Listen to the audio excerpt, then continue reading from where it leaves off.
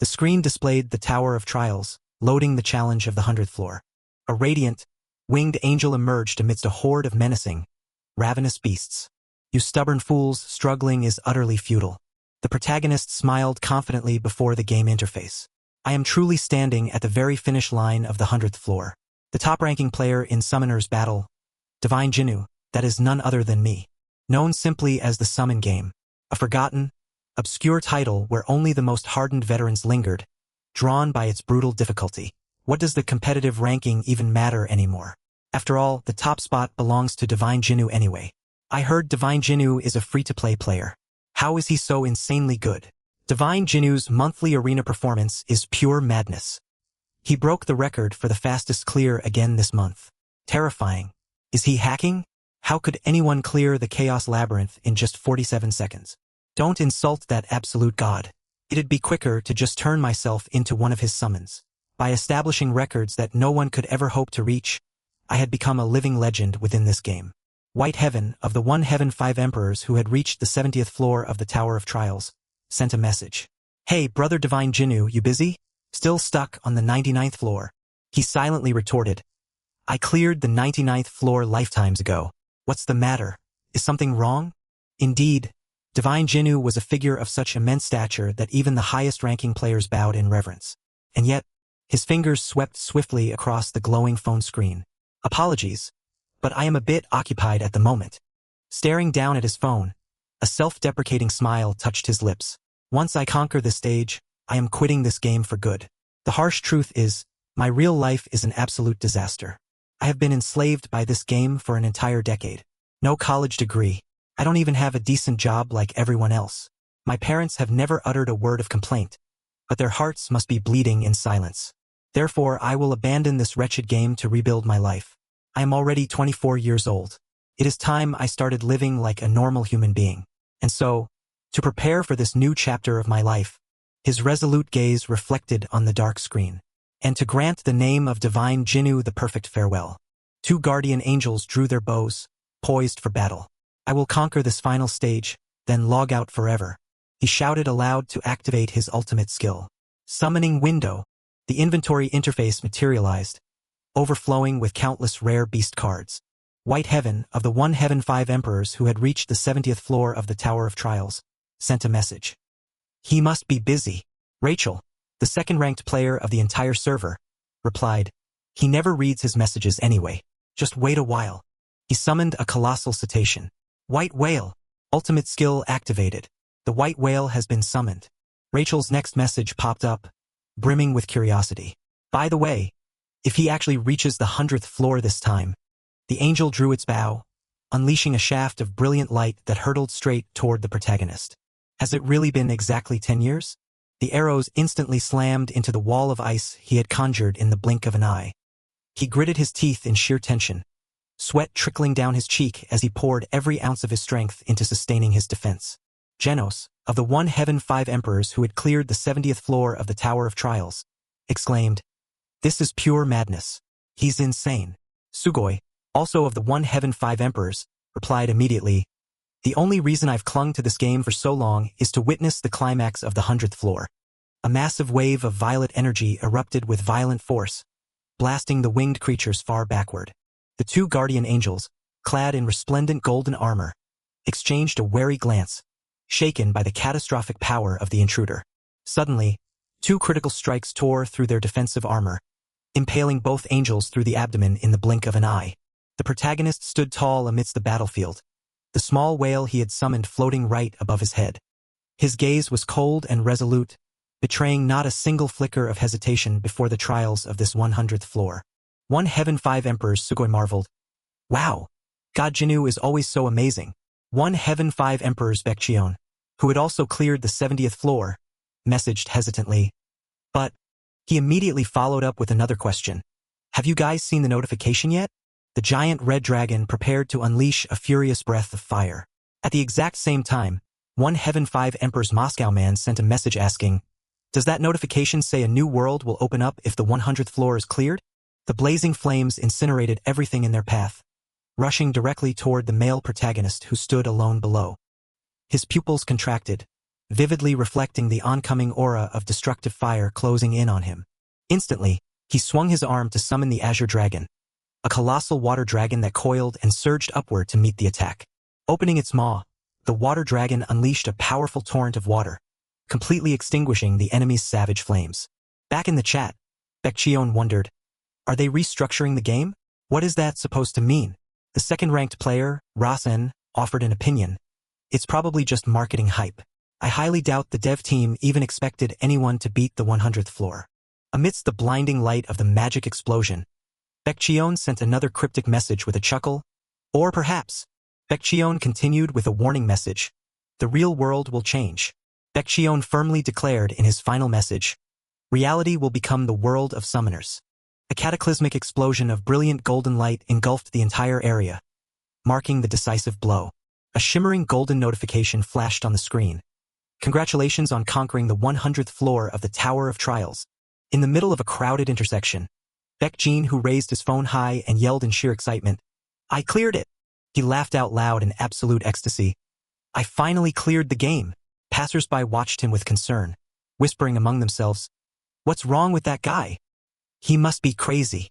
Pressing his face close to the phone screen, tears of pride welled up in his eyes at his achievement. The great god Jinwoo has finally conquered the 100th floor. Now I can finally say goodbye to this game.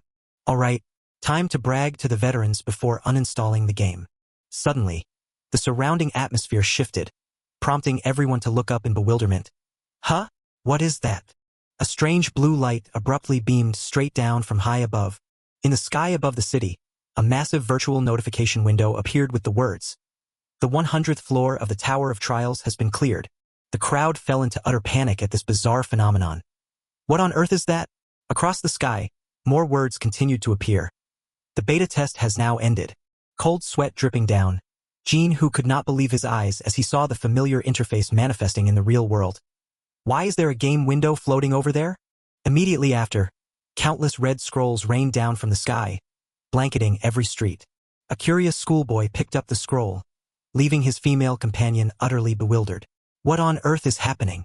The colossal notification board suspended in the sky shifted its text, commanding everyone to tear open their summoning scrolls. The boy grinned excitedly, assuming it to be nothing more than a promotional stunt. Is this some kind of event? Let's tear it open and see. Without a shred of hesitation, he gripped the crimson scroll with both hands and ripped it decisively in two, right before his friend's eyes. Sensing something terribly amiss, Jinwoo lunged forward in a panic, crying out to stop him. No, don't rip it. It's too dangerous. The moment the scroll was torn, it erupted in a violent explosion, and merciless flames engulfed the boy as he screamed in agony. The earth began to shudder and quake violently as a new world unfolded. Rooted to the spot, the protagonist stared with wide, horror-struck eyes at the apocalyptic chaos unfolding before him. From the tears in the fabric of space, hordes of colossal beasts and hideous abominations began to pour forth, wreaking havoc upon the city. Gazing upon the apocalyptic devastation and ruins, he could only murmur in utter despair. I can't believe this is actually happening. He whipped his head back in sheer terror, his face pale as though something unspeakably horrific had just transpired. A girl shrieked in absolute hysteria amidst the crimson glow of the apocalyptic horizon, her face twisted in utter dread. A massive truck screeched to a halt right on the crosswalk as bystanders descended into frantic chaos. Someone's been hit over here. Please, somebody help. He lay motionless on the asphalt, blood pooling from his head to the horror of the onlookers. Quick, call an ambulance. Call an ambulance. Damn it, this cursed game. His shattered phone lay in the pool of blood, its screen displaying the notification. A new world is opening up, a cruel, mocking irony. And now for our next broadcast. With the commencement of the International Players Tournament, South Korea has, regretfully, once again fallen to the bottom of the rankings. Within the quiet of the hospital room, a mother sat silently peeling fruit by her son's bedside, while his father stood close by, staring down anxiously at his comatose son. His finger twitched slightly. On the television, the news anchor droned on, reporting that the association insisted on the necessity of acquiring higher-grade summons, though experts argued that securing high-tier summoning scrolls would severely strain the national budget. The mother froze, her knife halting mid-peel, her eyes widening in astonishment as she sensed a sudden change in her son. The paring knife slipped from her hand and clattered loudly against the floor. Panic-stricken, she urged her husband, "Hurry! Call the doctor! Quick!" Jin-Hoo is awake. Dazed, he sat up to find his parents weeping tears of absolute joy by his bedside, their agonizing wait finally over. The news that greeted me the moment I opened my eyes was earth-shattering. First and foremost, 3 years had passed since my accident. A tiny stone creature waved its hand in a friendly greeting. The sight of the game merging with reality before my eyes closed had been no dream. My father proudly introduced it as his summon, a pebble golem. Currently, he was helping his father unload packages for delivery. He was a highly dependable lad. Was that E-rank summoned beast truly his father's? And thirdly, on the television screen, the blonde-haired woman named Rachel, the world's #1 ranker, was addressing the press. She declared that to ascend the Tower of Trials, they had to find the god Jin-Hoo of South Korea. The 5 emperors were still waiting for his return to shake the foundations of the world once more. The entire world was searching for Jin-Hoo god. If the one they spoke of was indeed Jin-Hoo god, then that was none other than me. Gazing at the name of the world's top-ranking player, he realized that legendary moniker was absolutely unmistakable. And the sovereign standing at the absolute peak, wielding ultimate power, was none other than him. A system window materialized, displaying a prompt that asked if the player wished to begin the tutorial. Staring at his own reflection cast upon the system interface, Baek Jin-Hoo let out a soft, self-deprecating laugh. Had the world of the Summoner's Battle truly crossed over into reality? "Do you wish to begin the tutorial?" "Yes, no." Placing a gentle hand on his shoulder, his mother advised him with deep worry. "Jin-Hoo, I know all of this is too much to take in at once. You don't have to start the tutorial right away. Just rest first." Yet he gently cut in, "It's all right, mother." Telling himself that he must adapt swiftly to this new reality, he turned to reassure his parents. "I'm perfectly fine, so please don't worry too much," he said, offering them a confident smile. "Right now, I have nothing to my name, nor do I fully comprehend this altered world. Yet this is child's play, because when it comes to this game, I have no doubt that I can become the strongest in the world." Upon being discharged from the hospital and returning home, Jin-Hoo sat before his computer, browsing Kakao news articles regarding the whereabouts of South Korea's legendary god Jin-Hoo. He immersed himself in studying this new world, a realm where the game of Summoner's Battle had manifested as an absolute reality right before his eyes. Player duels, instances, dungeons, the Tower of Trials. Every system from the game had materialized in the real world with vivid, terrifying realism. Now, 3 years later, humanity seemed to have adapted to coexisting with summoned beasts in their everyday lives. But no matter what they do, they can never master it the way I can. Jin-Hoo pushed himself up from his chair, ready to take his next step. A thrill of excitement rushed through him as the system prompted him to open his cube inventory. "Well then, the time has come. Shall we begin?" The system interface vibrated violently, accompanied by an alert announcing the initiation of the tutorial. His boots trod upon the barren, open ground. Just as I thought. I knew there wouldn't be a soul around here. Standing in the heart of the desolate park, Jin-Hoo mused to himself. He had never expected to seek out such a secluded spot simply because he had no idea what kind of beast he might summon. Gazing at the 2 low-grade summoning scrolls he received as tutorial rewards, coupled with the system warning advising outdoor use, Jin-Hoo muttered under his breath. Now this is starting to feel incredibly real. Gripping the 2 crimson scrolls tightly in his hands, he offered a silent prayer. "Please, let it be something useful." Even for someone like me, Baek Jin-Hoo, the man once revered as the first heaven, starting with trash-tier summons would spell instant doom. Yet, Summoner's Battle was infamous for being a diabolical gacha game with notoriously merciless drop rates. The probabilities for a low-grade summoning scroll were abysmal. A mere 1% chance for a D rank, 5% for an E rank, and a staggering 94% for an F rank. Across the hierarchy spanning from S to F, the rates were utterly dreadful. One had to defy a 99% failure rate just to grasp a D rank summon. Jin-Hoo squeezed his eyes shut, sweat dripping from his brow in sheer tension as he clenched the scroll. "God, please, I beg of you, just give me something I can actually use." He stared straight ahead, his eyes a tempest of hope and anxiety. "A D rank? No, I'll gladly settle for an E rank. Just let it be a useful one." Offering a silent prayer, he decisively tore the crimson scroll in 2. The system announced the usage of a low-tier summoning scroll. Swallowing hard in anticipation, he watched the unfolding phenomenon with bated breath. Would this truly work? But then again, how did summons usually manifest? Suddenly, a violent burst of azure lightning erupted, startling him into taking a hasty step back. What in the world is this? The light shifted into a brilliant, golden hue as the system displayed a notification for player Beck Jin-Hoo. Successfully acquired EX rank Wind Spirit Summon. The tiny spirit girl had barely materialized before she let out a long, lazy yawn. An extra special rank? Did such a tier even exist in this game? Rubbing her eyes, the little spirit gazed around in dazed curiosity. Suddenly, she gasped in shock, raising both hands in utter bewilderment. Oh my goodness! Was I just summoned? For real? This is insane. It's been ages. Jin-Hoo stood frozen, bewildered. What is this? Since when can summons speak? Pausing, he scrutinized the appearance of the tiny spirit. Are you, Ramba? No, I'm a wind spirit. Wait, what? The only person who ever called me by that name. Could it be our Lord Jinnu? You? Could it be? You really are Lord Jinnu? Lord Jinnu, do you have any idea how much I've missed you? Sobbing hysterically, she lunged forward and clung tightly to his cheek, leaving Jin-Hoo with nothing to do but offer a forced, awkward smile. I remember now. An E-rank summon, a wind spirit. If one exploited her hidden mechanics and equipped her with the right runes, she would become a god-tier unit capable of multiplying attack speed exponentially. Having bonded with her since his beginner days, he had even given her the nickname Ramba. However, wasn't she deleted from the game during a patch in the very first year? Jin-Hoo stared at the system interface, lost in thought. What was the reason again? Was she restricted because they discovered a balance-breaking exploit? Do they have any idea how furious I was when they deleted a summon I spent an entire year nurturing? What on earth is going on here? Summon, Wine Spirit, LV.1. Race, Spirit, Rank, Special, Quarantined, Status. Quarantined due to balance-disrupting elements detected under specific conditions. Skill, Wind Pressure. Increases the attack speed of a single summon by 3% with each swing of the staff. A quarantined status? Weeping bitterly, the tiny spirit clung to Jin-Hoo's finger, pleading. I was suddenly dragged to a strange place. I was locked up and couldn't even get out. Let's never be apart again, Lord Jinnu. Promise me. Jin-Hoo gently pried the overexcited spirit away. Hold on a second, Ramba. Imprisoned? Who could have sealed you away? Huh.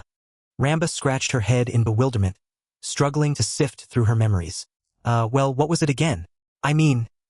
Suddenly, she clutched her head, her face contorting as a sharp pain struck without warning. Ack! My head! It suddenly hurts so much. Wearing a pitiful expression, Ramba whimpered. It hurts so much that I can't recall a thing. Some wretched bastard must have placed a seal upon me. Jin-Hoo let out a helpless sigh, prompting her to share whatever fragments remained in her mind. Is that so? Then just tell me whatever you can still remember. TSK. I am sorry, but there is little I can share. We were sealed away. Initially, no matter how desperately a player attempted to summon us, we could not break free. We? Are there other summoned beasts sealed away besides you? We were not confined to the same chamber, so I have no idea who they are. But without a doubt, others remain. Jin-Hoo rested his hand on his chin, piecing the clues together. Perhaps around 10 entities or so? 10 entities? If there are 10. Damn it, there's no way. 10 summoned beasts had vanished, branded as glitches during the time I commanded them. If all those summons were classified as X ranks and sealed away, I do not know the finer details, but regardless, Lord Jin-Hoo, it seems we are granted a chance whenever you tear a summoning scroll. It has been ages since I last felt the call of a low-tier summoning scroll. Fascinating, isn't it? Jin-Hoo looked down at the crimson summoning scroll torn in two at his feet. Furthermore, do they only respond to scrolls torn by my own hands? There was no room left for doubt. I am the only one capable of summoning the X ranks. Jin-Hoo decisively tore the next low-tier summoning scroll in half. Could this be a privilege granted for conquering the 100th floor of the Tower of Trials? Utilizing a low-tier summoning scroll. A colossal gorilla materialized with awe-inspiring power amidst crackling lightning. Yet the system interface announced it was merely an F rank. Is it not guaranteed that every low-tier scroll I tear yields an X rank? Player Beck Jin-Hoo has summoned an F rank furry gorilla. Jin-Hoo stared at the newly summoned gorilla with a deeply weary expression. I guess not. Wonderful, a gorilla. An F rank, which means the drop rate of the X ranks is also entirely random. Curse this godforsaken, luck-reliant trash game. Indeed, it is as I suspected. I must tear as many summoning scrolls as possible to maximize my chances of obtaining the X ranks. If I can lay claim to every single X rank, I might become far more powerful than when I reigned supreme as the first heaven. He turned and called out to the tiny spirit. Ramba. The young girl replied instantly with a cheerful chime. Yes, Lord Jinhu. Jinhu issued a solemn instruction that left Ramba utterly bewildered. From this moment forth, do not address me as Lord Jinhu. Simply call me Jinhu. But why? Because, courtesy of the 5 emperors, the name of Lord Jinhu has already resounded across the entire world. No matter how superior my knowledge and experience may be, there is no telling how disadvantageous this 3-year gap might prove to be. If word gets out that Lord Jinhu is commanding X-rank summons, I will only become the target of jealousy and malice. Suddenly, the earth trembled violently, sending flocks of forest birds scattering into the sky in a panicked frenzy. The abrupt tremor threw all 3 of them off balance. What in the world? So suddenly? The gorilla and the little spirit shrieked in terror at the sudden warping of the space around them. What is this? A system notification suddenly materialized before Jinhu's eyes. Proceeding to the next stage. A teleportation portal manifested right before them. The basic tutorial dungeon has been created. What? Right now? Jinhu clenched his fists in anxiety as cold sweat began to pour. Damn it. Do I really have to go inside? It is true that I have conquered countless dungeons before, but reality is a far cry from a game. No, calm down. Truth be told, I am absolutely terrified. Jinhu tried to calm his nerves as he stared at the flashing system screen. But I won't have to fight directly, and more importantly, this is just a tutorial dungeon. Player Beck Jinhu. Now! Please enter. I must adapt to this altered reality. Jinhu's face hardened as he crossed into the dungeon. Opening his eyes, he found himself standing in the middle of a stone cavern. Am I already inside the dungeon? This place feels rather eerie. A system notification flashed. Player Beck Jinwoo. You have entered the beginner's dungeon. He swallowed hard, staring at the hovering system screen in tense anticipation. So it begins.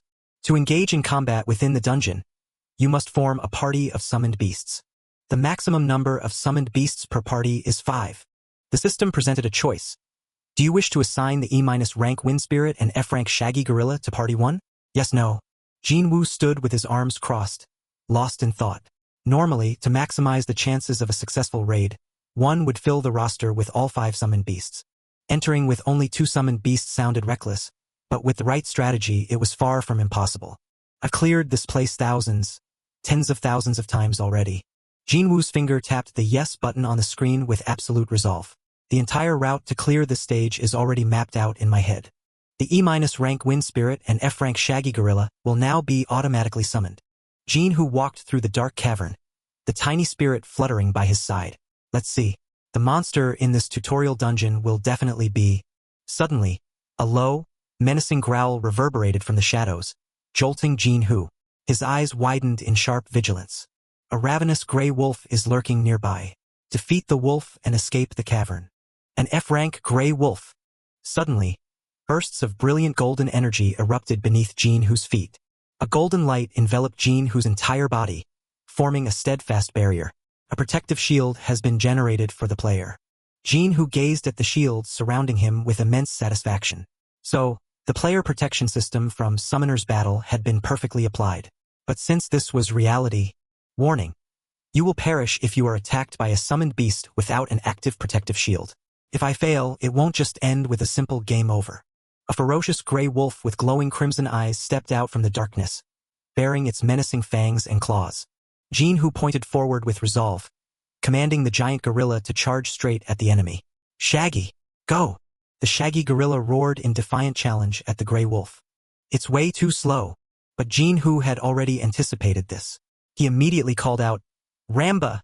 The tiny fairy eagerly replied, You got it! Ramba brandished her glowing little staff. Here it comes. The wind pressure skill was instantly activated to boost attack speed. Swirling gusts of green wind instantly enveloped the gorilla's body. Its eyes flared with light as it felt a sudden surge of power. It shot forward like a released arrow, letting out a roar that shook the dungeon. Jinhu smiled and clenched his fist. Brilliant, just as expected of Ramba. The gray wolf was not to be outdone, baring its fangs and lunging straight ahead. He thought to himself, was that thing really this massive in the game? Up close, it looks even more colossal. There's no way Shaggy would actually lose, right? According to the data I possess, that should be utterly impossible. And yet, what if, by some 1 in a million chance, reality throws an uncontrollable variable into the mix. The two beasts clashed, resulting in a violent collision. With lightning speed, the gray wolf sank its teeth deep into the gorilla's shoulder, spraying blood everywhere. The gorilla roared in agony as it was pinned to the ground. Ramba! I'm swinging with all my might here. The gorilla channeled all of the Emerald Wind's power into its fist. A devastating uppercut slammed straight into the gray wolf's jaw, sending it hurtling backward. The wolf crashed to the ground, motionless. Ramba brandished her staff and cried out, "This is it!" The elf maiden traced a magic circle in the air, preparing to unleash her decisive blow. The gorilla leaped high into the air with a fierce, resounding roar. A devastating punch of immense weight slammed directly onto the wolf's head, shattering the earth beneath. Without pause, it unleashed a lightning-fast flurry of relentless blows. A deafening explosion roared, sending plumes of blinding dust and smoke into the air. Jinhu and Ramba stared in sheer daze at the outcome of the battle. The gray wolf lay utterly crushed, completely incapacitated and stripped of its will to fight. Drawing itself up to its full height, the gorilla beat its chest, roaring in triumph. Ramba cheered in sheer delight. "We won!" While Jinhu let out a soft sigh of relief. The system announced the clearing of the dungeon, rewarding 2 low-grade runes of power. "I survived," he murmured to himself. The scene shifted, revealing a colossal tower piercing the sky beneath the crimson sunset. A young woman counted a stack of bills in her hands, murmuring in satisfaction, "I actually made 200,001 today." She was Baek Jin, the younger sister of Jinhu. Her current occupation was a rune farmer, a player who specialized in raiding low-tier dungeons to harvest runes for profit. She had once been fortunate enough to acquire an intermediate spellbook, defying a mere 1% chance to summon a C-rank beast.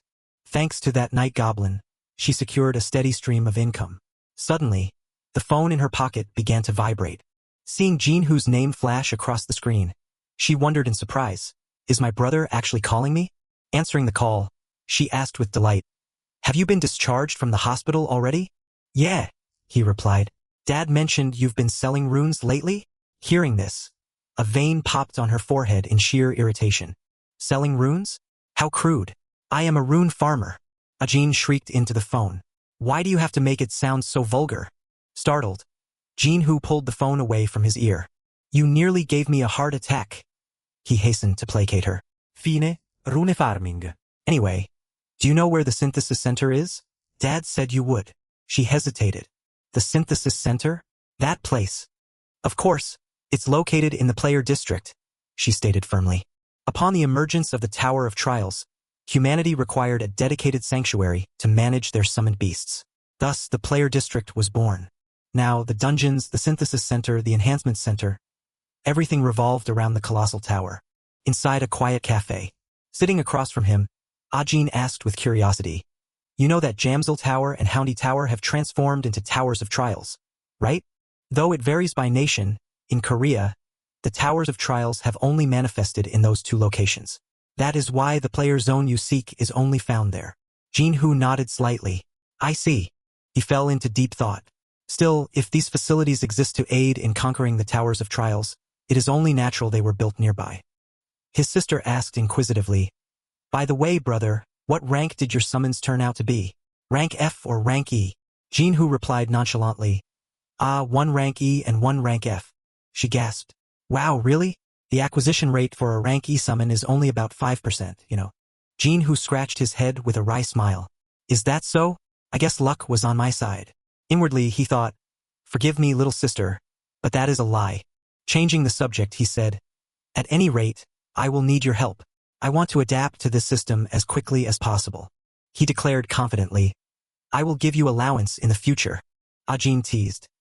"Even though I earn vastly more than you, dear brother?" Jinhu shrugged. "My dear sister, you can never predict the future. Who knows? Perhaps I might become the greatest player in the world." She pouted. "Humph. Keep dreaming." She ruthlessly doused his excitement. "Boasting is easy. It's like saying you'll become the next Rachel or Genos. Brother, people like them are the chosen ones." Ajin rambled on. "They are absolute geniuses. Ordinary people like us can never hope to match them." Jinhu smirked faintly, whispering, "Is that so?" Abruptly rising to his feet, he said, "I understand. Now, lead the way." He wished to witness with his own eyes what a player zone truly looked like. The colossal tower loomed majestically against the night sky. The two walked beneath the bridge, amidst a bustling crowd surging toward the tower. Hey, you said earlier that you summoned something. What kind of trash did you pull out this time? A wind spirit. A wind spirit? I've never heard of such a thing. Let me see it. Summon it right now. Get lost. Why do you even care? How stingy. Come on, we aren't strangers. It's not like taking a glance will wear out your summon. Fine, show me yours first. Mine. Gladly. Just make sure you don't faint from sheer envy. He thought to himself, quite confident, aren't we? Let's see what kind of treasure she's hiding. A violet light flared brilliantly, and a female rank C dark elf manifested before them.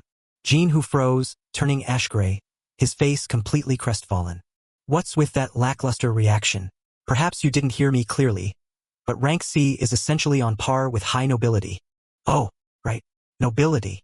Jean crossed her arms with pride. These creatures are merely sacrificial offerings for me to harvest experience. Jean, who drew closer and whispered, Miss Elf. He wondered to himself, do dark elves speak English? Hello? Greetings. What in the world are you doing? Is she deaf? Hello? Can't you tell? I am trying to greet your summoned beast, to forge a good rapport with her. What rapport? Summoned beasts cannot speak, you fool. What? Jean, who stood frozen, utterly dumbfounded by this revelation. He pondered, but the moment Ramba was summoned, he babbled incessantly. Hold on. Are you saying normal summoned beasts are mute? Since when could summoned beasts speak? What world are you living in, anyway? A cold sweat broke out on his brow as he realized Ramba was an anomaly. All right, it is your turn. Show me yours. Let us save that for later. No. Why not? I already showed you mine. I said later. He thought to himself, I cannot take any risks. From now on, I must exercise utmost caution when speaking with Ramba. Jean, who gestured for his sister to lead the way. Jean huffed in frustration. You cheat. Wait for me. A soft gasp of awe escaped his lips as he beheld the majestic vista. He wondered aloud, does Jamsil world truly look like this now? Indeed, the conglomerates dismantled it the moment the Tower of Trials manifested. But why? Why do you think? Who would want to amuse themselves in a theme park while that ominous tower looms heavily overhead? It is no longer a land of dreams. Jean, who smiled. Does that not make it all the more thrilling? Like a true land of adventure. Adventure? More like a death trap. A dungeon nearly swallowed the entirety of Jamsil world. No one comes here for leisure anymore. Fair point. Though the dungeons were terrifying, witnessing this reality unfold before his eyes left him lost in solemn contemplation. He murmured to himself, to be honest, this sensation is rather exhilarating. He pointed into the distance. Is that the trading outpost? Jean nodded. Players can trade anything there, from scrolls to ancient runes. He smiled, feeling a pang of nostalgia for his old gaming days. But Jean cut him off, pointing at a flyer. Besides, you are still a novice. Why not pay a visit to the academy run by the player headquarters? You ought to learn the basics before. No, I am fine. There is nothing I need to learn, nor do I have any questions. Jean, who vowed silently, from this moment on, I shall live and breathe in this place until I reach the absolute peak. Are you certain of this? He nodded. You may head on back. Thank you for your guidance. She gasped in surprise. Are you truly planning to remain here? He wished to wander and look around on his own. Jean could only relent, silently noting how strangely her brother had been acting of late. He looks as though he is possessed, she wondered. Is it truly safe for him to wander just after regaining consciousness? Do not overexert yourself, she called after him. Call me if you have need of aid. Jean, who merely waved in parting.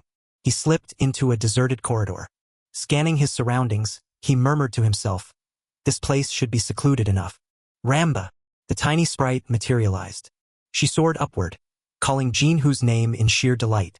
Swiftly raising a hand, he gestured for silence. Hush! Ramba stammered in utter bewilderment. Jean, who dropped to a crouch, holding the little sprite secure as he cast a wary gaze around them, before whispering, Listen well, Ramba. With a solemn tone, he forbade her from speaking in public spaces. He explained that they could not afford to draw any eyes to her. Henceforth, she was to speak only within the confines of dungeons. At the sight of her nodding vigorously, he let out a breath of relief and began to assess his situation.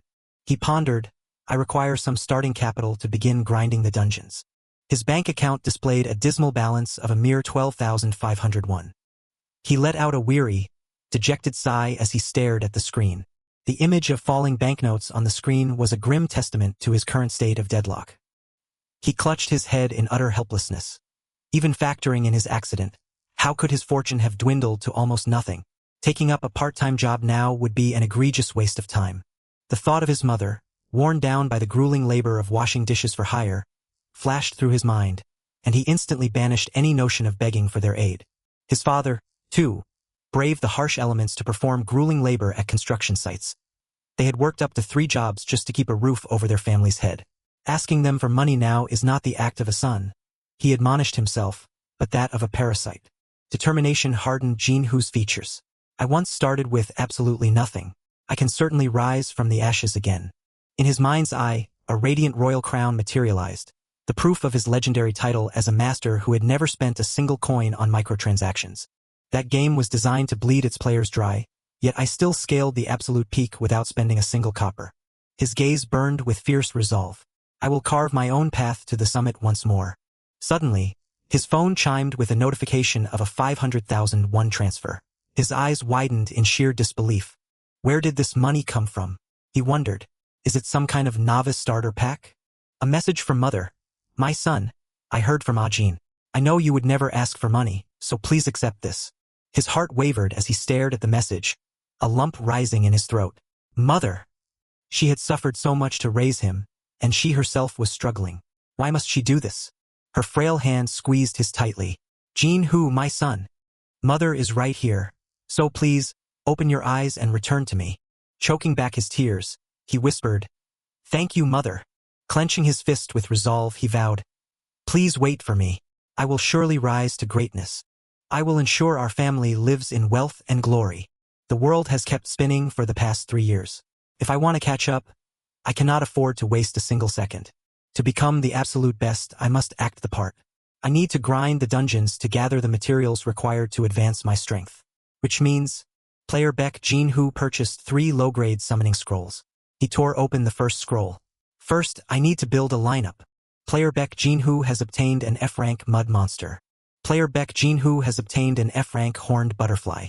Player Beck Jin-Hoo has obtained an E-rank venomous lizard. An E-rank? Counting Ramba, that's 2 E-ranks in 5 summons. I've beaten the 5% drop rate twice.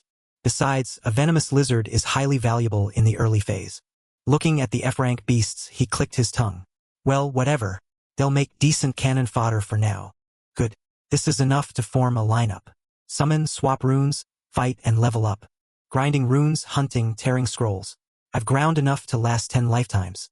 This is nothing. If I can assemble 10 special rank beasts, I will crush everything in my path. First, I must hunt down every single one of them. He took a decisive step forward. All right. Now, only the real challenge remains. Pulling out his phone, he searched for dungeon locations. I need to find a dungeon first. Back when it was just a mobile game, all I had to do was tap the screen to enter. Real life probably won't let me in that easily. I wonder what it's actually like in reality? Suddenly, his eyes widened in disbelief. Ha! He froze in sheer shock. What on earth is this? Nearby, whispers began to ripple through the crowd.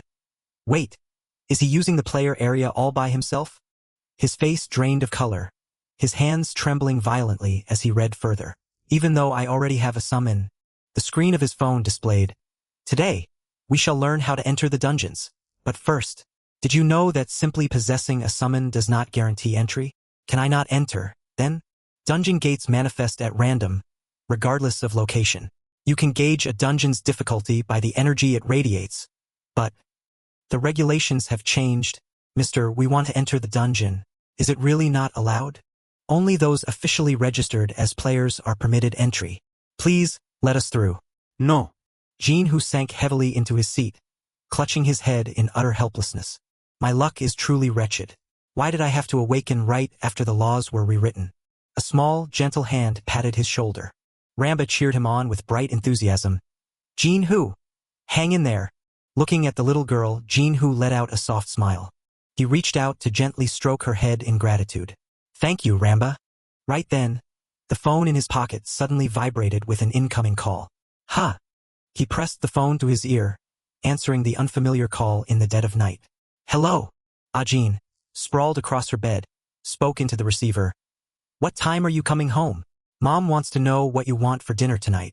The voice on the other end replied that he would take care of dinner himself, but more importantly, he asked if she knew about this new development, leaving his younger sister utterly bewildered as to what he meant. You have to be a registered player to enter the dungeons. Ajin gasped, realizing she had completely forgotten about it. Did you hide this from me on purpose? Flustered, she cried out. I swear I completely forgot. It's a new law because far too many people were dying in the dungeons. Jin-Hoo murmured in quiet contemplation. Are the casualties truly that high? It is an absolute catastrophe. Now they have guards stationed at the gates. Without a permit, you have no hope of entering. Jin-Hoo sighed deeply. This is starting to become a headache. During his search earlier, he had noticed requirements involving examinations and combat trials.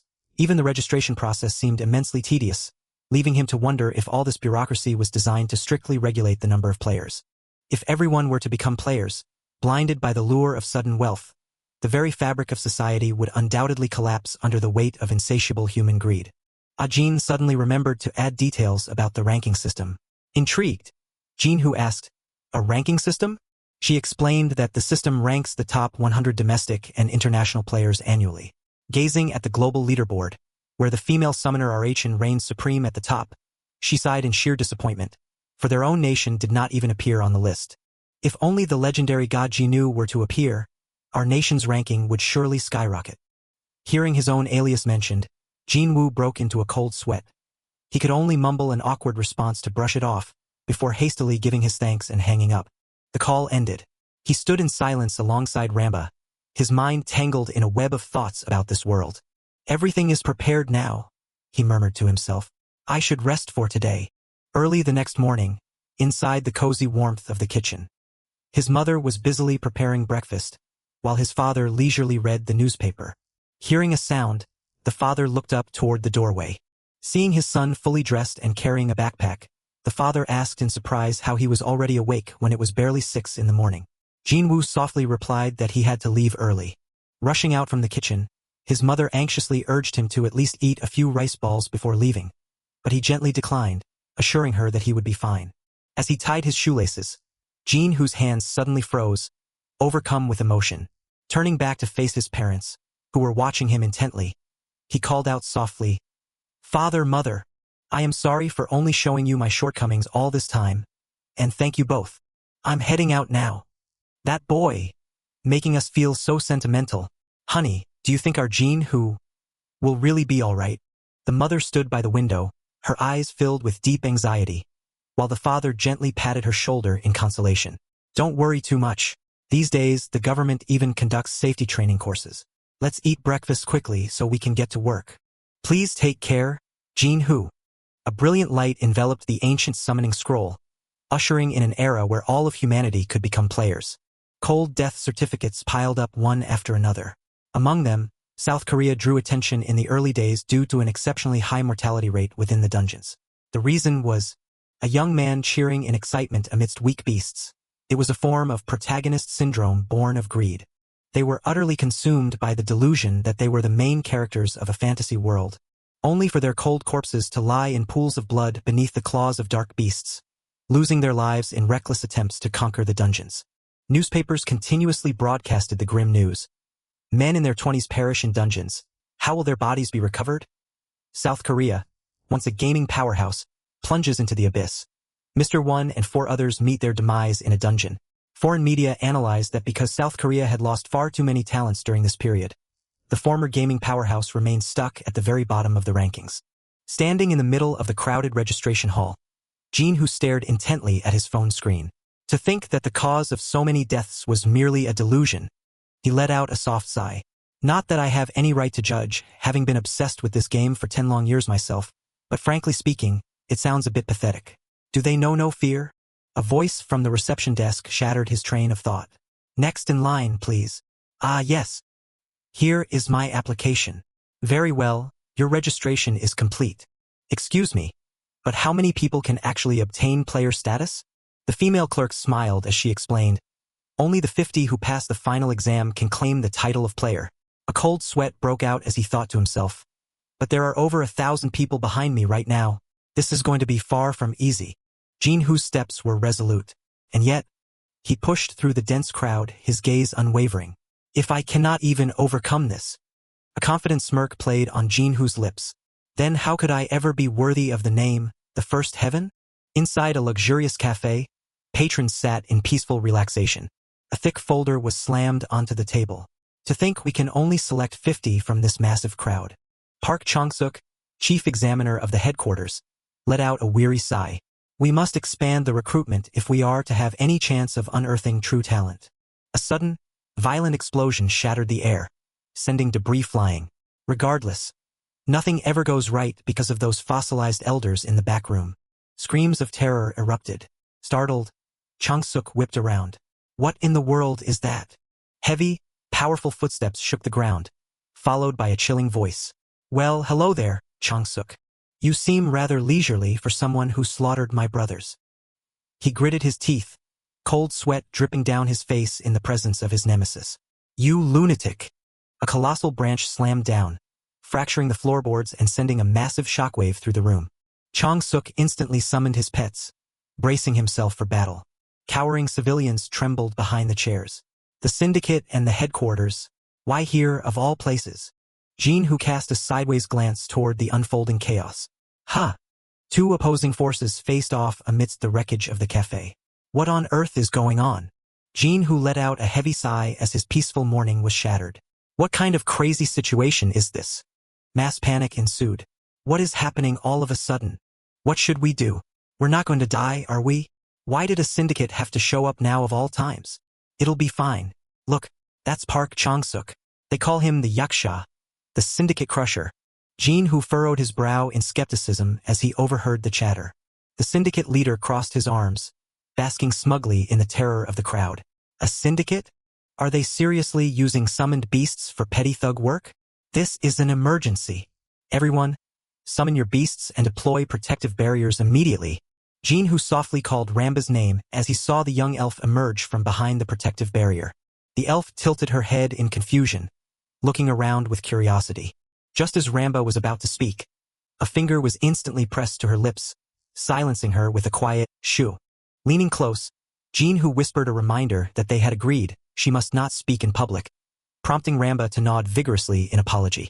The man with the long scar across his face curled his lips into a mocking sneer. Let us see how long this little hero of justice can last. A colossal red orc brandishing an axe charged forward savagely, letting out a thunderous roar. Sheltering behind the barrier, Jinhoo lamented how troublesome it would be to get dragged into such unnecessary conflict. His eyes narrowed slightly. For now, he decided to quietly observe how they fought. A flame butterfly unleashed scorching fireballs that swept through the air. The violent clash of raw firepower triggered a terrifying explosion. Yet, the red orc stood tall amidst the raging flames, completely unscathed. The man burst into a triumphant laugh. Is that all? Chang-suk gritted his teeth in endurance, his face a mask of utter helplessness. Jinhoo's hands froze as he witnessed the scene unfolding before him. Clinging to Jinhoo's head, Ramba yanked his hair repeatedly as she complained about how amateurish their opponent fought, making him groan in pain. Observing from behind, Jinhoo realized that Chang-suk was utterly overwhelmed and on the verge of a disastrous defeat. Yet, with that ruthless villain ready to slaughter the innocent, cold sweat broke out on his brow. What should he do now? The gleaming blade of the beast's axe flashed, making him hesitate, fearful of being dragged into the chaos. With a ferocious swing, the orc brought its axe down at a speed that tore through the wind. Jinhoo let out a weary sigh. He would surely lose his life before ever getting the chance to enjoy a peaceful existence. Jinhoo lightly tapped Chang-suk's shoulder to stop him. Startled, the man spun around and shouted, "Hey, it's too dangerous. Please fall back." Jinhoo calmly pointed out the anomaly. No, the timing of that fire turtle's attack was slightly off. Pointing ahead, he explained, "Look at the supporters behind that red orc over there. Those winged, one-eyed monsters hovering amidst the flames. They are casting a fire resistance buff. And below them are other summoned beasts. With timing like that, how could a fire attribute attack possibly have any effect?" Cold sweat beaded on the old man's brow as realization dawned. I thought the orc's body turned red whenever that support behind him used a skill, but was it actually fire resistance all along? He gazed toward the clash between the towering Treyant and the crimson orc. If that is the case, a chilling murderous intent flashed within the orc's eyes. Now, Chang-suk instantly swung his arm, barking a command. Fire turtle! A blazing dragon of fire surged directly toward the orc. He cheered in excitement as the strike found its mark. Did it actually work? The gang boss roared in fury. Damn it! How could he possibly know? Massive roots erupted violently from beneath the earth. He watched in horror as his support summon was crushed to pulp. This is sheer madness.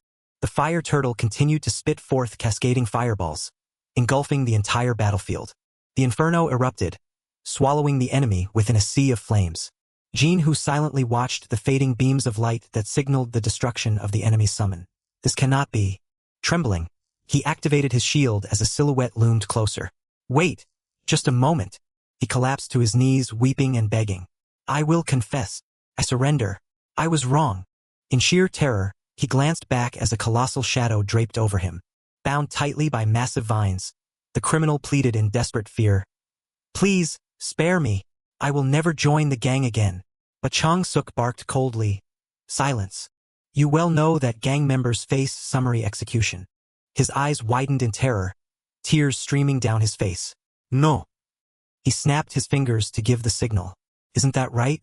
The vines constricted with brutal force, sending a spray of crimson blood into the air as they executed the sinner on the spot. The onlookers stood frozen, struggling to process what they had witnessed. Is it truly over? Suddenly, the crowd erupted into thunderous cheers. We won. Examiner Chang-suk won. You are magnificent, Park Chang-suk. Amidst the jubilant crowd, Jin-Hoo stood in stunned silence. Serves those gang bastards right. Headquarters is the absolute best. He knitted his brows. Even if they were criminals, how can these people rejoice so wildly when a man was just slaughtered right before their very eyes? His gaze hardened. The world is no longer what it once was. Survival will be nigh impossible without true resolve. Approaching footsteps abruptly shattered his train of thought. Excuse me. Examiner Chang-suk stepped forward with a warm smile.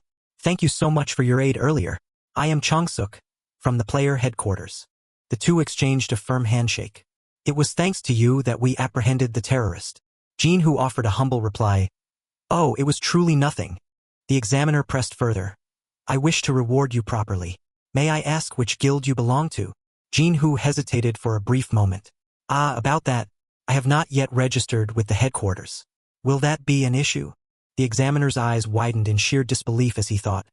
A man who can discern a summon-boosting effect from among 10,000 others with a mere glance, and he isn't even officially registered? Aloud, he gasped. What did you say? Quickly composing himself, he asked. In that case, do you have an identification card with you? A simple verification of your identity will suffice.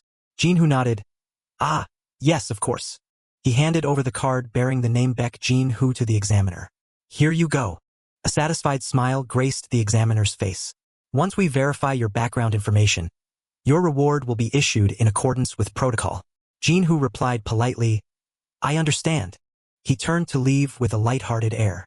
Then I shall leave it in your capable hands. The examiner's gaze lingered thoughtfully on the youth's retreating figure before he turned to leave. A decisive hand swiped across the phone screen, answering an incoming call.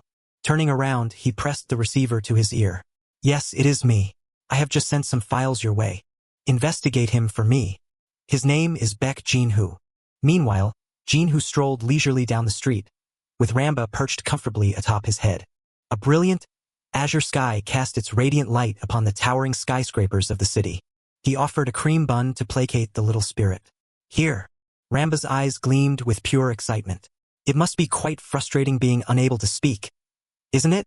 Watching her eat with such gusto, a helpless smile played on his lips. You truly are a simple soul, aren't you? Ramba clung tightly to the bun. He chuckled softly to himself. I heard other players frequently clash with their summons, yet Ramba is so easily appeased. A single cream bun, and all is settled. His expression suddenly darkened. In any case, I hope no further trouble arises. I had no intention of interfering in the first place, but memories of the fierce battle flashed before his eyes. Had I not intervened at that moment, they would have likely all perished on the spot. He let out a quiet, pensive sigh. This world has transformed far more than I realized. His gaze sharpened with cold determination. I cannot afford to delay the hunt any longer. The spectral silhouette of an armored warrior loomed in his mind. First and foremost, I must gather summoning scrolls and call forth the next spirit as swiftly as possible. My primary targets are the physical trainer and the dragon burst mage. Being E rank and D rank, they can be obtained from low-tier summoning scrolls. Ramba, now stuffed to the brim, lay completely sprawled out atop the bag of pastries. He stood up abruptly with determination. All right. A confident smile playing on his lips, he said, "Let's go." An astonished shout shattered the atmosphere. What? Pressing the phone to his ear, Changsuk muttered in disbelief. Baekjin, who was hospitalized for 3 years due to a car accident? He pressed further. Is that the reason why he is an unregistered player? Chaotic memories from 3 years ago rushed back. He mused. That would be entirely logical and natural, given the circumstances at the time. Hearing the confirmation that the boy had submitted his registration the moment he was discharged, he startled, letting the stack of documents slip from his hand. On the official player registration form, the name Baekjin Hu was clearly printed right next to his photograph. Trembling, he gathered the documents and muttered, "What on earth is going on here?" Passerby called out to ask if he was all right. Quickly regaining his composure, he replied, "It's nothing." He gave a stern command. "I will personally serve as an evaluator this month. Do not ask why." Hanging up the phone, he gazed toward the towering skyscrapers and decided to temporarily overlook the fact that the boy had only recently woken up. Wearing a cryptic smile, he thought highly of him. His adaptability is insane. This kid might just become an invaluable asset. The interior of the Grand Hall lobby revealed itself to be incredibly modern and luxurious. Firm, crisp footsteps echoed, accompanied by a soft gasp of awe from the newcomer. Jin, who stepped inside with a slightly hesitant look. Atop his head, Ramba peeked around in curiosity. A dense sea of people crowded before his eyes. Why are there so many people gathered here just for training? He thought to himself, I'll have to defeat all of these competitors just to officially become a player. Entering the examination room, Jin, who sat with his arms folded in confidence. No one in this world understands this game better than I do. The decisive footsteps of the instructor echoed as they made their way up to the hall's podium. Is everyone gathered? Jin, who raised his head to observe, while Ramba quickly ducked behind his shoulder. The moment he caught sight of the person on the podium, Jin, whose eyes widened in shock, and cold sweat began to bead down his face. I am Park Changsuk, an evaluator from headquarters. The pre-training session for the written exam now begins. Inside the study, a deep, warm voice broke the reigning silence. A bit surprised, are you? Sitting opposite him, Jin, who took a quiet sip of his tea. Indeed, I never expected you to be the examiner. Changsuk burst into a hearty laugh. It must be destiny. He asked eagerly, So, how was the training session? Jin, who hesitated. Well, the training was the sort of common question typically found on a written examination. He launched into a passionate explanation, saying, In this scenario, you ought to do this and that. Meanwhile, Jin, who could only watch helplessly as Ramba slept soundly atop his head, snoring loudly. Jin, who stole a glance at Ramba, who was fast asleep and drooling. What on earth is this? Examining the diagram closely, he gasped in sudden realization. Wait, isn't that the formation build I leaked ages ago? He screamed inwardly in sheer frustration. At least ask for permission before using my stuff. Jin, who forced a polite, strained smile. It's not bad, though a bit vexing. Changsuk smiled with satisfaction. I am glad to hear you say so. As for the reason I summoned you for a private discussion, it concerns the compensation request I mentioned previously. He looked Jin, who straight in the eye. But before that, I have a question. Jin, who replied softly, What might that be? The examiner's gaze turned razor-sharp. Jin, who, by any chance, were you once a gamer? Jin, who flinched with mild surprise. A gamer? The older man nodded. A gamer is the term for those who once played Battle of the Summoners. Anyone who has ever set foot in that game, regardless of for how long, is granted that title. 70% of the high-ranking rankers in Korea are gamers. Jin, who pondered in silence, so that is how it works. He mused inwardly, it makes perfect sense. It would indeed be strange for an outsider like myself to be so intimately familiar with summon buff effects. Jin, who offered a cautious admission. Yes, I suppose I played it a little. Delighted, the examiner pressed him eagerly. I knew it! Might I ask how long you played? Jin, who did some swift mental math. The game was long dead, a forgotten relic that barely anyone had ever played. If he claimed a decade, It would be far too easy for them to trace his true identity. He offered a safe estimate. Perhaps about a year? At those words, Chang-suk froze, a bead of cold sweat rolling down his temple. Overcome with excitement, he leaned forward, grasping Jin-Hoo's hands firmly, his face flushed crimson. Are you truly serious? Jin-Hoo was thoroughly bewildered by this extreme reaction. Huh? Yes. Is there some sort of problem? He thought in rising anxiety, what is wrong with him? Did I underestimate the playtime too much? You actually survived that trash game for an entire year. Unbelievable. But the undeniable truth was 100 times greater than that. Ah, well, it just happened naturally, I suppose, Jin-Hoo muttered, scratching his head with an awkward smile. Most Korean rankers couldn't even endure half a year. But a whole year, the examiner gasped. Clearing his throat, the examiner continued.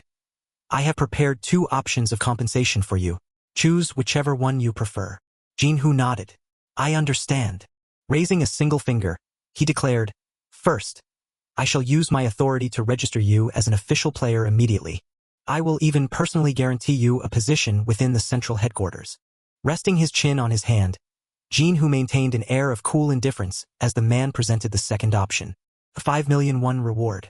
He thought to himself, how is it that these choices are as different as heaven and earth? So, which do you choose? Immediate registration coupled with a position at headquarters. A sanctuary harder to breach than any megacorporation. Without a moment's hesitation, Jin-Hoo replied, I will take the cash. The man's face instantly froze in sheer disbelief. What did you say? What? But standard player registration takes an immense amount of time. Jin-Hoo offered a polite smile, declining. I appreciate your concern, but I must decline. Rising with quiet confidence, he said, I can handle the registration on my own. Besides, I have absolutely no intention of joining headquarters anyway. Shouldering his backpack, he turned to leave. I am busy searching for my summons. I have no time to waste. In no time, Jin-Hoo and his summons stood before the teleportation portal. Candidate Baek Jin-Hoo, correct? The female staff member asked politely. He smiled in return. Yes, that is me. Regarding the practical exam, as you have been briefed, you only need to conquer a daily dungeon. This time, you will enter the 3rd dungeon. Your objective is a time attack. Clear it with the utmost speed. From behind, Chang-suk quietly watched Jin-Hoo's retreating figure as the youth prepared to step into the portal. Folding his arms, he let out a heavy sigh. I never expected him to refuse so bluntly. His eyes narrowed with gravity. Furthermore, casting his gaze upon the research documents on his desk, his awe grew. This is madness. He understands ancient runes and summoning more deeply than anyone alive. Clutching the stack of papers, the researcher wept tears of pure emotion. Why did we never think of this before? Candidate Baek Jin-Hoo has made me realize just how narrow my vision was. Ah, South Korea has finally birthed a transcendent genius. Cold sweat beaded on Chang-suk's brow as a staggering thought struck him. If we nurture him properly, he might even ascend to the rankings.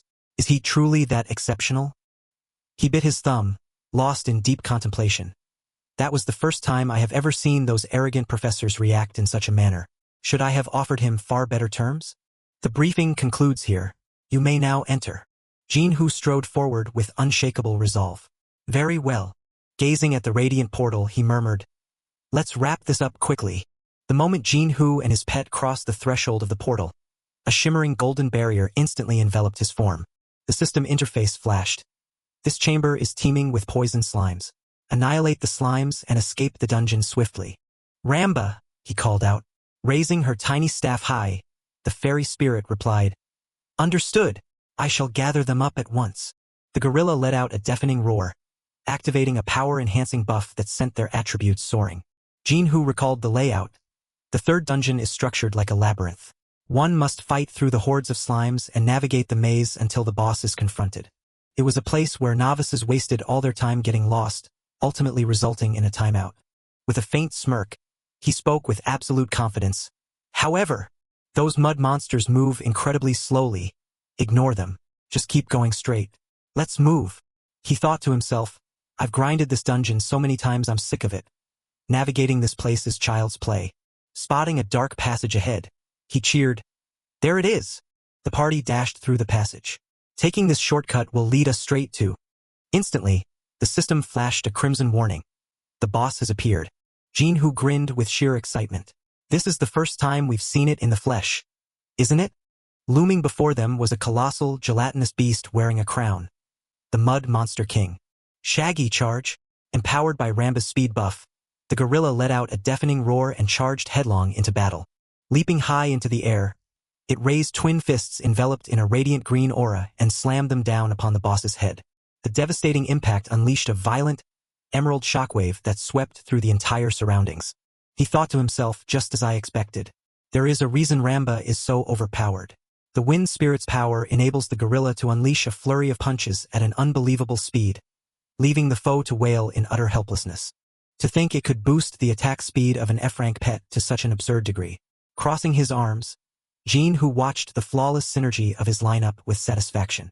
Imagine how insane it would be if that buff were applied to other pets. He gave a quiet command, "Crush them." Ramba hovered in the air with pride, while the gorilla leaped about in celebration. A system notification chimed. "You have defeated the boss." Jinhu spun around in surprise. The results screen displayed. Dungeon cleared. Time, 5 minutes 32 seconds. He sighed to himself, that's rather slow. Back when I was the first heaven, this would have taken exactly 1 minute. But I suppose that's the limit of an F-rank lineup. Suddenly, the system blared. "Congratulations! You have broken the South Korean record." The system continued, announcing the unlock of a special achievement. Jinhu stood dazed. What? Record-breaking achievement reward. 3 premium summoning scrolls acquired. Bonus reward. 2 basic polishes acquired. His eyes widened in sheer astonishment. What is this? Still unable to believe his eyes, Jinhu muttered. Did I just set a new South Korean record? Inside the headquarters monitoring room, a female employee cried out in panic. Senior, look at the screen. The record. It just changed. Her senior rushed over, frantic. Where? The screen displayed that the third dungeon had been cleared in a mere 5 minutes and 32 seconds. 5 minutes? That's an astronomical time drop. Did ranker Kong Jianho discover a new meta? The girl gasped in awe, then suddenly froze. The name sitting proudly atop the leaderboard was not Kong Jianho, but Baek Jinhu. Aside from his nationality, his entire profile was shrouded in mystery. A male colleague shook his head in bewilderment. I've never heard of this guy. He's definitely not a ranker. Silence fell over the room. A complete nobody had shattered the record of the server's #1 ranker? This shocking news was immediately reported to the high-level briefing room at headquarters. Scanning the report, a female official gasped in disbelief. This young man, Baek Jinhu. He is truly unbelievable. Seated at the head of the table, Chong-suk let out a smug chuckle. His prediction proven entirely correct. He thought to himself, this is a true treasure indeed. Baek Jinhu is a talent of national caliber. Slamming his hand onto the table, he declared resolutely, we must win him over to our side at all costs. At the very least, we must prevent him from going abroad. The very destiny of our nation hinges on this. Chong-suk commanded that Jinhu be registered as a player immediately. The others gasped in astonishment. Without even going through the selection match? He calmly explained. As you all know, the time attack mode is divided into domestic and international leaderboards. Pointing to the screen, he continued, Korea's current rank 1 is Kong Jianho, with a record of 6 minutes and 41 seconds. And the world's rank 1 is none other than Rachin, with a record of 2 minutes and 25 seconds. But Baek Jinhu has already shattered Korea's record. Does a mere selection match even matter anymore? He asserted firmly. An exceptional talent like this deserves nothing less than absolute privilege. Meanwhile, outside the headquarters tower, a soft sigh of relief echoed. Jinhu stepped out looking utterly bewildered, thinking to himself, so 5 minutes is already considered top tier? Is this seriously the standard of Korea? Suddenly, a loud voice called out from behind him. Mr. Baek Jinhu!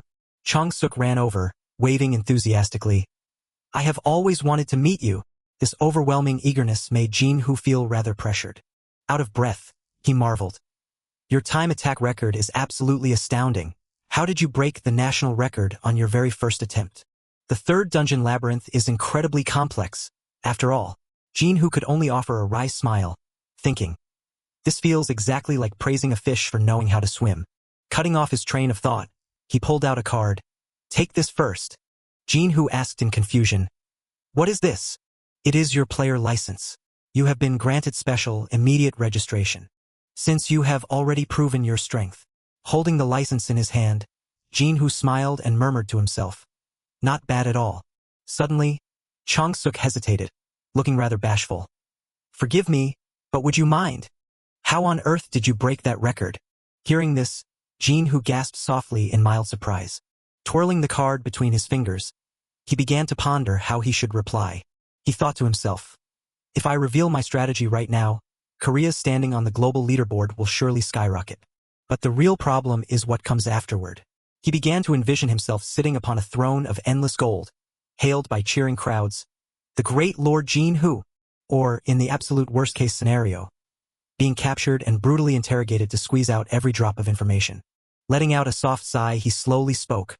Are you aware of just how incredibly rude your question was? His bluntness caught the examiner completely off guard. The older man quickly bowed his head in apology. My deepest apologies. Clenching his fists, Changsuk hastened to explain. I know that tactics are extremely sensitive information, meant only to be shared internally. But please understand our position. Korea is desperate for talent. Observing the sheer gravity on the man's face, Jinhu made a silent assessment. This man doesn't seem to be a bad sort. He paid handsomely, possessed a decent character, and had an exceptionally sharp mind. A faint smirk tugged at the corner of Jinhu's mouth as an idea struck him, to exploit the headquarters' resources to farm at a much faster pace. Assemblyman. Yes. Let us take this conversation elsewhere. The two relocated to a quiet, secluded cafe to speak more freely. I will speak frankly. We need your help. The headquarters needs your knowledge, Baek Jinhu. Hearing the man reveal his 3-year-long bedridden state, Jinhu's brow furrowed in wary suspicion. You investigated me? I apologize, but unregistered high-level players are far too dangerous of a variable. Never launch a private investigation on me again. The chilling weight of the warning left the assemblyman sweating as he nodded in agreement. Normally, just invoking the name of the state is enough to make anyone scramble to cooperate, the assemblyman thought to himself. Yet this youth was entirely different, calmly sipping his tea, acutely aware of his own immense worth. Setting his cup back down, Jinhu cut straight to the chase. What do I stand to gain if I agree to help? My cooperation. Your cooperation? Changsuk scratched his head with an awkward, self-deprecating smile. It's a bit embarrassing to say it myself, but I hold a rather high position at headquarters. Jinhu spared him a sidelong glance, swiftly analyzing the situation. An elected assemblyman. Better results equal more power. In essence, a politician. Changsuk rested his hands on his knees, hesitating. So, I will provide you with all the support I can muster, within the bounds of my authority. Jinhu pondered. Hardly impressive. A vague promise of a reward, and a state budget is always limited. Tapping his finger gently on the table, he sealed the deal. In that case, let us do this. 1 month. The sudden offer startled Changsuk. What? Raising a single finger, Jinhu explained. I have just registered, so I will focus on growing for a month with your maximum support. If I am satisfied, we shall continue. If not, I will return all resources, or compensate you with information of equal value. Cold sweat broke out on Changsuk's brow as he thought. So he intends to order me around like a secretary for a whole month? Yet he quickly regained his zeal. Bold indeed, but very well. I like the sound of that. He reached out to shake Jinhu's hand, reminding himself that keeping this youth close would still work to his advantage. It is a deal then. Jinhu spoke with grave seriousness. First, there is something I must make absolutely clear. Crossing his arms, he lowered his voice. Please do not reveal to anyone that I have shattered the record. I am concerned for my own safety. Changsuk opened his mouth to object, intending to say that headquarters could easily protect him. But he stopped dead in his tracks. If headquarters could not even clean up a mere gang, how could they hope to protect someone like him? Baek Jinhu knew this only too well. He replied, I understand. I shall do everything in my power to keep this under wraps. Though, I doubt we can stop the rumors from spreading entirely. That will suffice. Jinhu rose to his feet. Then I shall take my leave, until we meet again. As he walked away, Jinhu glanced down at his phone. Very well, the matter of my identity security is settled. He smiled in eager anticipation. Now, let us check the rewards. Tapping the inventory interface, his eyes lit up. Oh, the rewards are truly magnificent. Not only were there 2 low-tier polishing agents, but there were also 3 high-tier scrolls. Just as I thought. This was the first clear, an achievement reward that could only be claimed once in a lifetime. He hesitated. I want to open them immediately, but risking my luck on these 3 scrolls is too much of a gamble. Should I just sell them to gather some capital? A sudden inspiration struck him, and his face brightened. Ah! I know exactly what to do. The player black market interface materialized before him. This was the exclusive trading platform reserved solely for officially registered players. He recalled Changsuk's enticing words when his account was being activated. You should take a look at the market. I highly recommend it. His fingers flicked swiftly across the market interface. Let's see what the market prices are like these days. Jin, who stared at the price in sheer disbelief. Huh! His eyes widened in utter shock. What? A single high-grade scroll costs a whopping 3 million won? Clutching his head in astonishment, he muttered. So I pocketed 9 million won in just a 5-minute dungeon run? This is insane. His eyes blazed with a fierce resolve to amass wealth. If casual farming yields this much, what happens when I go all out? A vision of his family drowning in riches flashed before him. Dad, Mom, Ajin. I'll make sure they never have to worry about money ever again. Mapping out a swift strategy, he made his decision. Sell the high-grade scrolls for capital, then amass the low-grade ones. The trainer and the fire dragon mage were 2 utterly broken pets, more than capable of obliterating B-rank threats. He would simply spam low-grade scrolls until he rolled them both. But as his gaze drifted to the low-grade scroll tab, he froze. Huh? Why is? Low-grade scrolls dropped in abundance inside dungeons. Yet why was their price locked tight at 5,001? Supply far exceeded demand, yet no one was undercutting the market. Dialing a number, he muttered to himself. In a market manipulation scenario like this, he pressed the phone to his ear, waiting for the call to connect. Ajin, who had been reading, picked up. What's up, Appa? Jin, who smiled, subtly probing his sister for information. Ajin explained. Headquarters is currently buying back those scrolls from the players. Why are they buying them? I'm not entirely sure. Word is it's a policy to support the rankers. Lounging lazily on the sofa, she continued. They've unlocked a massive budget to buy them in bulk at a floor price of 5,001. Though there's a daily limit on how many you can sell. Since selling to headquarters guarantees easy money, no one is foolish enough to crash the price. Jinhu nodded, the pieces falling into place. But that policy is about to be scrapped. Scrapped? Why is that? Because their inventory of low-grade scrolls is overflowing, obviously. A smirk of triumph played on his lips. He thanked his sister and hung up. Picturing headquarters' colossal, stagnant stockpile, a flawless scheme to exploit the market flashed in his mind. Inside the office of Assemblyman Changsuk, the assemblyman offered a radiant smile as he welcomed Jinhu. It seems you've missed me to come visit so soon? Jinhu could only offer a wry, helpless smile. Changsuk asked how he could be of assistance. Jinhu interlaced his fingers, cutting straight to the chase. Low-grade scrolls? I was certain you would demand the high-grade ones. How many do you need? As many as possible. Stroking his chin in calculation, he pondered. With headquarters receiving 50,000 scrolls daily, skimming off a mere fraction would scarce make a dent. He agreed, yet offered a stern warning. Mind you do not smuggle them on the black market. Waving a dismissive hand, the youth replied, Rest easy, they are solely for my own use. Narrowing his eyes, the elder realized this youth was undoubtedly harboring some deeper design. For a stellar rookie to go out of his way to amass low-tier scraps surely masked a far more profound machination. Very well, but on one condition. A condition? Simply grant me a glimpse of some useful intelligence, and we have a deal.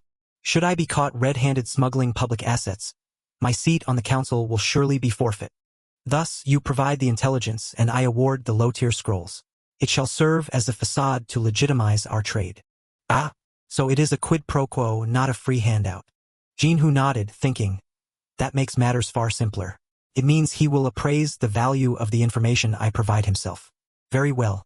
Raising a finger, Jinhu began. First, there exists a mechanism known as record-breaking achievement. A record. Indeed, the reward for claiming the top rank is 3 high-grade scrolls. Yet, if another sold to thrones that record, they too shall receive that exact same bounty. Jinhu, wearing a crown, stepped upon Changsuk's old record.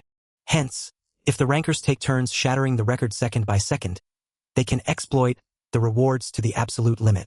By amassing these small gains into a mighty hoard, the national strength of Korea will be bolstered immensely. Chang-suk nodded slowly. So that is the way of it. Headquarters has already employed this gambit. Our elite rankers have all claimed their share once over. Yet, countless players remain who have yet to reap this bounty, making its thorough execution highly viable. Jinhoo's gaze sharpened, and the intelligence I am about to sell you is the speedrun strategy for the third dungeon. The examiner clapped his hands in sheer excitement. I knew it! So it was the very tactic you just employed. No, it belongs to another. He would scarce believe me, Jinhoo thought to himself, were I to claim it as my own invention. With this method, anyone can conquer the trial in under 3 minutes. Under 3 minutes? How could that be possible? Jinhoo offered a faint smile. But before we proceed, Jinhoo raised an open hand, parting his fingers to silence the other man. He drove his bargain. Aside from the low-tier scrolls already agreed upon, the royalty fee shall be 50 high-grade scrolls. What say you? Chang-suk nearly stumbled back in shock. 50 scrolls. 150 million won. Jinhoo remained nonchalant. A mere pittance, really? This method can be cross-applied even to high-tier dungeons. The spoils harvested from them would be worth tens of billions. Gritting his teeth, Chang-suk was forced to concede. The boy is right. Deal closed. Very well. If the information is accurate, goods worth 150 million will be released immediately. He continued, and I shall grant you 10,000 novice scrolls every day. You will not regret this. At the headquarters training grounds, an agent reported, Councilman, the formation has fully assembled. The members whispered among themselves, what is this sudden emergency summons? I have summoned you all here to test a new meta. An order from the councilman certainly wouldn't be for some trivial test. Chang-suk inquired, you are all aware that the record for the third dungeon was recently shattered, correct? Yes, we heard it was a fellow named Beck. Chang-suk shamelessly claimed credit. Recently, I acquired a top-secret strategy from abroad. I had that fellow Beck test it, and the results were quite spectacular. His subordinates gasped in awe. Is that true? So that is why you restricted the flow of information. Then, the reason you summoned us today is... Chang-suk smirked. Indeed. From now on, we shall speedrun and sweep the third dungeon. The core summoned to clear the stage is none other than this. A star-spotted Komodo dragon? Star-spotted Komodo dragon. Rank B. Role, off-tank fighter. Base stats. Decent damage output and survivability. Yet in actual combat, it drains resources to nurture, possesses abysmal damage, and has useless defense. Hence, it is often cast aside and derided as trash tier. However, players remain entirely unaware of a hidden mechanic. The Komodo dragon has an absolute craving for the slime attribute. Its hidden skill serves as a perfect counter to poison sludge monsters. Once deployed, it will automatically sweep the battlefield. The headquarters tower stood majestically beneath the crimson glow of the evening sky. The system announcement board continuously displayed new records being established in South Korea's low-tier third dungeon, with the clear time shrinking to 5 minutes and 31 seconds, and then to 5 minutes and 29 seconds. Inside the observation room, 2 agents cheered in wild excitement. Councilman, what you said is indeed true. We reached the boss monster room in less than 4 minutes. That Komodo dragon's appetite is truly no joke. It is indeed our savior. Behind them, the staff jubilantly tossed the Komodo dragon into the air. Now, we no longer need to worry about whetstones. If we simply optimize our movement speed runes, we might even challenge the world record. A few days later, in a sun-drenched corner of Park Chang-suk's office, the Kakao news page published a prominent headline about South Korea continuously breaking records in the third dungeon, raising the question of whether the Yuksha Park Chang-suk was the mastermind behind it all. A soft sigh echoed through the silent room. Chang-suk sat in deep contemplation, his fingers interlaced. Now, there was no doubt.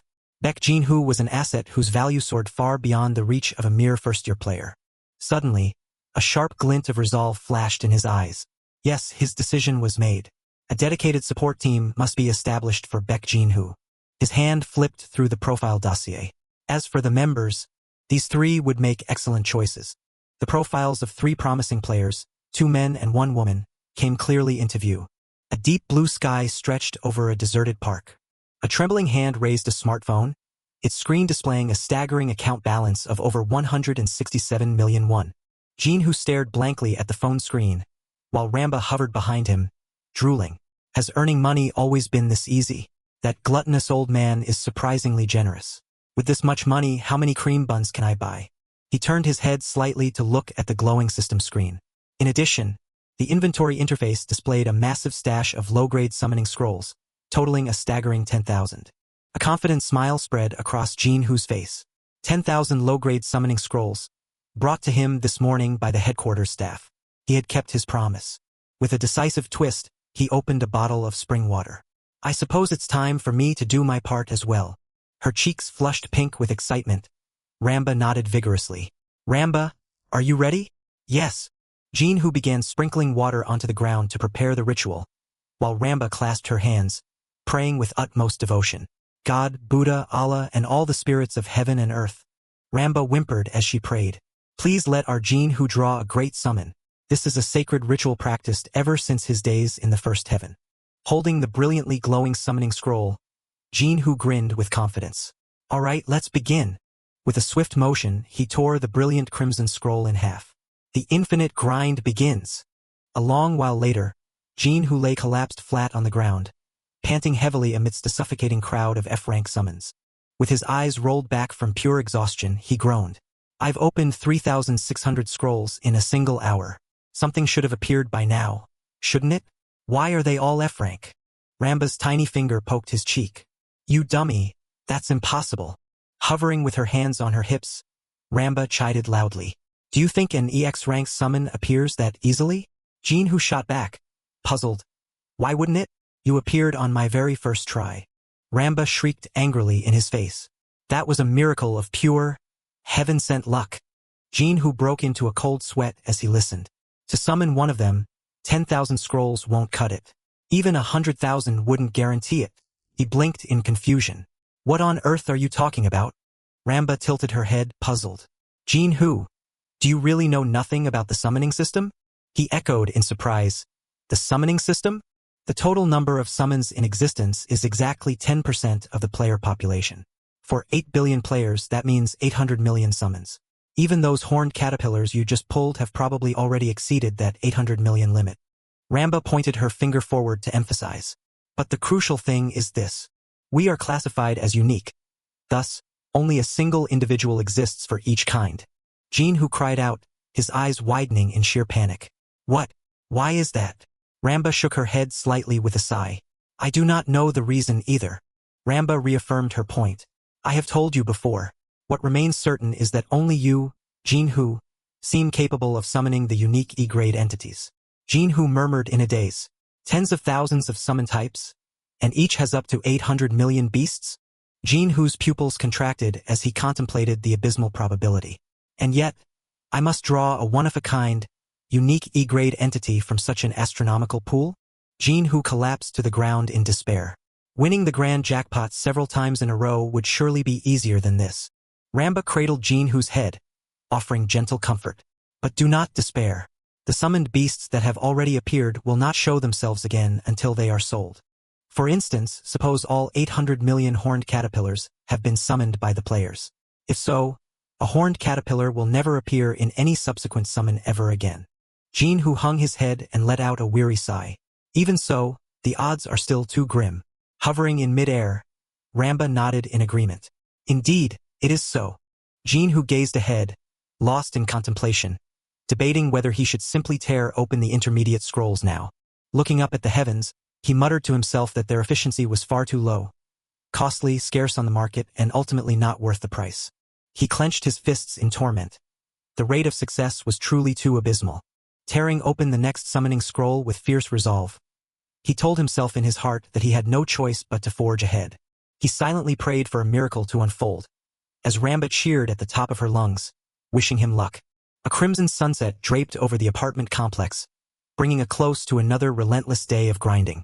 Jinwoo lay completely spent upon the bed, groaning that death was nigh, while Ramba sprawled limply across the pillow, weakly whimpering for cream bread. Hollow-eyed and weary, Jinwoo sat staring blankly at the mountain of scrolls. He could scarce believe they had unraveled 140,000 scrolls in a mere fortnight. Inadvertently, his hand clenched tightly around Ramba, eliciting a sharp shriek from the little pixie. Sweat poured down Jinwoo's face, his eyes betraying a profound, bone-deep exhaustion after days of ceaseless toil. Within the cramped confines of his rented room, Jin-Hoo lay staring at the ceiling, realizing he could not remain a burden to his parents forever. While beside him, Ramba murmured in her sleep, still pleading for cream bread. Forcing himself upright, he rose from the bed, steeling his resolve once more to face the dawning day. He gently nudged Ramba awake to begin the fusion process, and the little pixie bolted upright, cheering joyfully for cream bread. The colossal edifice of the fusion center loomed majestically against the fading twilight. The grand hall within bustled with endless activity. Jin-Hoo realized that many such structures had undergone similar transformations in the wake of the upheaval. Watching the sea of people flowing through the hall, he vaguely recalled that this very place had once been renowned for its grand buffets. Navigating through the dense crowd, Jin-Hoo approached the automated kiosk to draw a ticket and await his turn. In his hand, he held the slip bearing the number 125. Hovering nearby, Ramba reminded him to stay sharp and examine everything closely before adding the ingredients. He simply smiled and nodded. A chime rang out, and the display flashed to signal that the fusion chamber was now ready for number 125. Jin-Hoo stepped into the chamber. Before him lay a glowing magic circle, pulsing alongside the system's control panel. He offered a warm smile of encouragement to the little spirit. "I'm counting on you again today, Ramba." Fluttering about in sheer excitement, she chirped back, "Let's do this." Jin-Hoo focused his gaze intensely on the glowing control panel, steeling himself for what was to come. The system flashed a prompt. "Welcome to the Fusion Center. Please select the base summon. Wind Spirit confirmed." With a decisive tap, Jin-Hoo pressed the confirmation button on the screen to initiate the sequence. A cascade of notifications detailing the sacrifice of F-rank fire lizards began to flood the screen. Beholding the staggering toll of consumed beasts, he could only offer a wry, strained smile. That really is an absurd amount. As the blinding light slowly receded, a prompt emerged to announce the successful completion of the fusion process. Basking proudly within the radiant aura, the little spirit rejoiced as the system declared her level had risen to 21, granting her additional intelligence points. Even as he clapped in celebration, Jin-Hoo broke into a cold sweat at the realization that despite sacrificing 140,000 summoned beasts, she had only reached level 21. "Well, Jin-Hoo, do I look powerful now?" Ramba chimed merrily. He forced a smile and replied, "Indeed, our Ramba is the absolute best." Yet inwardly he groaned. With the level cap set at 100, at this rate, it would take him a literal lifetime. A few days later, within the towering skyscraper that served as the player's headquarters, the steady, rhythmic clatter of keyboard strokes echoed through the quiet office. "Don't you feel that everything is proceeding exceptionally well today, Byung-jin?" Assemblyman Park Chong-suk asked, his voice brimming with excitement.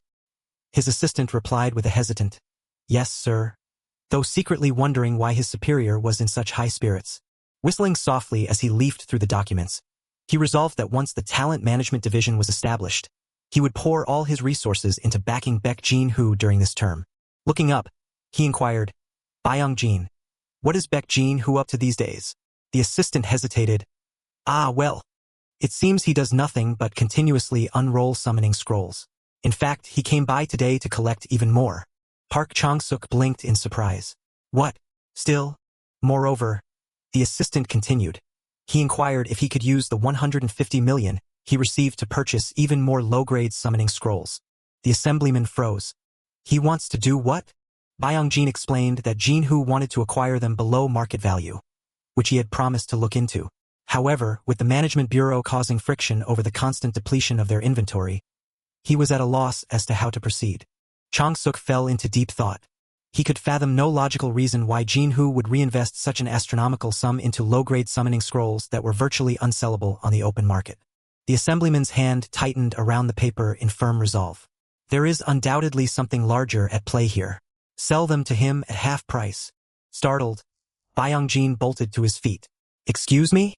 Half price?" he asked anxiously. "If we are caught granting him that kind of preferential treatment, the backlash will be immense." Chong-suk interlaced his fingers, a calculating gleam in his eyes. "Do not fret, Byung-jin. Baek Jin-Hoo might very well become the hero of Korea in the future. Imagine what will happen when the world learns of the sheer hardships I endured just to support him back then." He shivered with delight, envisioning the crowds chanting his name. "My approval ratings will soar far beyond their current heights." Slamming his hand down onto the table with absolute finality, he commanded, "For now, Just do exactly as I say. He cast a wary glance toward the window, turning his head ever so slightly, and, pressing a finger to his lips in a gesture of utmost secrecy, he whispered, "This matter remains strictly between you, me, Jie, and Tae-seop. Understand?" In a secluded corner of the deserted park, the relentless, sharp rustling of tearing paper echoed through the quiet air. Jin, who sat buried deep within a mountain of low-grade summoning scrolls, his face pale and utterly drained. 1,556 scrolls. 1,557 scrolls. 1,558 scrolls. Ramba wailed in sheer exhaustion, tears streaming down her face.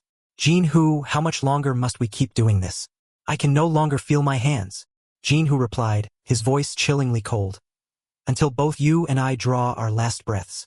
Suddenly, the sharp, rhythmic click-clack of high heels drew near. A gentle, melodic voice called out, "Hello there." Bewildered, Jin-hoo lifted his head. "Ha!" A stunning young woman clad in a sleek business suit offered a radiant smile. "A pleasure to meet you. I am UGA, from headquarters." Scrambling to his feet, Jin-hoo scratched his head in confusion. "Ah, yes. What brings you all the way out here?" UGA waved her hand dismissively. "Oh, it is nothing of great consequence. I am here regarding the procurement of the scrolls you discussed with the assemblyman," she explained. Jin-hoo's eyes instantly lit up. "Ah!" Jin-hoo offered a sheepish grin, testing the waters. Right. As I mentioned back then, is there perhaps any chance of a discount?" UGA rested her chin in her hand, her expression thoughtful. "In truth, we held a meeting regarding this matter. And considering your recent monumental contributions, Mr. Beck Jin-hoo," she seemed to radiate a heavenly glow as she delivered the final verdict. "Just this once, we shall grant them to you at half price." Jin-hoo rejoiced, crying out in pure elation, "Really? Team leader, you are absolutely the best." The woman smirked, her eyes gleaming with knowing amusement. "Indeed. And furthermore, we have resolved to allocate an additional 100 million won from our division's elite talent management fund to support you." Jin-hoo's jaw dropped in sheer disbelief. "Whoa!" UGA raised a delicate finger to her lips, calling for silence. "However, you must keep this matter strictly confidential." Jin-hoo waved his hands frantically in solemn promise. "My goodness, of course. Rest assured. Not a single soul will hear of this." She locked eyes with him, her gaze sharp and penetrating. "And I trust you understand that this gesture is to nurture the bond between us, Mr. Beck Jin-hoo." Jin-hoo grinned, his eyes narrowing into crescents as he nodded vigorously. "Of course, I understand completely." The lady bowed with elegant grace, bidding him farewell. "Well then, I shall take my leave. I am certain you have much to attend to." The sound of her footsteps gradually faded as her figure vanished into the distance. Jin-hoo tightened his grip on the scroll, his gaze burning with unwavering resolve. "I can truly feel the assemblyman's fierce determination to back me. I must summon a special grade card as quickly as possible to repay his faith." As dusk bled into the dead of night, the ceaseless ripping of parchment echoed through the darkness. Collapsed utterly spent atop the heap of shredded paper, Ramba whimpered, "Jin-hoo, how much longer must we keep doing this? My hands feel as if they are about to catch fire. It feels like an endless loop. Until we summon the military instructor and the fire dragon mage." Ramba shrieked in utter helplessness as the system announced the acquisition of an F-rank white snake. "Now, I feel like I'm about to have a nervous breakdown just from hearing that tearing sound." Jin-hoo could only sigh. What else could he do? Hordes of low-grade beasts swarmed and jostled against one another. Jin-hoo gritted his teeth. Since things had come to this, he had to summon them, if only out of sheer spite. "Please, let them appear, the military drillmaster, the fire dragon mage." Pouring all his hope into the next tear, he prayed silently. "Please." A sudden bolt of brilliant golden lightning struck down from the void, knocking him to the ground in sheer astonishment. What on earth is happening? Jin-hoo and Ramba looked up, hope flaring in their eyes. This effect was identical to the moment Ramba had appeared. Could it be? The system chimed. Player Beck Jin-hoo has acquired the special grade Fire Dragon Mage. The notification moved both master and disciple to tears of pure joy. Ramba clasped Jin-hoo's cheeks and sobbed uncontrollably. "We did it, Jin-hoo. Oh heavens, even if I die right now, I will have no regrets." Jin-hoo's eyes abruptly grew sharp and cold once more, burning with determination. No, now was not the time to relax. "We cannot stop now, our luck is on a roll." Ramba tilted his head in confusion, unable to comprehend. A fresh summoning scroll instantly materialized in Jinhu's hand. This was the moment to ride the wave of fortune. With a look of sheer exhilaration, Jinhu decisively tore the scroll open. When a good summon occurred, one had to press the advantage to seize an even greater prize. The glowing golden system window flared to life. Acquired special-grade military drillmaster. Ramba's jaw dropped in sheer awe at this consecutive stroke of luck. Tears of emotion welled in Jinhu's eyes, washing away all his exhaustion. At long last, the edge of a leather armor plate and a pair of black warrior's gauntlets appeared in majestic splendor. Finally, the miracle had come to pass. Jinhu smiled in profound satisfaction as he gazed upon the two familiar figures. At last, I have pulled him out. Hunkyo looked around in bewilderment, wondering where on earth he was. Originally, he was nothing more than an obscure E-rank summon with pitiful combat capabilities. Yet, his true worth lay in an entirely different domain. He was a pure, unadulterated training maniac. Is training a joke to you? Though his basic skills were abysmal, he possessed the skill growth through training. With an imposing authority that dominated other summons, he would instantly force them to perform 5,000 push-ups without ever showing a hint of fatigue. Should he reach the rank of drillmaster through this growth process, he would unlock the latent potential of other summons, multiplying their growth rate manifold. A heavily muscled, bulked-up version of Wind Ramba let out a mighty roar. This meant he could rapidly bolster the strength of his fellow summons. This was the very key that allowed Jinhu to surpass all other players. Even if Ramba, peeking from behind, did not seem particularly thrilled about becoming so ridiculously muscular. Jinhu waved with a friendly smile. Hunkyo, it's been a long time. Hunkyo froze in disbelief upon hearing that familiar moniker from his past. Could you be Lord Jinhu? Jinhu smiled and nodded in confirmation, leaving them both utterly astounded. Hunkyo immediately sank to one knee, paying reverent homage to his master. After being separated, I feared I would never lay eyes upon you again. Jinhu thought to himself.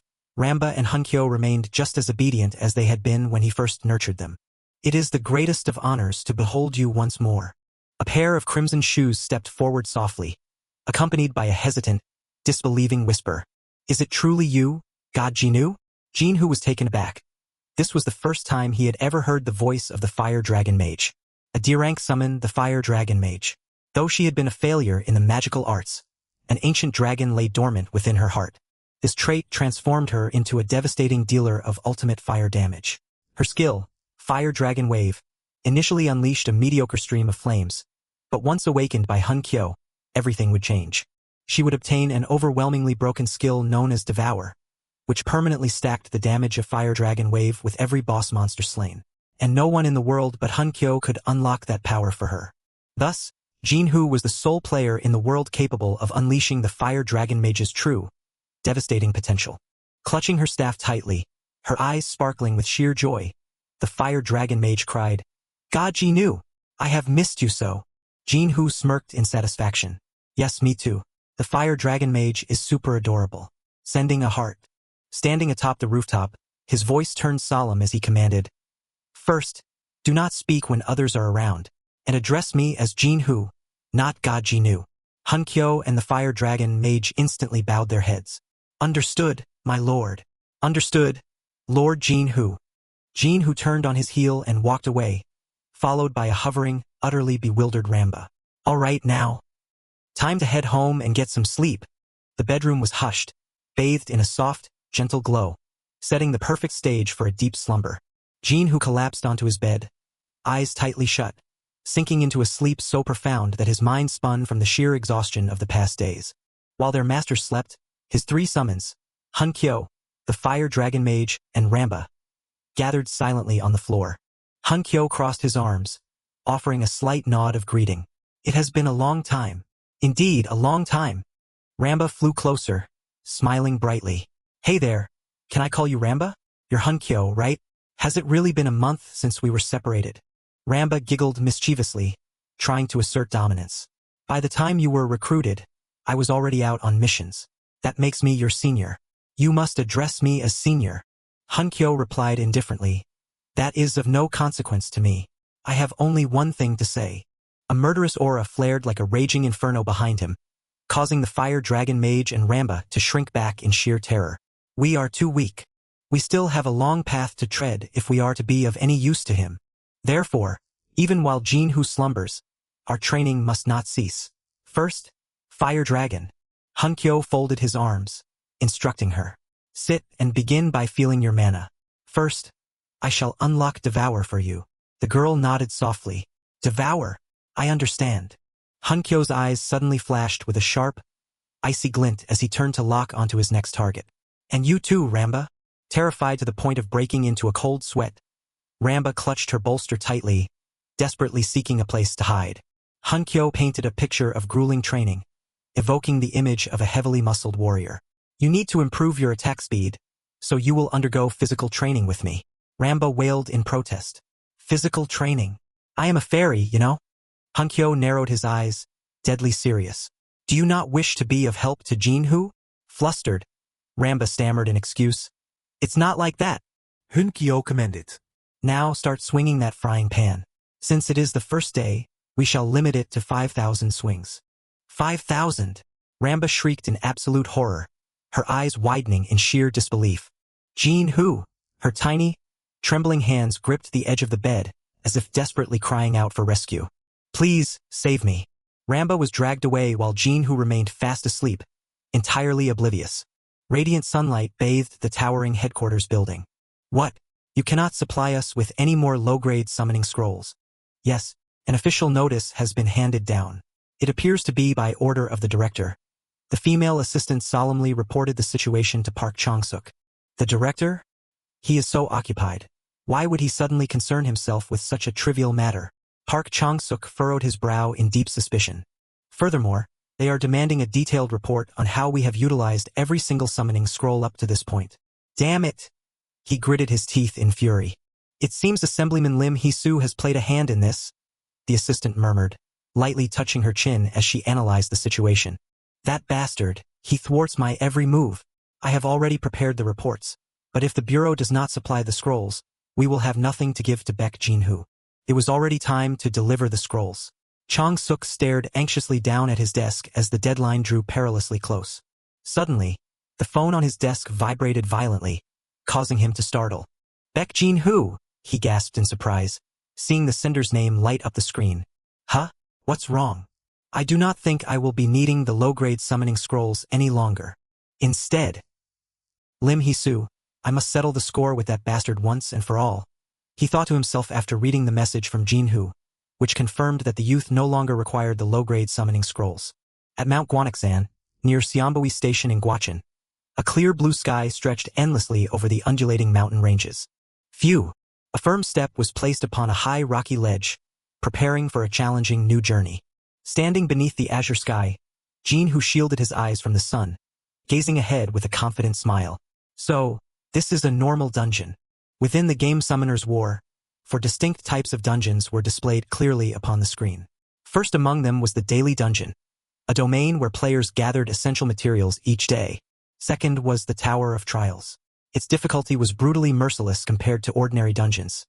Yet it was a crucible where players could surpass their very limits. Though the rewards were unimaginably vast, the mortality rate within its confines was equally absolute. Third was the Chaos Dragon, a peril-laden ordeal of blazing crimson flames and supreme danger. It was a colossal raid dungeon where players had to form parties to challenge it together, but as that feature had not yet manifested in the real world, I would explain it in greater detail later. Every dungeon apart from those 3 was classified as a normal dungeon, and that was precisely where I resolved to venture today. In Summoner's War, they were known as stage dungeons, but in reality, they manifested entirely at random across the world. While players could certainly delve into dungeons with a party, a glance at the endlessly scrolling search list on my phone screen convinced me that there was no need to waste time searching for companions. Jinhu stood in silence, gazing from behind toward the portal ahead, which pulsed with a mystical, ethereal blue light. The colossal gate radiated a brilliant azure energy, its entrance barred by a warning fence and guarded by a stern-faced gatekeeper standing solemn watch. He whispered to himself, once a set duration passes after a dungeon's manifestation, a dungeon break will occur, and ravenous beasts will spill forth to wreak havoc. I must clear this swiftly.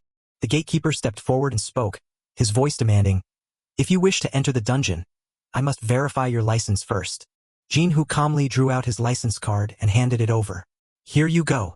The gatekeeper took the card, scrutinized it intently, and nodded in confirmation of its validity.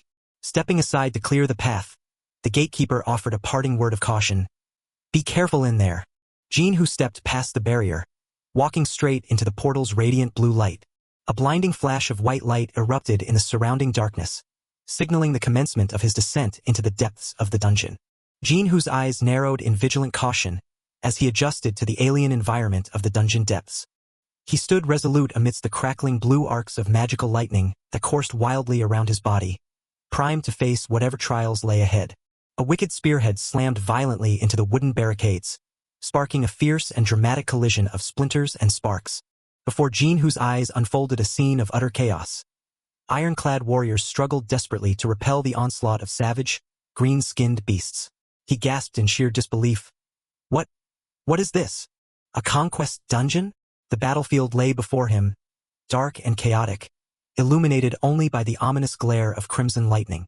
Ironclad soldiers shrieked from the ramparts. They're scaling the walls. Fire. Quick. Pour the boiling water. Quickly.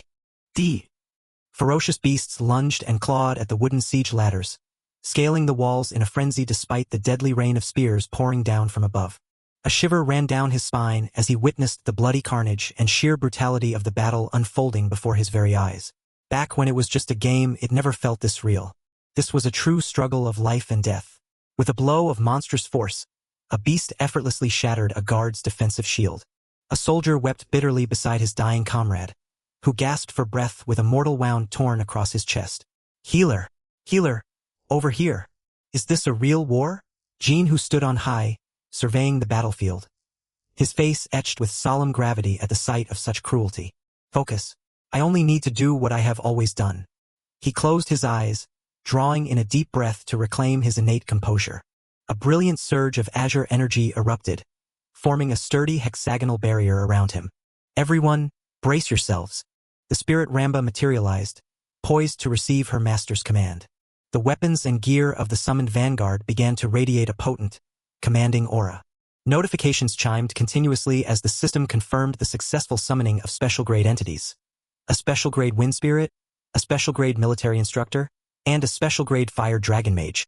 Jinhu's ultimate lineup stood ready for battle. The D-grade gold spirit and D-grade giant gorilla were summoned. Among D-grade tanks and healers, no summons could surpass them. Jinhu silently apologized to the old gorilla who had been sacrificed for this upgrade. Ramba, boost Hunkyo's attack speed. Ramba cheerfully acknowledged. Fire Dragon, prepare to provide fire support for Hunkyo from the rear. Brimming with resolve, the blazing mage gathered the absolute limit of her fire dragon magic. Understood, Master Jinhu. Giant gorilla, head straight for the monster leader.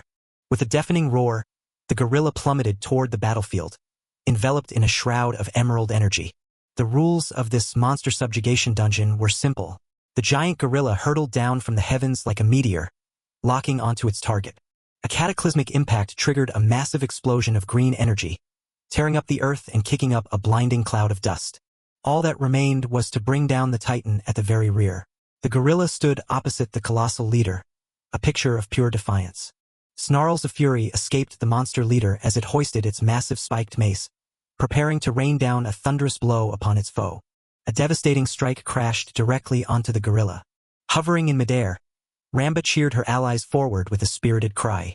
Below, Hunkyo, his eyes blazing with an oppressive blue light, prepared to unleash his strike. An earth-shattering explosion erupted right before the fortress gates, scattering debris and dust in every direction. Hunkyo plunged into the monstrous horde like a tempest, his swinging blade reaping enemies in rapid succession.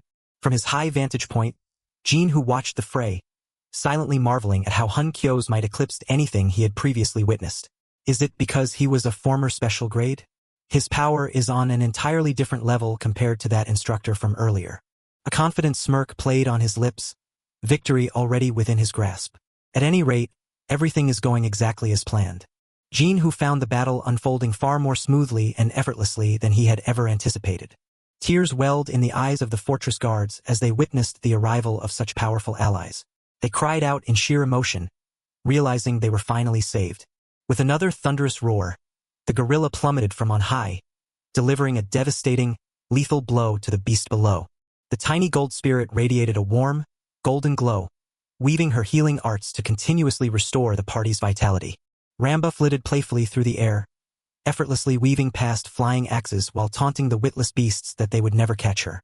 Jinhu roared in anger, commanding Ramba to stop playing around at once. The fairy offered a sheepish grin in apology, while Hunkyo instantly swung his blade, cleaving off the head of the monster that had dared to hurl an axe at his master. The fire dragon mage began to channel her mana, the magic staff in her hand radiating a colossal wave of heat and blazing flames. Raising her staff high, her resolute gaze focused as she prepared to unleash the full extent of her destructive power ahead. A colossal fire dragon roared as it surged forth, incinerating everything in its path with a torrent of ultimate explosive flames. The raging dragon burst skill unleashed a dragon-shaped blaze forward, leaving the monsters screaming in agony within a sea of raging fire. The monster leader froze in sheer terror before the devastating destruction of the fire dragon's flames. A foot stomped heavily against the earth, gathering momentum for a swift, decisive dash forward. In the blink of an eye, a sharp blade flashed, slicing clean through the body of the giant monster. The heavy head of the enemy crashed to the ground, bringing the battle to a swift end. As the dungeon clearance notification flashed brilliantly, the tiny Ramba fluttered about in excitement, cheering, "Amazing!" The fire dragon cheered in sheer delight upon receiving the notification of leveling up to level 5, with her intelligence stat increasing by 2 points. The military instructor stood in quiet contemplation, bathed in the radiant light of leveling up as the system announced he had reached level 5, increasing his critical hit rate by 1%.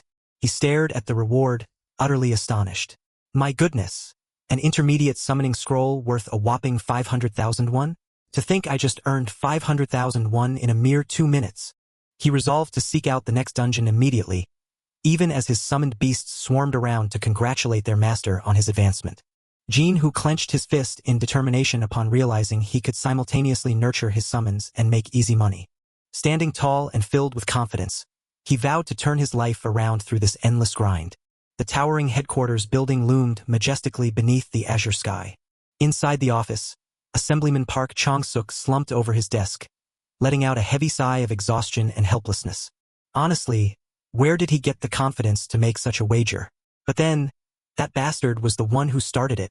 In the council chamber, the chairman seated in the center attempted to defuse the situation, urging everyone to calm down amidst the mounting tension.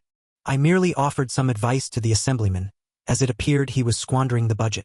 How dare you call yourselves the talent management division when you cannot even nurture a single true genius?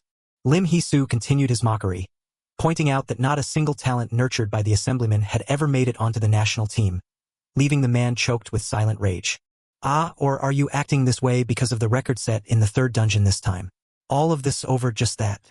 Park Chong-suk's eyes burned with fury. He grit his teeth, desperately wishing he could find the words to fire back at that arrogant bastard. The elite rankers groomed by Lim Hisu were selected for the national team year after year. His attitude was wretched, but his talent was undeniable. Refusing to sit idly by and endure it any longer, the assemblyman flashed a defiant smile, retorting with a question of what would happen if the talent he himself had nurtured were to be selected for the national team. Lim Hisu let out a confident laugh and proposed a wager right then and there. Leaning in close, he laid down a provocative term, reminding the assemblyman that the roster for the national team was strictly capped at just 10 players. Let us see whose prodigy will climb to a higher rank, shall we? Very well. The loser must publicly admit before the populace that their rival is superior and resign from office. If the agreement is breached, the penalty shall be 1 billion won. Let us draw up the contract this instant. Please, I beg of you, do not fight. Team leader UGA anxiously asked the assemblyman if he was doing this simply because he placed too much trust in Baek Jinhu, pointing out that however impressive he might be, he was ultimately just a lone player. Compared to those currently on the leaderboard, he still falls short. I know. He clenched his fists with unwavering resolve and murmured, and yet, I believe in Baek Jinhu. As long as we provide him with the proper support, he will undoubtedly deliver invaluable information to us. Before UGA could be fully convinced, the office door was flung open as a frantic staff member rushed in, calling out desperately to the assemblyman. UGA whipped around in astonishment, while the assemblyman bolted up from his desk, demanding to know what had occurred. Gasping for air, the assistant reported on the player who had recently solo-cleared dozens of D-rank dungeons, the very subject he had been ordered to investigate. It was Baek Jinhu. Neither the assemblyman nor UGA could conceal their sheer disbelief, gasping in utter shock. A player who registered a mere month ago cleared a D-rank dungeon in under 5 minutes? A smug, thoroughly satisfied smile spread across the assemblyman's face, and he let out a proud, quiet chuckle. I told you, Baek Jin-hoo is the absolute bee's knees. UGA could only let out a weary sigh at his hopelessly outdated slang. Indeed, I knew I could count on you, Baek Jin-hoo. Steady, resolute steps carried him out of the dungeon. My eye for talent is truly impeccable. Inside the quiet room, everything was arranged in immaculate order. Jin-hoo chuckled softly as he stared at his phone screen, which displayed a bank account balance of over 26 million won. 16 million won. Did I really make 16 million won? He rolled onto the bed in sheer bliss, pressing his hands against his flushed cheeks. In a mere 4 days, I frantically ground through 160 D-rank dungeons alongside my summons. The battle raged with terrifying ferocity, decisive slashes tearing through the fabric of space amidst the roaring flames of the female mage standing behind him. And this is the money I made from selling all the intermediate summoning scrolls that dropped there. He stared at the lush green pile of cash, his eyes glittering with excitement. My sweat, blood, and tears. Ramba, hovering nearby, muttered in deep resentment. Wait, wasn't it us who actually did the sweating? Jin-hoo let out a roar of pure ecstasy. The world made just for me has finally arrived. All right, first, let's divide the bank accounts. This is the living expenses account, covering rent, management fees, food, and other miscellaneous items. Ramba clutched a giant loaf of bread, basking in sheer bliss. I'll also set up a family account and spend generously on them later. A warm vision of his family embracing each other and weeping tears of joy amidst absolute abundance flashed in his mind. And this is the savings account. Every month, I'll set aside 10 million won in savings and spend the rest on myself. To go from being unemployed to a player making 10 million won a month. Making money truly was the easiest thing in the world. 10 million won a month, it really felt like a dream. And finally, his gaze suddenly sharpened, turning serious and full of calculation. The player account at Tosu Bank currently holds over 6 million won. This sum will serve as a crucial stepping stone for my next phase. Every single coin here will be invested in my summoned beasts. Glimmering runes lay scattered beside the thick stacks of cash. Well, money is indeed important, but what matters most right now is my value as a player. Since they have all surpassed level 30 during the recent dungeon grind, it's finally time to equip them with runes and begin their enhancements. And to achieve that, grinding daily dungeons is undoubtedly the key. I need elite summons to tear through those daily dungeons as quickly as possible. I wonder if there are any for sale on the market. He swiftly accessed the player network to scout for listings. He gasped in sheer shock at the price list displayed on his phone screen. The average price for a C rank is 20 million won. Why the hell is it so expensive? A mere C rank Thunderbat costs 20 million won. The average price for a B rank is 200 million won. And there are absolutely zero listings for A rank or S rank. Honestly, at these prices, I can't even dream of using them right now. Well, then again, the success rate for a B rank is only 1% even with a premium summoning scroll, so I guess this makes sense. He let out a helpless sigh. But that's fine. A confident, enigmatic smirk played on the corner of his lips. Soft tapping sounds echoed as his fingers glided swiftly across the screen, initiating his next move. Baek Jin-hoo wore a confident smile as he spoke into the phone. That is precisely why I established a secret connection. The office door burst open as his assistant rushed in, panting heavily. Assemblyman Park Chong-suk, resting his chin on his hand, asked calmly, "What is the matter?" The assistant hurriedly reported a new request from the player Baek Jin-hoo. At those words, the assemblyman bolted upright, shouting in shock, "What?" Instantly switching gears, Chong-suk grabbed his assistant's hands, his eyes gleaming with frantic excitement. "What is it? What is it? What did he request?" Cold sweat dripping down his neck, the assistant stumbled backward. "You scared the life out of me, and you're far too big to be jumping around like that." Instantly dropping his playful demeanor, Assemblyman Park Chong-suk stared intently at his phone screen to examine the newly received information. The assistant held out the phone, indicating this was it. Displayed on the screen was a message from Baek Jin-hoo. "Hello, this is Baek Jin-hoo. Is now a convenient time for a brief call?" Below it was a purchase list of summoned beasts. A C-grade combat sheriff for 18 million won. A C-grade priest of light for 35 million won. A B-grade spotted Komodo dragon for 150 million won. A B-grade gale hawk for 300 million won. A B-grade titan golem for 300 million won. A C-grade horned pixie for 50 million won. a C-grade ice cat for 100 million won, a C-grade sky dolphin for 10 million won, a B-grade sky wyvern for 200 million won, and 3 C-grade magma dragons at 50 million won each. At the very end of the message was a final note. I shall leave this entirely in your capable hands. Assemblyman Park Chong-suk murmured in sheer disbelief. A purchase list for summoned beasts? His eyes widened as he barked. What? All of this? Trembling, the assistant explained. He is requesting that we purchase all of these for him. Chong-suk clutched his head in utter frustration. If headquarters were willing to buy all of this for us, why on earth am I still using a mere C-grade summon even now? He then looked up, demanding, and what did he say he would tell us if we bought them? He said he would reveal the secret method to speedrun the daily dungeons. Not just the Monday or Wednesday dungeons, but all daily dungeons in general? Perspiring profusely, the assistant confirmed, Yes, sir. Assemblyman Park Chong-suk stood in pensive silence. So he intends to show us everything, not just a single one. A faint smile tugged at his lips. He is making quite a bold move. For now, I understand.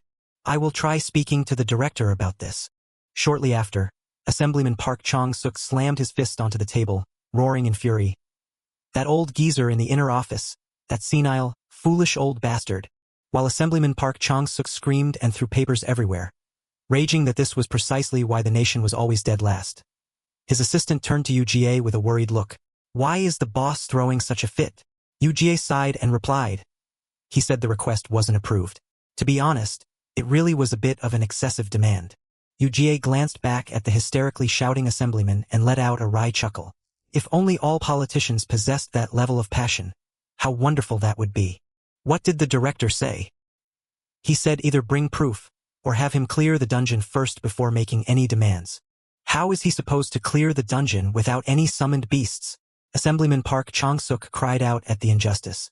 Meanwhile, Yoo-jin narrowed her eyes, lost in thought.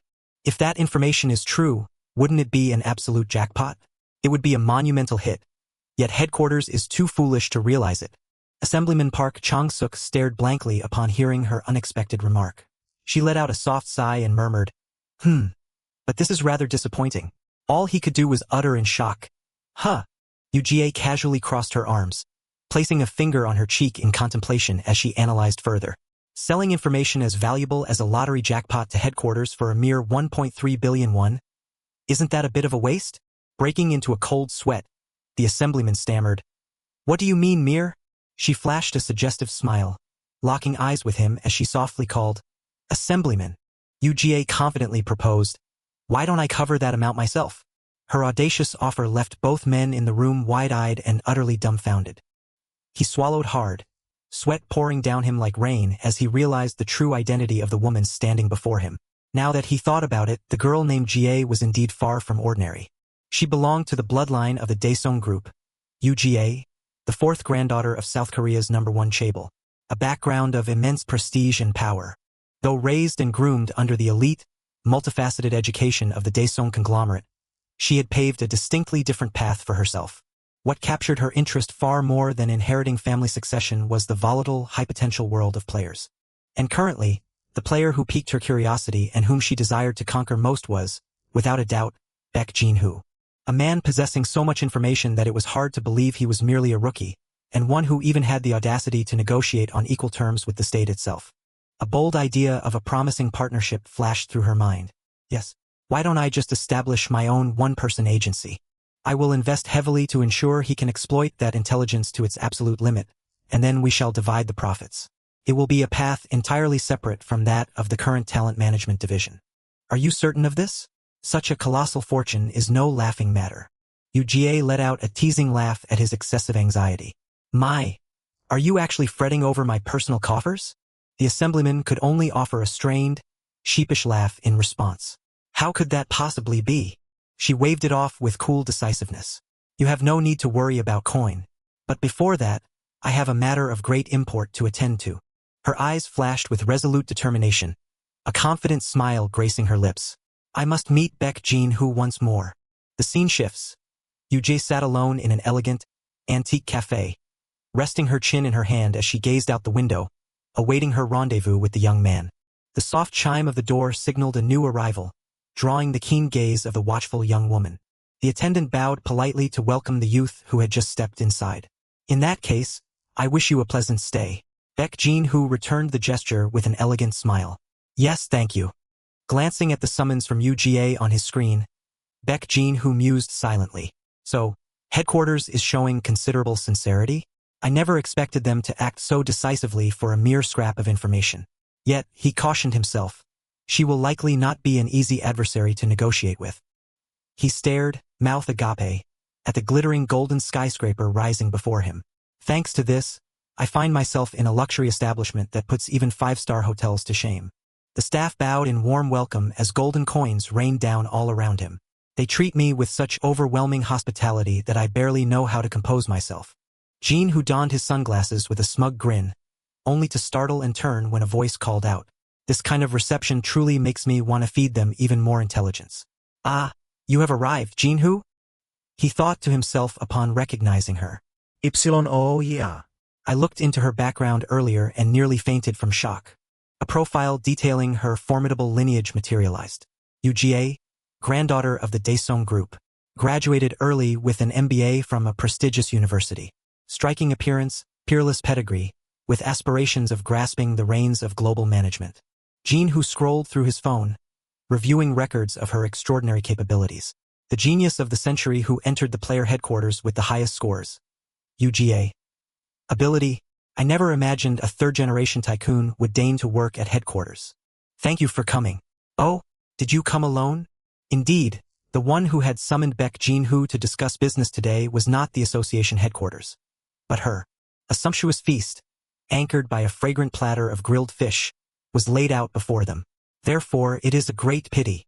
UGA let out a soft, regretful sigh from across the table. It appears that headquarters will find it difficult to provide you with any further assistance. Jin-hoo dined with nonchalance, plotting his moves.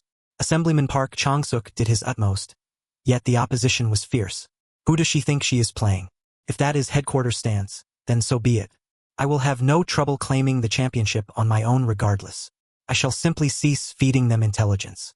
Instead, I have a proposition for you. What sort of proposition? UGA set down her glass of water on the table before him. I am currently planning to establish. She smiled with absolute confidence, her eyes gleaming with unspoken promise. A bespoke management agency, solely dedicated to you, Jin-hoo. A bead of cold sweat rolled down Jin-hoo's temple, his composure shattered by the sheer audacity of her proposal. An agency? Of my very own? He silently calculated the advantages of aligning with a private conglomerate. It is not a poor proposal. Unlike headquarters shackled by bureaucracy and caution, a corporation operates on pure, unadulterated profit, and I can undoubtedly deliver that profit to them. UGA smiled, holding the powerful golden card. Above all else, what I needed most was someone willing to purchase my information at the highest price. A connection backed by abundant resources ripe for the taking. Jin-hoo listened intently to her pledge of absolute support.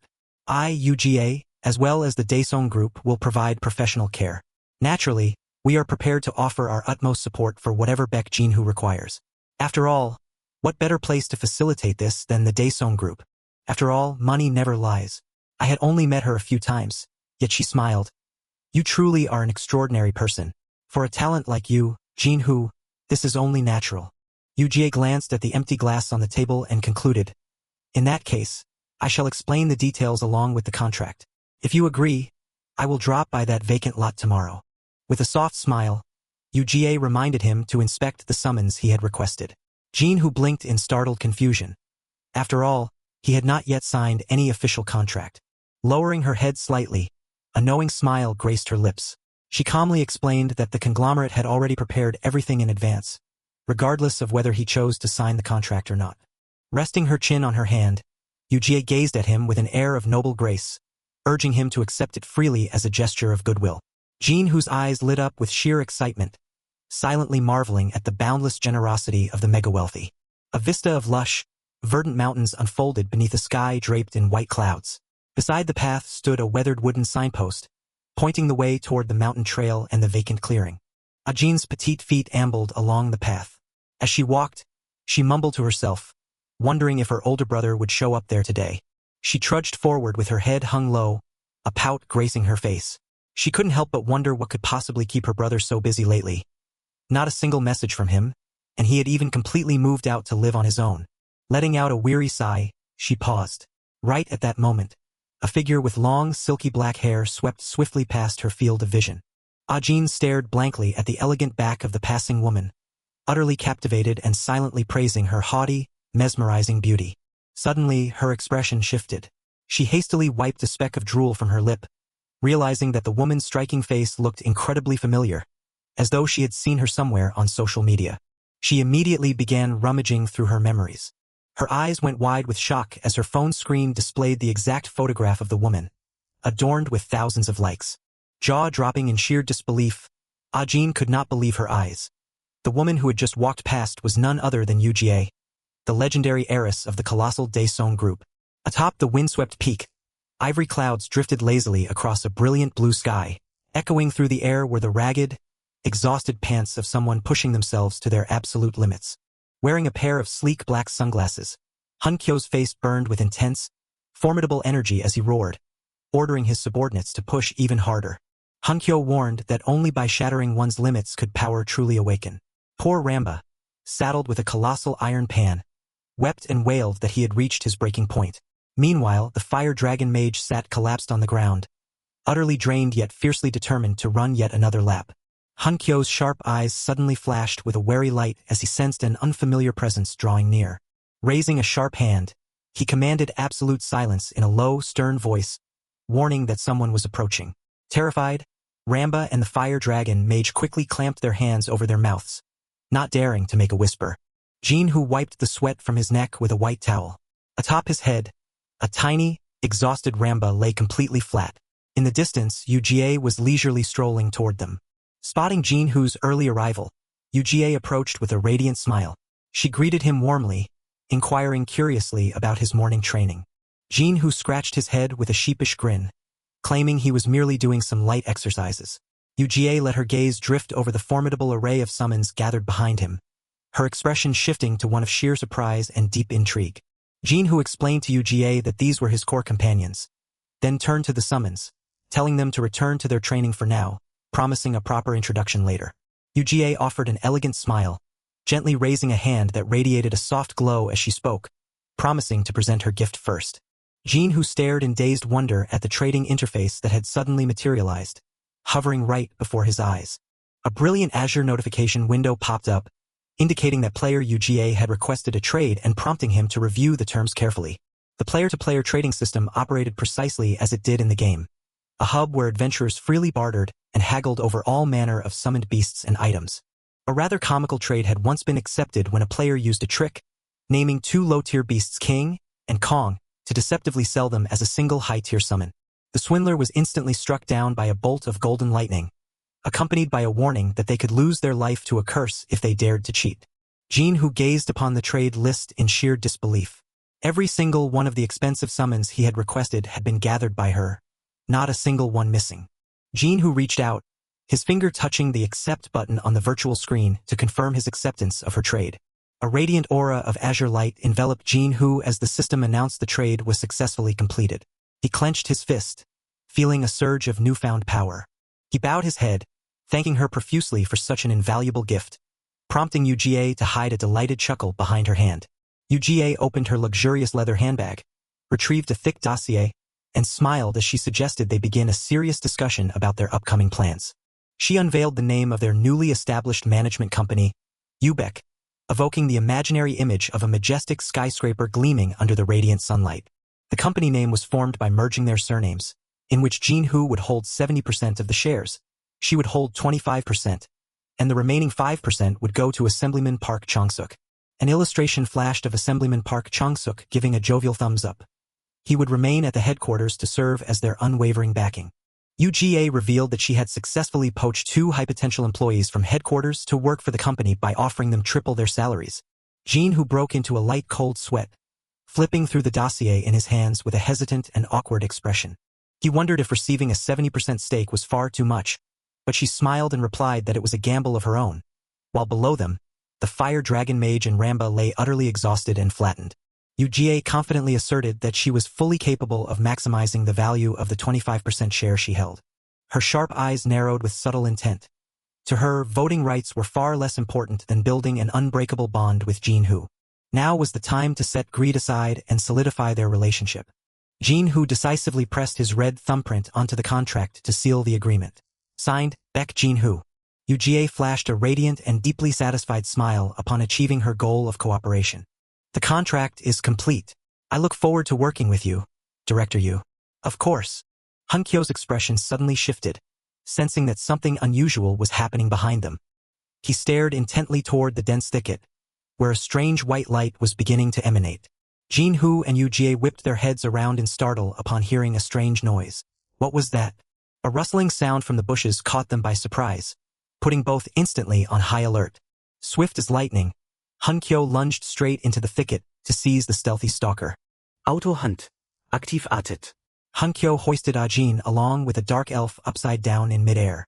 Even he was taken aback by the sight. Jin-Hoo stared dumbfounded at his little sister hanging upside down with an utterly helpless expression. Baek Ajin, why on earth are you here? Crossing his arms as he sat on a chair, he let out a weary sigh at his sister's sudden appearance. So, Ajin knelt prostrate on the ground, wearing a deeply apologetic and pitiful expression. You recognized UGA and stalked her because you're a fan? How shameless. Stalked her? I only followed out of curiosity. She was already ahead of me anyway.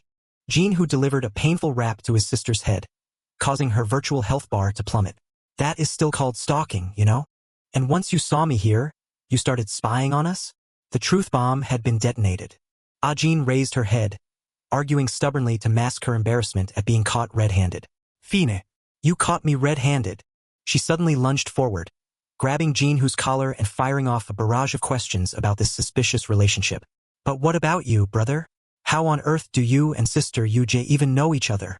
Ajin shook her brother violently in sheer panic. What did you do? How can the two of you be together like this? Things were starting to get complicated. Yude's voice chimed in.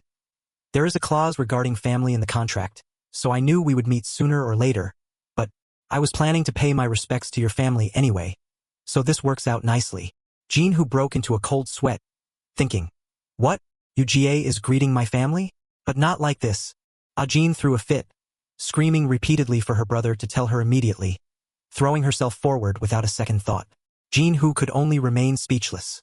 Ajin let out a heavy sigh, only to freeze in sudden astonishment upon witnessing her brother's grave expression. He looked up at the azure sky, exhaled a soft sigh, and decided to reveal the truth. All right, here is how it actually is. In short, I used to be a fairly well-known player, and I was the one who recently shattered the record of the low-level dungeon. Hearing this, Ajin's eyes widened in sheer disbelief. Because of that, I had to make frequent trips to the headquarters, and that was when I met Sister Ga. Jin-Hoo scratched his head, admitting the absolute truth. Resting her chin on her hand, she fell into deep thought, a flicker of skepticism crossing her face at her brother's explanation. His sister suddenly pressed him, recalling that he used to play some mobile game obsessively back then, and asked if it was that very one. Jin-Hoo gasped, utterly flustered. Jin-Hoo waved his hands frantically to explain. No, that was a different game. I've only been playing Summoner's Battle for about a year now. Inwardly, he thought he could not afford to reveal his identity as God Jinu just yet. Ajin's eyes gleamed with excitement as she cheered. Even a single year is far too long for that trash of a game. Hearing this, Jin-Hoo fell silent, feeling as though an arrow had pierced his heart with agonizing precision. She nudged her brother playfully with her elbow, teasing that being a gaming addict had actually paid off in the end. Jin-Hoo could only smile in helpless silence at his sister's mischievous nature. Watching his sister's smile, Jin-Hoo thought to himself that it was not as though he did not trust her. But in this world, there always exists a 1 in a million chance of unforeseen calamity. He could not afford to lower his guard. His family had exhausted themselves caring for him through 3 agonizing years in the hospital. He absolutely could not allow them to be dragged into the vortex of peril once more. First, he needed to grow powerful enough to shield them completely. As for revealing his true identity, that could wait. Ajin questioned why he had waited until now to tell her. Jin-Hoo scratched his head, explaining defensively, I was planning on telling you anyway. It wasn't like I was hiding it on purpose. I'll explain everything to Mom and Dad later, so please keep this a secret for me. She cried out in sheer astonishment, but Jin-Hoo quickly reassured her that he had his own reasons. Behind them, his summons, Hunkyo, the Fire Dragon Mage, and the Shadow Goblin. submissively endured their punishment in silence, causing Ramba, who stood nearby, to tremble in fear. Hunkyo stood with crossed arms, radiating a solemn, terrifying pressure that made the shadow goblin beside him shudder violently, not daring to utter a single word. Jinhu turned his gaze toward the shadow goblin, wondering why she was behaving so timidly and strangely. Ajin, equally bewildered, questioned him with curiosity. Jinhu advised her, if you want to keep raising her, find a shadow wolf and pair them together to activate the stealth bonus and critical strike effects. Without it, her combat efficiency won't even reach 10% of her true potential. Ajin hurriedly scrolled through her phone, asking in disbelief if a summon called a shadow wolf truly existed. Jinhu explained calmly, you probably wouldn't know of it. It's an extremely rare B-rank summon. She stared intently at the screen, wondering how on earth she could ever acquire a B-rank. She typed the name of the wolf her brother had mentioned into the search bar. Hey, my dear brother, she called out. Jinhu offered only a curt, huh. Ajin thrust her phone screen in front of his face. Are you telling me to buy this? It was the B-rank shadow wolf, priced at a staggering 500 million won. A sum she dismayed would take her over 20 years to afford. Jinhu merely uttered a soft, oh. Jinhu stared at the screen with a confident smirk. Just you wait. Hearing her brother declare that he would obtain it for her within a month, Ajin burst into skeptical laughter at the thought of the 500 million won beast. Now that you've become a player, you're trying way too hard to look cool, she teased. Waving her hand dismissively, she added, forget about it. I'll just save up and buy it myself. A sudden gust of wind swept by, sending strands of his ash-gray hair fluttering into the air. Don't go crying when I actually hand it to you, he retorted. She could only stand frozen in place, gazing blankly at his retreating back. Jinhu waved a hand in farewell. Let's head back, training is over. Ajin watched him leave, a strange sense of dissonance washing over her. It felt to Ajin as though her brother had transformed into an entirely different person. Even the shadow goblin, once so aloof and terrifying, now rustled and squirmed, submissively resting its head against her lap. A week later, in the grand lobby before the dungeon portal, Jinhu, UGA, and the support staff had assembled in full force. What is this? He asked in surprise as an assistant enthusiastically presented a jacket. This is the gear that you, Mr. Jinhu, will wear in every daily dungeon from now on. She explained, the premier product of our Ubec company is information. Slipping on the jacket, Jinhu echoed her words in confusion. Information. This is a piece of high-tech gear engineered solely for that purpose. It is highly elastic and lightweight, so it won't hinder your movements. Jinhu felt the fabric, the material rustling softly under his fingers, and let out a soft exclamation of awe. On the display screen, videos showcasing the conquest of all Rank D dungeons, exclusive to members, played. The company was selling these raid videos at a premium, allowing viewers to experience the thrill of the expedition vicariously. The recording device captured the combat with visceral realism. Simply by donning the garment, the system would automatically record the surrounding environment in crystal-clear 3 dimensions. A sharp click echoed as the assistant, with practiced professionalism, raised a hand to adjust his dark sunglasses. The support crew reported in unison that they were ready to record. A cold sweat broke on his brow. He thought to himself that this pressure was far more suffocating than raiding a dungeon alone. Standing before the portal, Jinhu scratched his head sheepishly, confessing to UGA that as this was his first venture into the Monday dungeon, he wasn't certain of a smooth run. She offered a gentle, reassuring smile. It is quite all right. We only need to edit together the highlights. He nodded in gratitude, but his steps suddenly faltered, as if a sudden inspiration had struck his mind. Jinhu looked back, a confident smile playing on his lips. Would it pose a problem if I were to break the national record right now? UJ froze in place, utter bewilderment written across her face. Did he not just claim it might not go smoothly? Or perhaps the colossal investment had exerted so much pressure that he was resorting to such jokes. Jinhu strolled forward. Just relax. I am perfectly fine. UGA could only wave her hand, advising, just go at your own pace, just like your old days as an active player. With resolute steps, Jinhu crossed the threshold, officially passing through the portal. As his silhouette was swallowed by the crimson glow, he calculated in his mind that the current national record for the Monday dungeon stood at approximately 7 minutes. The corner of his mouth curved up in a confident smirk, utterly certain that he could shatter this trial with ease. The bleak landscape of the Monday dungeon unfurled before him, dominated by a bruised, purple sky and shattered swords driven into the desolate earth. This was the sole instance capable of dropping the exceedingly rare runes of the offensive type. Completion time directly dictated player rankings. Much like in most games, offensive runes were paramount in boss fights, which often led players to dismiss defensive, healing, or evasion runes as inefficient, though in truth one could not venture far without them. Jean, who stood in silence, surveying the vast expanse, and deduced that this was a dungeon specialized in defense. Ordinarily, players would have to brace themselves to withstand the frenzied onslaught of the undead hordes for 30 consecutive minutes. Yet, there lay a reason within the world rankings as to why the completion time of this dungeon remained of paramount importance. In truth, its defensive nature was merely nominal. For the moment the final boss, the skeletal mage, was slain, the trial would instantly conclude. Beelining for the final boss had become the standard tactic. He tapped the recording device on his chest, confirming that it was operating flawlessly. Standing firm, he gazed calmly at the blue system interface that had automatically manifested before him. The system notified him that 3 preset formations were ready, prompting him to choose which to summon, offering the flexibility to select up to 3 formations. With a smile, he swiped across the screen, explaining that he had already configured specialized lineups for both competitive duels and daily dungeon runs. Instantly, 3 pillars of light erupted, successfully summoning the unique grade Hunkyo, the rank C combat sheriff wielding a sniper rifle, and a rank D baby gorilla letting out a mighty roar. A brilliant glow enveloped the battlefield as the rank C priest of light and the rank D Goldie were summoned in succession. The system immediately issued a dire warning. The undead army of the Dark Mage is surging forward. Hold the line until reinforcements arrive. Time remaining, 30 minutes. As the countdown began, the ferocious horde of the undead, driven by the Dark Mage's command, instantly surged forward like a tempest. The colossal gorilla let out a furious roar, beating its chest repeatedly to assert its dominant might before the enemy. The gorilla's massive hand reached out, snatching a charging undead in a vice-like grip. With a savage slam, the beast smashed the foe against the ground, shattering its bones into 100 pieces. Now, move out, everyone. Ahead lay an endless sea of roaring undead, commanded by their leader hovering high in the air. Jean, whose summoned forces swiftly fell into formation, preparing for a massive sweep.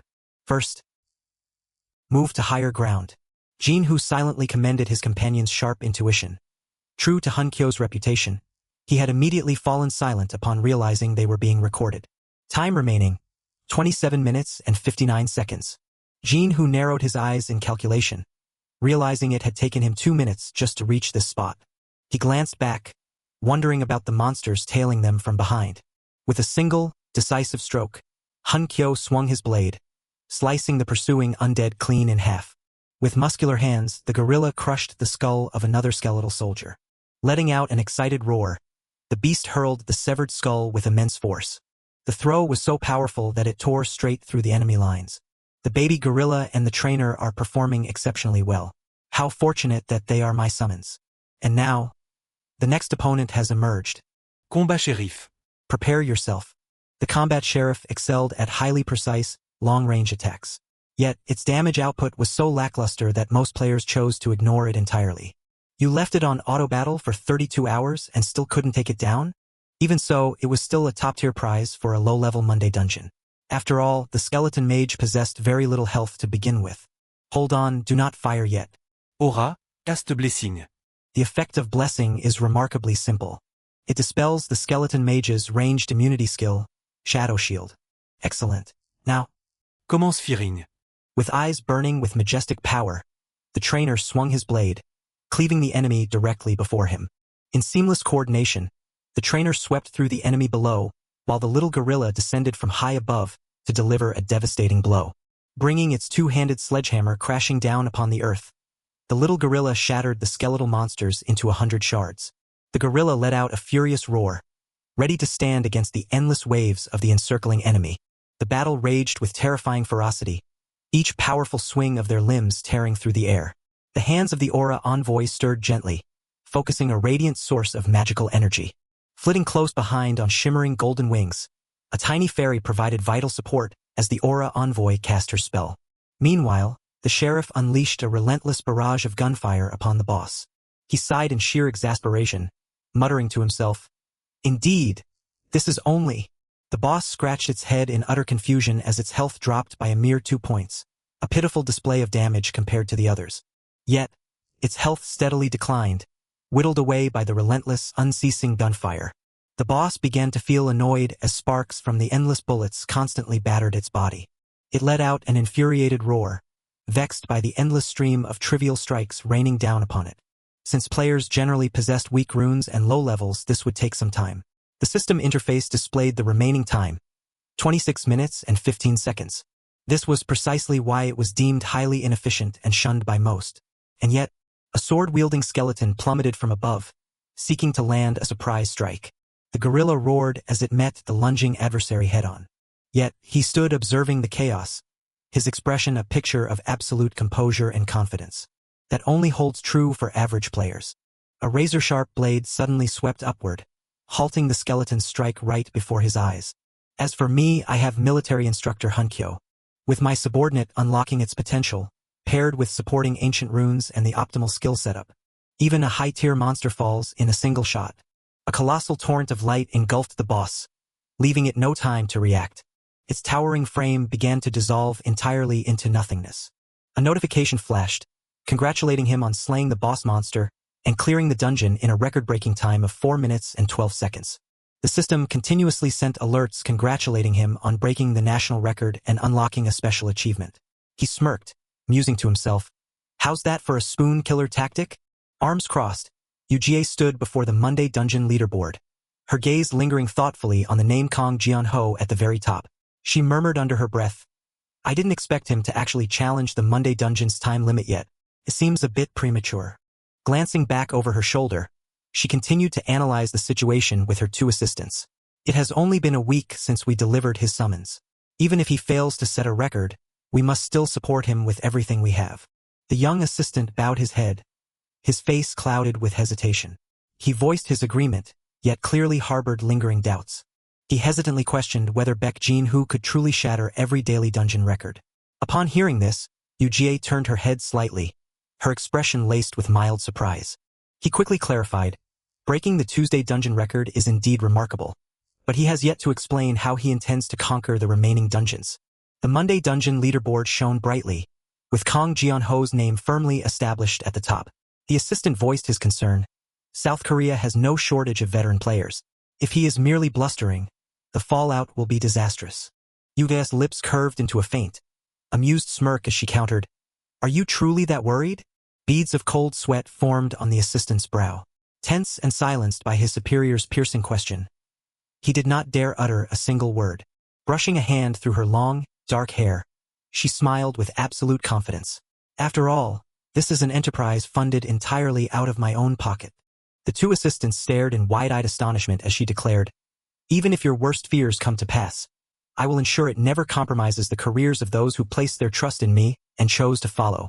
With a cheerful lilt, she added, "And naturally, your salaries will remain entirely untouched." The 2 assistants gaped, overwhelmed with sheer joy. The 2 embraced, weeping tears of pure joy, inwardly praising this as the ultimate dream workplace. Standing ahead of them, Yuji smirked with satisfaction, knowing full well she possessed the power to back up her words. Suddenly, Yuji's eyes narrowed, sharp and solemn, gleaming with cold calculation. The mysterious silhouette of Baek Jin-hoo flickered in her mind. She thought to herself, Baek Jin-hoo is undoubtedly concealing something far more staggering. The memory of Baek Jin-hoo standing before the portal flashed back. He had glanced over his shoulder with a confident grin, asking, "Would it be a problem if I shattered the national record the moment I step inside?" The golden key radiated a brilliant aura in midair, a testament to the fact that this dungeon was truly of no consequence to him. A sharp scream rang out to signal the shattering of the record, startling the 2 assistants behind into clinging to each other, while Yuji's countenance shifted slightly. The door to the control room burst open as someone rushed in frantically, announcing that the Monday dungeon's record had been shattered in an unbelievable time of 4 minutes and 12 seconds. Everyone in the monitoring room leaped to their feet in sheer astonishment, unable to believe a time that shaved a staggering 3 minutes off the previous record. They frantically clamored to know just what kind of monster could have achieved this. Upon the system screen, Baek Jin-hoo's profile picture flashed with haughty pride as his name was heralded, leaving everyone in utter, dumbfounded silence. This is madness. Has Baek Jin-hoo actually surpassed Kong Jianho's record? Oh, good heavens! Clutching their sleeves, Those in the monitoring room could not conceal their shock at the displayed results. To think this had actually succeeded. He was truly extraordinary. To shatter the record on his very first attempt? UGA stood in the monitoring room, her hands trembling with ecstatic thrill at this unimaginable feat. It is finished. Clenching her fists, her eyes burned with fierce determination and confidence in the impending plan. This business venture. A smile graced the exquisite face of the young directress as she saw a golden path to fortune lay bare before her. At the very least, it will succeed. UGA crossed her arms with supreme confidence, her eyes gleaming with utter delight at the bright future of her newly founded company. If all goes well, this will be a monumental leap forward. Outside the dungeon, Jin, who stood in silence amidst his summons under the blazing colors of the setting sun. The battle now concluded. A portal suddenly tore open in the air, radiating powerful ripples of energy. He stood tall and regal, a confident smile playing on his lips as he prepared to execute the next phase of his plan. I have one final task to complete before I depart. Reaching out, he pressed the red button on his coat to terminate the recording. From this moment forth, it is time to whip them into shape. The system prompt flickered, asking the player if they wish to activate auto battle mode for the current lineup. In the game summoner battle, players could activate the auto combat mode once they had cleared the daily dungeon. The miniature summons were endlessly looping inside a magical glass dome, sweeping away monsters. In other words, as long as the summons continued their endless loop, rewards consisting of runes and gold would automatically accumulate in the inventory. Jin, who tapped the holographic screen to recall instructor Hunkyo into his inventory, preparing for a roster change in his lineup. A soft green glow flared, signaling that Ramba, the special grade wind spirit, had been summoned back into the mortal realm. He turned to instruct the tiny spirit girl hovering dazed nearby. Ramba, I entrust the grinding of the Monday dungeon to you. Huh? Instead of the instructor. Jin, who gave a teasing smile upon seeing Ramba's anxious face. The instructor must train the others. Why? Do you wish to undergo his training too? Terrifying memories of brutal training under Hunkyo's wrathful flames instantly resurfaced, causing Ramba to tremble in sheer horror. That dreadful memory is rushing back again. How can I possibly bear this when it keeps flashing before my eyes like this? Ramba was squeezed tightly within Hunkyo's black leather-gloved hand, her lifeless eyes filled with utter exhaustion. Her eyes.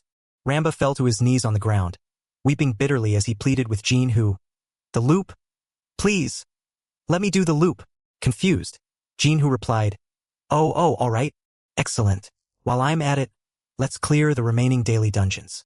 I will accumulate rewards through auto-hunting, and while that feature is running, I will have my other summons focus on their training. A perfect itinerary with absolutely zero waste. Truly flawless. He stepped into the portal and waved goodbye. I'm counting on you, Ramba. Riding on the back of a small gorilla, Ramba enthusiastically raised his hand in response. Understood, master. Leave it all to me. Just as Jin, who stepped out of the portal, he froze in surprise. Ha! UGA smiled radiantly, clapping to welcome Jin, who, while her subordinates knelt respectfully on the ground. Welcome. I knew I could trust you. Ah yes, all of the footage is in here. You don't need anything else, do you? UGA gave a slight nod and smiled. Of course not. The assistant, tears of gratitude welling in his eyes, bowed his head to the floor. Ah, thank you. Thank you so much. I will ensure this footage does not leak, so you don't have to worry about the news. Jin, who calmly made an unexpected decision. I don't mind if this recording is made public. UGA turned to him, her eyes wide with astonishment. What? In return, just focus on protecting my family. South Korea is still rampant with gangs right now. However, since UBEC exclusively manages me, they will be able to provide a much tighter security system. UGA narrowed her eyes slightly, making a firm promise. I understand. I will use all of Daesung's power and influence to ensure their safety. The scene shifted to a vast hall deep within the dungeon, lined with towering stone pillars. A giant spotted Komodo dragon opened its maw of razor-sharp teeth, swallowing a purple mud monster in the blink of an eye. The system notification window displayed a clear time of 3 minutes and 10 seconds. Jin, who stood with his arms crossed, watching with deep satisfaction. I only used the Komodo dragon because I was recording. Even so, this is enough to secure a spot among the world records. If I socket movement speed runes into a spotted Komodo dragon, and push the Wind Falcon speed buffs to their absolute limits, breaking the record will be child's play.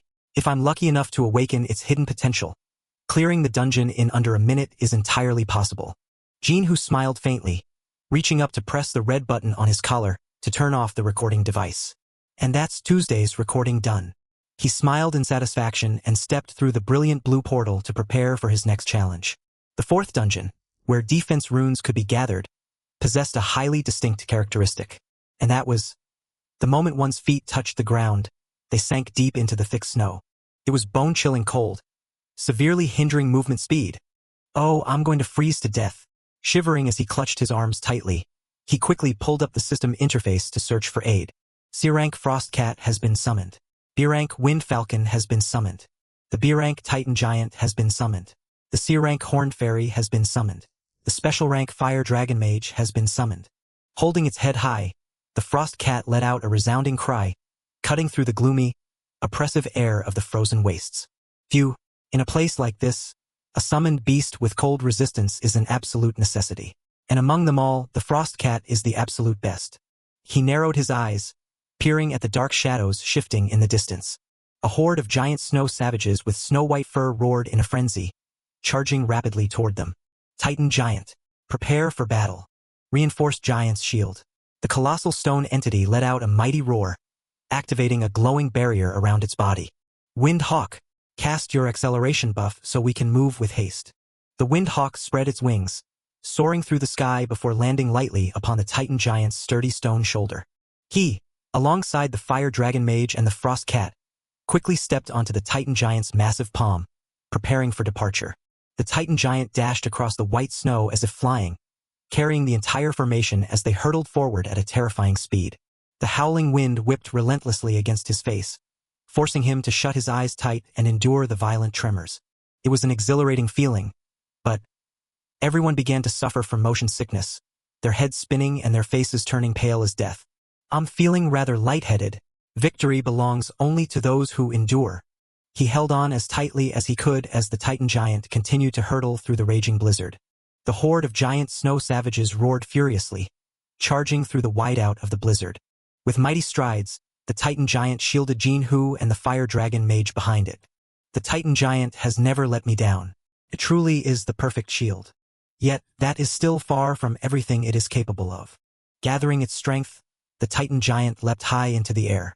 I can save a massive amount of time by taking a shortcut that only the Titan Giant can traverse. Fire Dragon Mage, prepare for battle. She gave a firm, resolute nod, her crimson eyes burning with fierce determination. Its colossal stone hand secured an ironclad grip onto the edge of the sheer cliff face. Pushing off with all its might, the Titan Giant leaped high, spectacularly clearing the snow-covered cliff. A crimson system warning instantly flared to life as the colossal boss monster emerged right before their eyes. The Yeti boss opened its maw of razor-sharp fangs, letting out a furious roar to assert its dominance. Horned Fairy, take the field. Fluttering through the air, the tiny sprite unleashed arcs of magical lightning that paralyzed the colossal beast. Fire Dragon, strike now.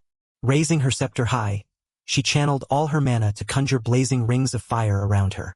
A colossal fire dragon coalesced from the erupting flames, plunging straight down to incinerate the foe. Utterly helpless, the boss monster collapsed amidst a terrifying, all-consuming sea of flames. Boss monster defeated. Dungeon cleared in 4 minutes and 22 seconds. Absolutely incredible. Jinhoo smiled with satisfaction at his status screen, while his loyal summons gathered around him amidst the endless white snow. Jinhoo smiled smugly. Another personal record had been set. Suddenly, his face paled, and beads of sweat poured down as a violent wave of nausea washed over him. He dropped to his knees and retched violently before his anxious summons. Talk about motion sickness. No, this should be called golem sickness. The shocking news spread like wildfire across online news outlets under headlines of a new national record. The fourth dungeon conquered in a mere 4 minutes and 22 seconds, raising massive questions about Jinhoo's true identity. Pedestrians began buzzing with excitement as they read the breaking news on their phones. Jinhoo. A girl in a cafe stared at her screen in sheer disbelief. Isn't this the same guy who conquered the third dungeon? All of South Korea turned its undivided attention to the name Jinhoo, as media outlets flooded their pages with his pictures and the burning question. Who is he? Jinhoo? Who's that? Don't you remember? The guy who broke Kang Jian-ho's record on the community leaderboard. Oh right, but did he just break another record? Yeah, seriously. Did he really surpass Kang Jianho's record? He doesn't even look like a ranker. Yet, the headlines continue to laud how Baek Jin-hoo had swept through the time attack dungeons from the 2nd to the 4th. Countless articles piled up, reporting on this unprecedented streak of achievements. It was utterly unbelievable and entirely without precedent in history. A hand slammed violently down on a desk in sheer fury over the headlines speculating whether he would stumble in the 5th dungeon. Baek Jin-hoo. Isn't this the man Assemblyman Park Chong-suk mentioned earlier? The one who proposed trading information for summoned beasts, and the same one Assemblyman Lim Hee-soo voted against, correct? Yes, sir. Back then, they refused to pay unless he handed over the information first. But it seems his information was entirely genuine. Undoubtedly so, sir. He let out a soft sigh of deep regret, realizing he had let a golden opportunity slip through his fingers. He consoled himself that, after all, Assemblywoman Lim Hee-soo had her own reasons at the time for opposing the young man's proposal. Yet in this ruthless realm of politics, the final outcome was all that mattered when measuring one's worth. Had they chosen to throw their weight behind Baek Jin-hoo back then, they would not only have basked in public acclaim but also held a massive tide of votes firmly in their grasp. The Director General leaned back into his leather chair, shaking his head in silent dismay. Lim Hee-soo had utterly lost her edge, kicking away a goose that laid golden eggs when it had been practically handed to her on a silver platter. Regardless, Secretary. Yes, Director. Establish contact with the player Baek Jin-hoo once more. The Secretary gasped in startle, asking in disbelief, Pardon? Us? Directly. The Director's eyes burned with resolve and lingering regret. Indeed, we once deemed him a charlatan, yet he has proven to possess genuine, formidable power. We must win him over to our side at all costs. 2 ancient runes shined with a brilliant luster amidst the freezing void. The 2nd and 4th dungeons yielded runes. The 3rd dungeon yielded polishing compound. And Baek Jin-hoo and Instructor Hun-kyo stood in silence, gazing out into the vast, desolate expanse of the ruined dungeon. The 5th dungeon yielded skill books, though these grimoires did not contain unique summoning skills, nor the hidden techniques that only an instructor could unlock. Hun-kyo watched intently, while Ramba whimpered, forbidden from speaking in public. Still, they dropped an abundance of other valuable skills, making the grind highly rewarding. Furthermore, this meant they did not even have to trouble themselves with the Sunday dungeon. Both the Sunday and Thursday dungeons dropped skill books. Jin-hoo stepped wearily out of the portal as a monster waved a comical farewell. Yet the Thursday dungeon was far easier. Burning with fervor, Hun-kyo proposed further training while Jin-hoo casually sipped a drink. This barely even counts as a warm-up. Shall we train a bit more? Sounds like a plan. Thus spared from the endless grind, they designated Sunday as a day of rest. Both of them fell into a deep, peaceful slumber. What, then, made this easy Thursday dungeon so special? Crimson warning screens flashed incessantly, heralding imminent peril. A colossal boss of earth and stone roared into existence before Jin-hoo's very eyes. It was a relentless boss battle. The moment one stepped inside, the clash began. The cracked visage of the beast radiated a crushing pressure. The boss's defense stats here were absurdly high. A pack of white wolves surged forward, tearing at the rocky colossus to weaken its resolve. A textbook strategy. Specifically, deploying B-rank white wolves to continuously strike with defense-reducing skills. Yet truth be told, Jin-hoo wore a confident smile as he tapped the system screen, preparing a completely different approach. Alongside his loyal summons, Jin-hoo braced himself to plunge into another thrilling battle.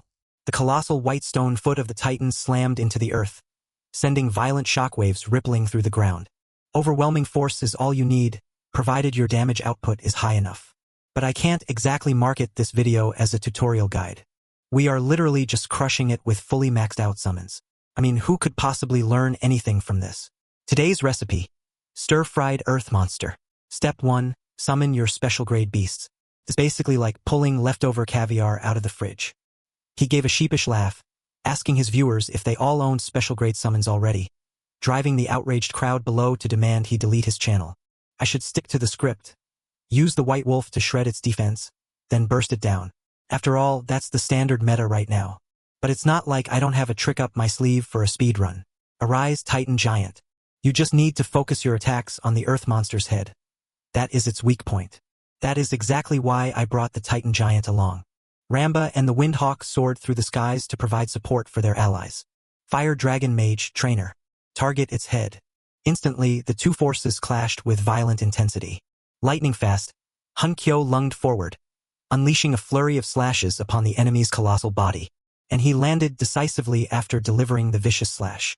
The earth monster's stone arm shattered into pieces under the devastating impact.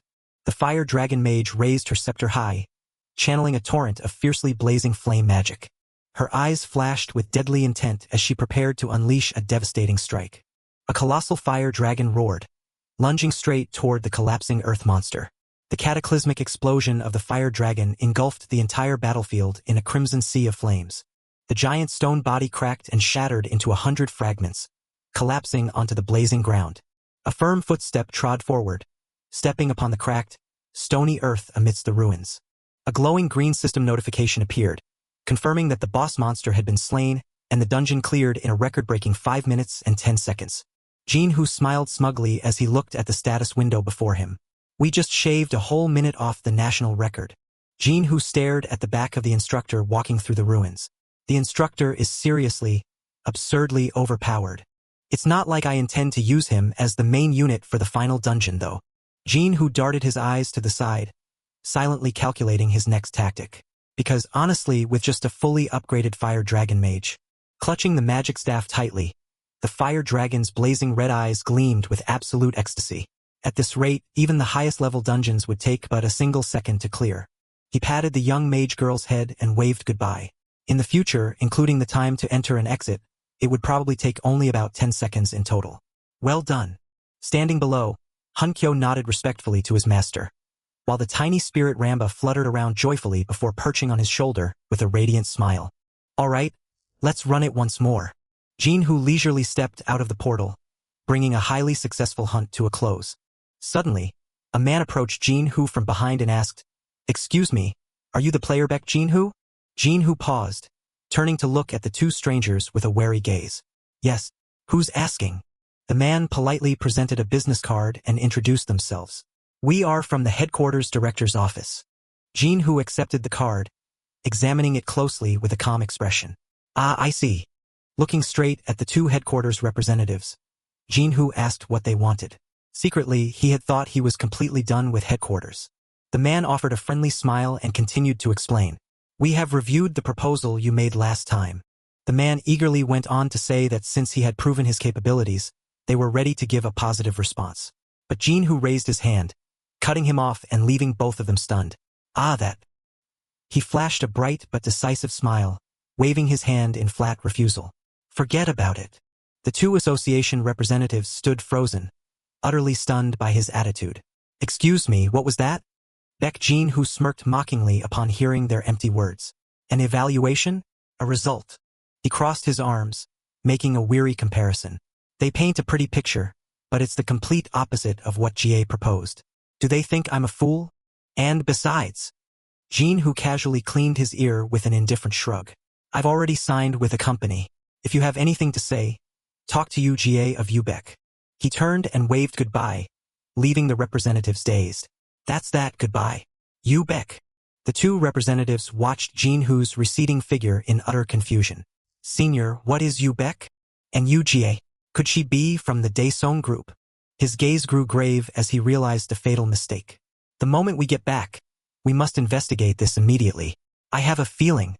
Staring at his phone screen, which displayed desperate, belated messages that were met only with silence, he muttered to himself, "We just missed out on something monumental." Jinhu had decisively left the chat room long ago. Jinhu stood alone on the wind-swept rooftop amidst the quiet night of the city. Looking up at the clear night sky, he smiled with quiet confidence upon finding a peaceful sanctuary. This should be far enough. The Friday dungeon operated in a manner entirely different from any dungeon that had come before. While his small summons gambled and leaped ahead, Jinhu dragged himself behind, utterly exhausted. In this dungeon, players had to traverse the trials on foot. A summon turned back to look at its weakened master, urging him to wait just a moment. Jinhu stood before the vibrant system interface. He knew he had to begin his training right this instant. With absolute resolve, his finger pressed the glowing button on the control panel. Summon. A brilliant azure light erupted as the system announced the successful summoning of the B-rank timid wyvern. A powerful gale whipped from the colossal wings, tossing Jinhu's gray hair. Yet he stood resolute and unmoving, weathering the draft. Though his protective barrier shielded him from the fall damage, the sheer drop was still terrifying. Hearing its master's call, the colossal azure dragon tilted its head, gazing down with a friendly and curious warmth. Sky. Jin Hu gently placed his hand upon the head of the colossal wyvern. Mounting the beast's back, he smiled and asked if it was ready. Unfurling its wings, the azure dragon soared into the high heavens, carrying Jin Hu straight toward the vast expanse of the East Sea. The wind roared fiercely in his ears, forcing Jin Hu to squeeze his eyes shut to adapt to the terrifying speed of their flight. Suddenly, his eyes flew open in sheer amazement. Beholding the miniature city sprawling beneath him, Jin Hu let out a gasp of wonder, for the experience far transcended anything he had ever imagined. A radiant smile spread across his face as he realized that soaring through the sky on the back of a dragon was an unparalleled thrill. Filled with excitement, Jin Hu commanded the dragon to pick up speed, surging forward into the vast, open sky. A breathtaking vista of azure waters and pristine white sands unfolded before them off the windswept, sun-drenched coast of Yangyang. No sooner had he touched down upon the sandy shore than Jin Hu spotted Hun Kyo and the fire dragon mage waiting for him. Hun Kyo clapped enthusiastically, showering him with praises that left Jin Hu scratching his head in sheepish embarrassment. Fire Dragon nodded in agreement, her eyes shimmering with admiration. She recalled the arduous days of the past, when the entire team had struggled to master the art of riding flying beasts through the heavens. Fire Dragon beamed with joy as Jin Hu patted her head in praise, while a dejected Hun Kyo stood in a corner, muttering to himself. Jin Hu quickly regained his composure, donning a serious expression to resume their training regimen. Turning to his two subordinates, he inquired about the next phase of their training on the open sea. Brimming with absolute resolve, both of them cried out in unison that they were ready. A few days swept past, filled with rigorous field training.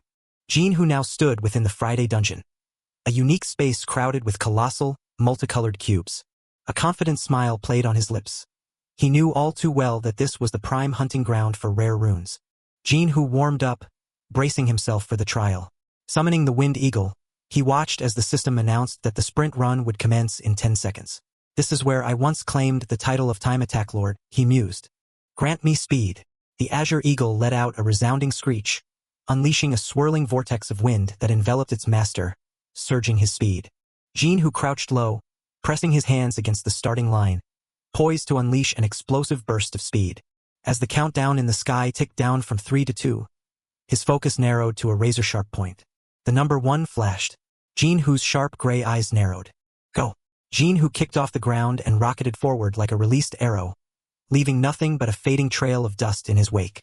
Suddenly, blinding beams of light shot from both sides of the track, seeking to obstruct his path. Swiftly twisting his body, Jin Hu evaded the crimson obstacles hurtling toward him. With a slight tilt of his head, he let a flying stone graze past his cheek by a hair's breadth, never once slackening his pace. Only by experiencing this firsthand can one truly comprehend, he thought, gliding effortlessly over crumbling tiles. This is infinitely more exhilarating than controlling it through a screen. A thrill-seeking smile played on his lips as he leaped and bounded with boundless freedom. All right, time to enter the first hidden path.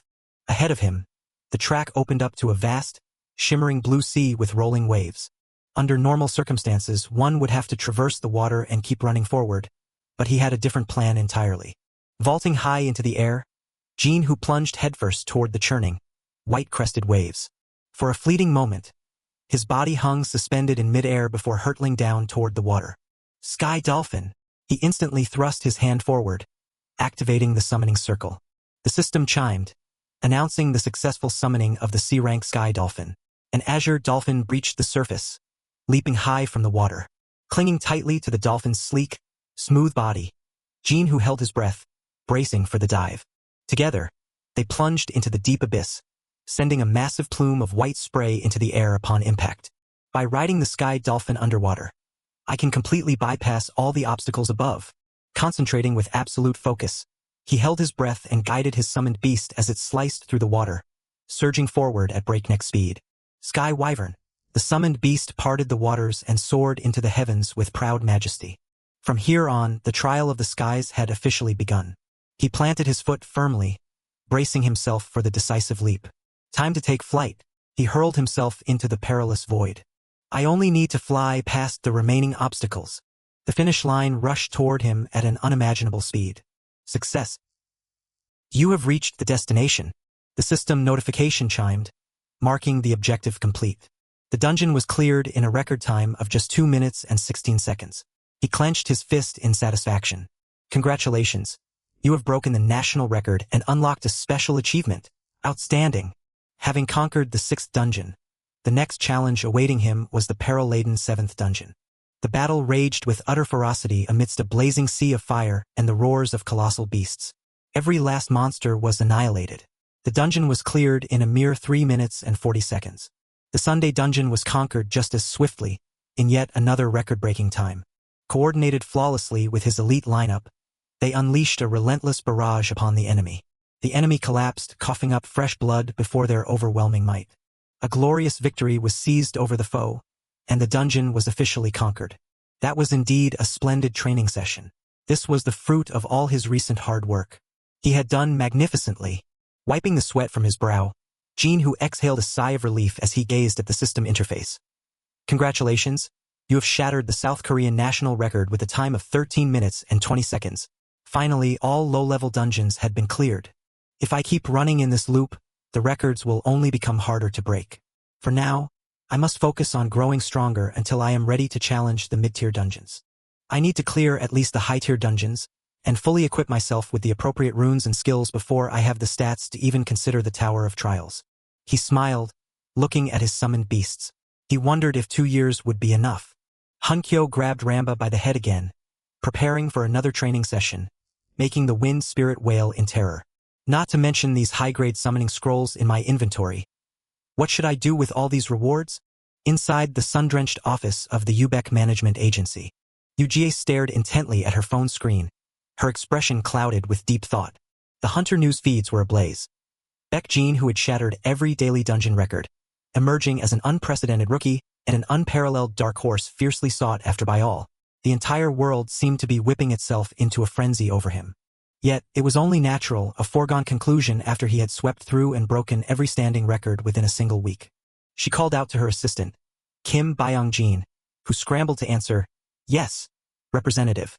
She immediately questioned him, "How is the video editing coming along?" Byung-jin scratched his head in sheepish embarrassment.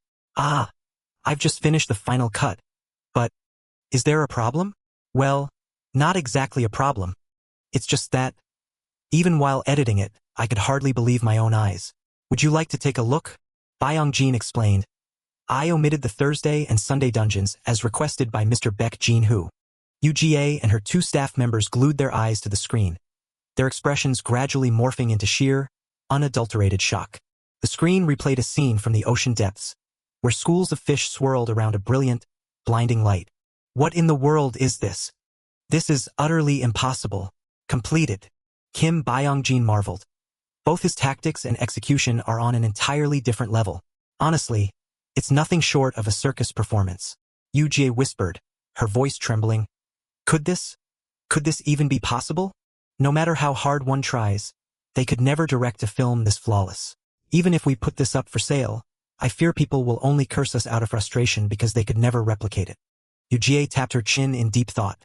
That only proves how truly extraordinary Baek Jin-Hoo really is. First, she stood up abruptly from her chair, her decision made. Before we release this footage, buy up every single summoned beast that appears in these videos. Her assistant nodded, instantly grasping her intention to monopolize the market beforehand. Precisely. We must squeeze every last drop of profit from this. The assistant promised to acquire as many as the budget allowed. But she cut him off, demanding that they ignore the budget entirely and buy them all. If we run short on capital, I will secure loans under my own personal name. Fingers flew across keyboards in a blur as they began executing emergency transactions. UGA focused with absolute intensity, her fingers dancing across the keys with a look of supreme triumph on her face.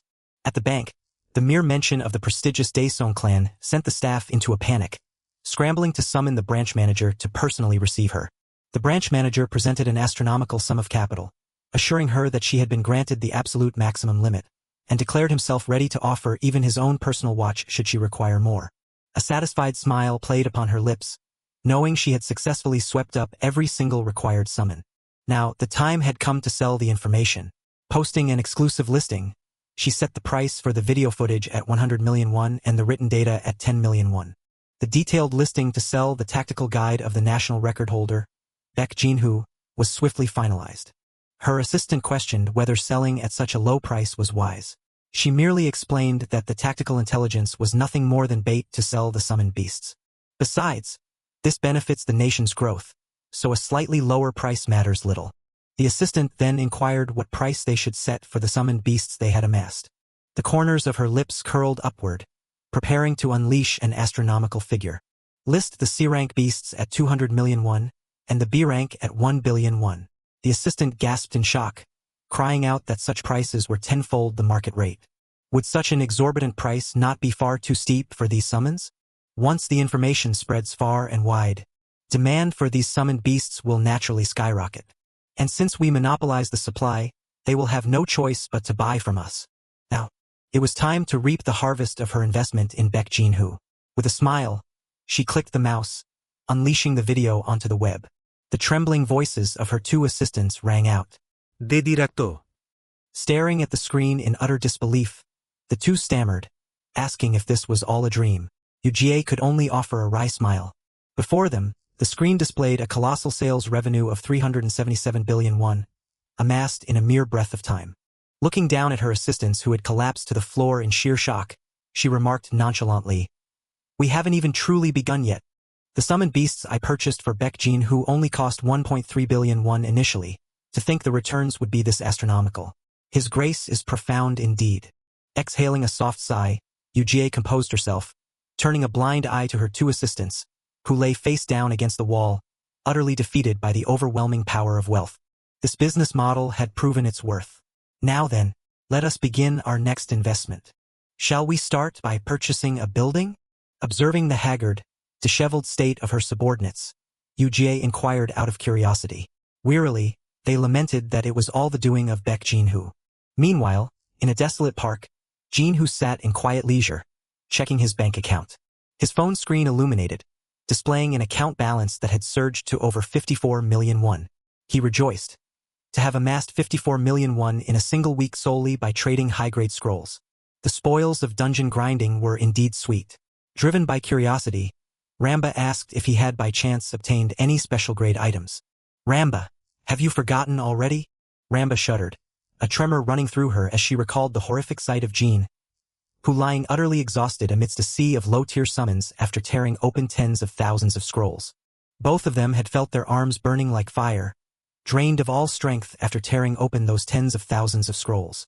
Jin, who hung his head in bitter disappointment. Nothing had appeared. Nearby, Ramba sat dejectedly in a corner. Staring at his phone screen, Jin, who told himself that now was the time to focus on training his current summons, rather than searching for new ones. An idea suddenly struck him, and he muttered that he should sell all the junk collected from this auto-farming loop. Yet, he wondered if he should ask Yoo-jae for her assistance. The hand holding his phone suddenly froze as a crucial realization dawned upon him. The screen displayed Jin's contact details. He suddenly remembered her mentioning that she was making a living by trading ancient scripts. "I will accumulate many more valuable items in the future. So why not just hand all those ancient scripts over to my little sister to manage?" He quickly tapped his screen, sending a message to his little sister. Doing so would not only share the profits but also support his family. He always kept in mind how hard his sister had worked to pay his hospital bills during his 3 years in a coma. The image of Jin's bright, radiant smile flashed across his mind, bringing a warm smile to his own face. The message was successfully sent, asking if Jin was free to meet up for a short while. He added the meeting location, a vacant lot, telling himself that it was finally time to repay and make up for his sister's sacrifices. The chime above the cafe door rang softly. A group of female friends was chatting animatedly. One of them excitedly asked if it was true that the guy she was dating was a player. Her curious friends pressed for details about the man's summons, eagerly asking if he possessed any B-rank beasts. Smiling, the girl replied that her boyfriend said he was about to obtain one soon. The others sighed in envy, while Jin, sitting beside them, could only listen in silence. Jin let out a soft, melancholy sigh as she thought of her own difficult circumstances. Noticing her pale expression, her best friend asked with concern. Startled, Jin flusteredly explained that she was perfectly fine. Her well-meaning friends urged Jin to share whatever was weighing on her mind. Ajin was deeply moved by her friend's genuine care, yet within her heart lay worries she could not easily voice. She silently thought of her brother, the very player who was dominating every major headline at this moment. Yet, Jin-Hoo had strictly instructed her to keep this a secret. She nervously gritted her teeth when her friends mentioned Jin-Hoo, weeping inwardly over how she could possibly tell them that her brother had even established an information brokerage company. She clutched her head, tearing at her hair in anguish, desperately reassuring herself that he must have his own reasons. Her friends pressed her, asking, Jin, what is your brother up to these days? We haven't heard a single thing about him. She could only stammer back in vague, evasive replies. A fire of sheer frustration flared within her as Ajin continued to tug at her hair, feeling utterly helpless at having to keep this secret even from her parents. In her mind, she was running wild and screaming at the top of her lungs just to release the suffocating pressure. Suddenly, the sharp ring of her phone shattered her thoughts. It was a message from Jin-Hoo. Hey, Ajin, do you have a moment to meet? If so, come down to the vacant lot. Her eyes widened in surprise, and a surge of curiosity washed over her as she wondered what else he could possibly want to talk about. Ajin sprang to her feet, offering a hasty apology to her friends as she prepared to rush off. Her friend expressed disappointment, saying they had planned to have dinner together. Ajin clasped her hands together, bowing and apologizing profusely. Her best friend asked with deep concern, How is your brother doing? The one who just woke up from that coma? Is he all right now? As she dashed away, Ajin waved goodbye with a fleeting smile, calling back, Yeah, I'll fill you all in on the details later. Next time, drinks are on me. I'm so sorry. The desolate, empty clearing lay silently at the foot of a towering, sheer cliff. The moment her feet touched the clearing, Ajin froze in sheer disbelief, stammering under her breath. What in the world is that? Unfolding before her eyes was a ferocious clash between a frost-blue ice wolf and two fire dragons breathing torrents of savage, searing flames. On the opposing side, a black-masked summon dashed with agile grace alongside a priest, while a magnificent blue dragon soared above, its wings fully unfurled. Nearby, a colossal gray stone giant roared in blind fury, as it was swarmed and hemmed in by Ramba and a flurry of lesser spirits. Ajin's eyes locked onto the armored man blowing a whistle to orchestrate the chaos. In sheer panic, she thought, Isn't that the very monster that utterly overwhelmed my dark elf last time? Hunkyo abruptly silenced his whistle and whipped his head around, fixing Ajin with a gaze so razor-sharp that it made her flinch. Hunkyo resumed blowing his training whistle, and from behind him, Jin-Hoo stepped forward, casually greeting her. You're here. Ajin looked past him in wide-eyed alarm and cried out, Jin-Hoo, what in the world is going on here? Jin-Hoo walked over at a leisurely pace, his toned, muscular physique glistening, with a towel draped around his neck from the grueling workout. Staring blankly at her brother's remarkably built physique, Ajin's mind reeled. How is this possible? He was bedridden for years, kept alive on nothing but 4 drips. And yet, has his build always been this imposing?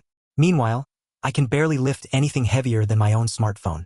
My stamina, strength, and agility stats are all at rock bottom.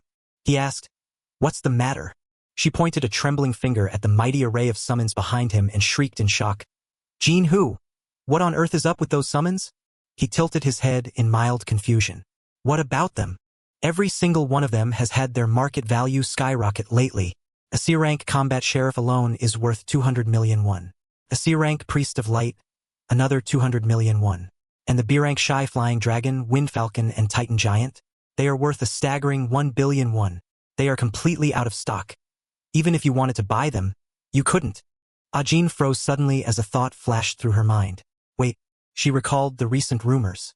How on earth did he possess these incredibly rare summons?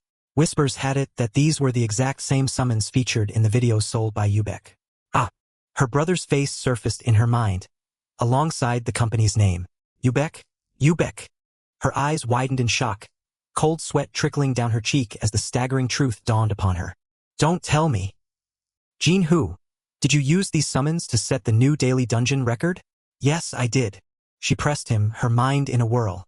Where did you get all of this? How can you be so calm about it? Do you remember UGA from last time? She said you were adorable when she found out you were my little sister. Ajin nodded vigorously. Yeah? Of course I remember her. His nonchalant reply left her utterly dumbfounded. She gave them to me. She gave them to you? All of these priceless summons? Aren't they company assets? No. As a gift, she muttered, a tinge of envy in her voice. All of this was a gift? Do you have any idea how much they're worth? Just what is your relationship for her to give you gifts like this? Jinhu nonchalantly swept the question aside. Anyway, you got here remarkably fast. Oh, right. Why did you call me out here anyway? You're still selling runes these days, right? She nodded in confirmation. Yes, I actually just sold a few yesterday. Why do you ask? Smiling, he pulled up the system interface. In that case, he dumped a mountain-high pile of precious runes onto the ground. His sister could only gape in sheer disbelief at such breathtaking generosity. Ajin stared, paralyzed by the glittering mountain of wealth, and gasped, "What in the world is this?" Jinhu sat casually atop the hoard of treasures. "These are the rewards I gathered from my dungeon runs. Want to take a look?" Stepping closer, she picked one up and examined it with a critical eye, murmuring with professional expertise. "This is a flash rune, but the substats are a bit." Suddenly, she spotted a rare piece, and her eyes lit up. "Oh, this carnage rune has a critical rate modifier." Jinhu smiled inwardly. That was indeed an exceptionally rare drop. She squealed in delight. "This is going to fetch a fortune." He silently admired his sister's keen eye. Baek Ajin. It seems her daily trading of runes wasn't for nothing. She continued her meticulous analysis. "This one has both defense and critical rate. Quite an unusual combination. The stats themselves aren't bad, but..." Watching her analyze the holographic display, he was filled with admiration. She truly has a gift. She had even memorized the effects of runes with abysmal drop rates and could instantly appraise skill books and crafting materials on site. Not to mention how she recognized my summons in a heartbeat. She must practically live on the auction house. "Ajin," Jinhu called out. "Yes," she replied softly. With a smile, he offered, "I'm handing all of this over to you. Would you like to sell them for me?" Her eyes widened in surprise. "You want me to sell these?" After a brief silence, she locked eyes with him, determination burning in her gaze. "I'm absolutely certain I can get the best price for them." Recalling her sharp-witted exchanges with other merchants, she thought, "I've proven my trading prowess enough times to know I won't lose to anyone." Childhood memories of them playing video games rushed back. Even when we were kids, no matter what game we played, I always found trading far more exhilarating than the hunt. Looking at the massive hoard of wealth before her, she hesitated. "But if I take this on, I won't have any time left to hunt for runes myself." Her eyes brightened as she recognized the opportunity. "Wait a moment, but wouldn't it be far more profitable to focus solely on sales? After all, my initial purpose in hunting was only to secure goods to sell. The only thing I need to worry about now is..." Seeing her brother waiting, she spoke hesitantly. "In that case..." She looked him straight in the eyes, her expression serious as she negotiated. "What will my commission be?" Her sharp eyes calculated. "I must think of my own future. I can work for free once or twice, but I cannot work for nothing forever." Jinhu crossed his arms, offering a casual smile. "How much do you want?" She calculated the standard market rate. Typically, large-scale wholesale distributors take about an 8 to 10% cut. But since you are my brother..." She decisively held up 5 fingers to seal the deal. Smiling with confidence, she waited. "I will only take 5%. What do you think?" Jinhu gave a knowing smile. "Forget 5%. After all, there is a far more special bond between us."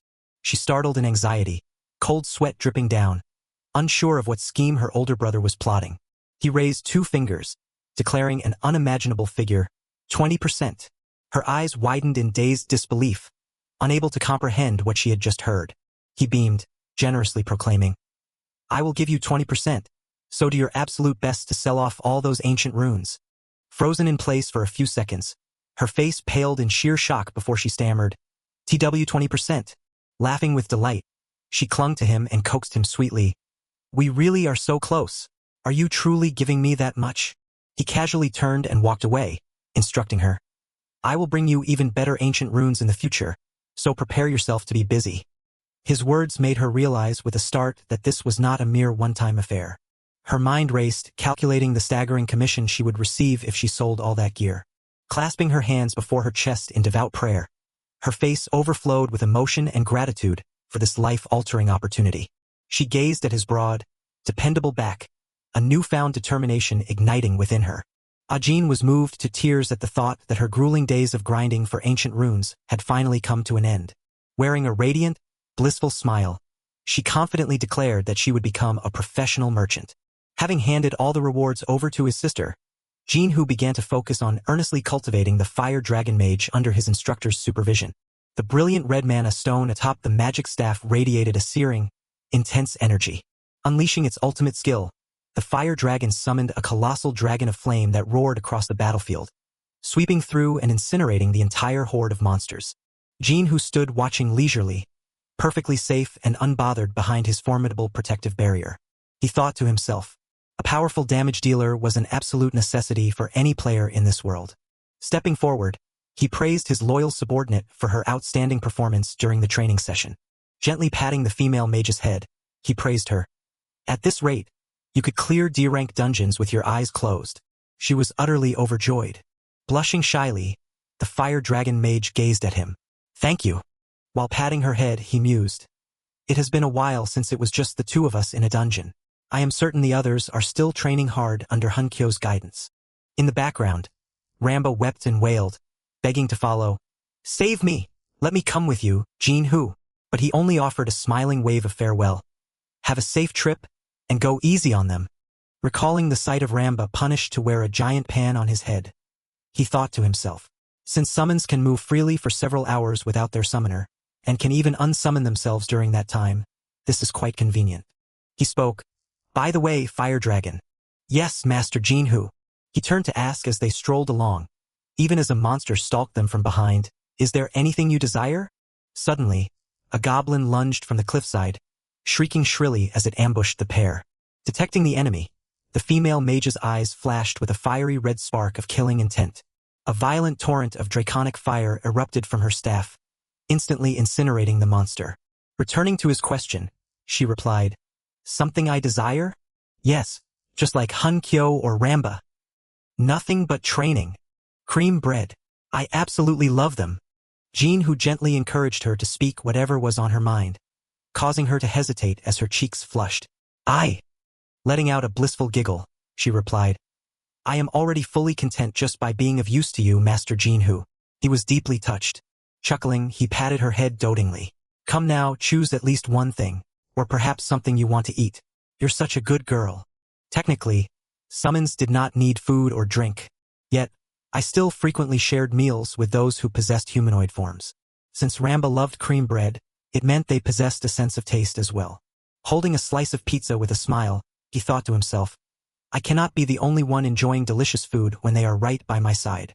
Seeing him wonder if there was anything she liked to eat, she tilted her head slightly in confusion. He guessed that, given her shy nature, she would probably prefer sweet desserts, such as strawberry cake. She smiled coyly. Actually, there is one thing. He asked back curiously, what is it? Fried chicken and beer. Oh, fried chicken and beer?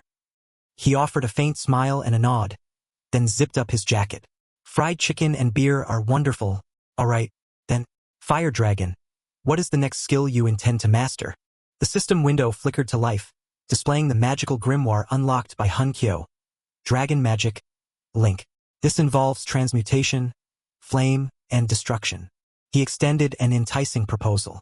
In that case, shall we make the day you master this skill a special training holiday? The female mage blushed in sheer delight. Really?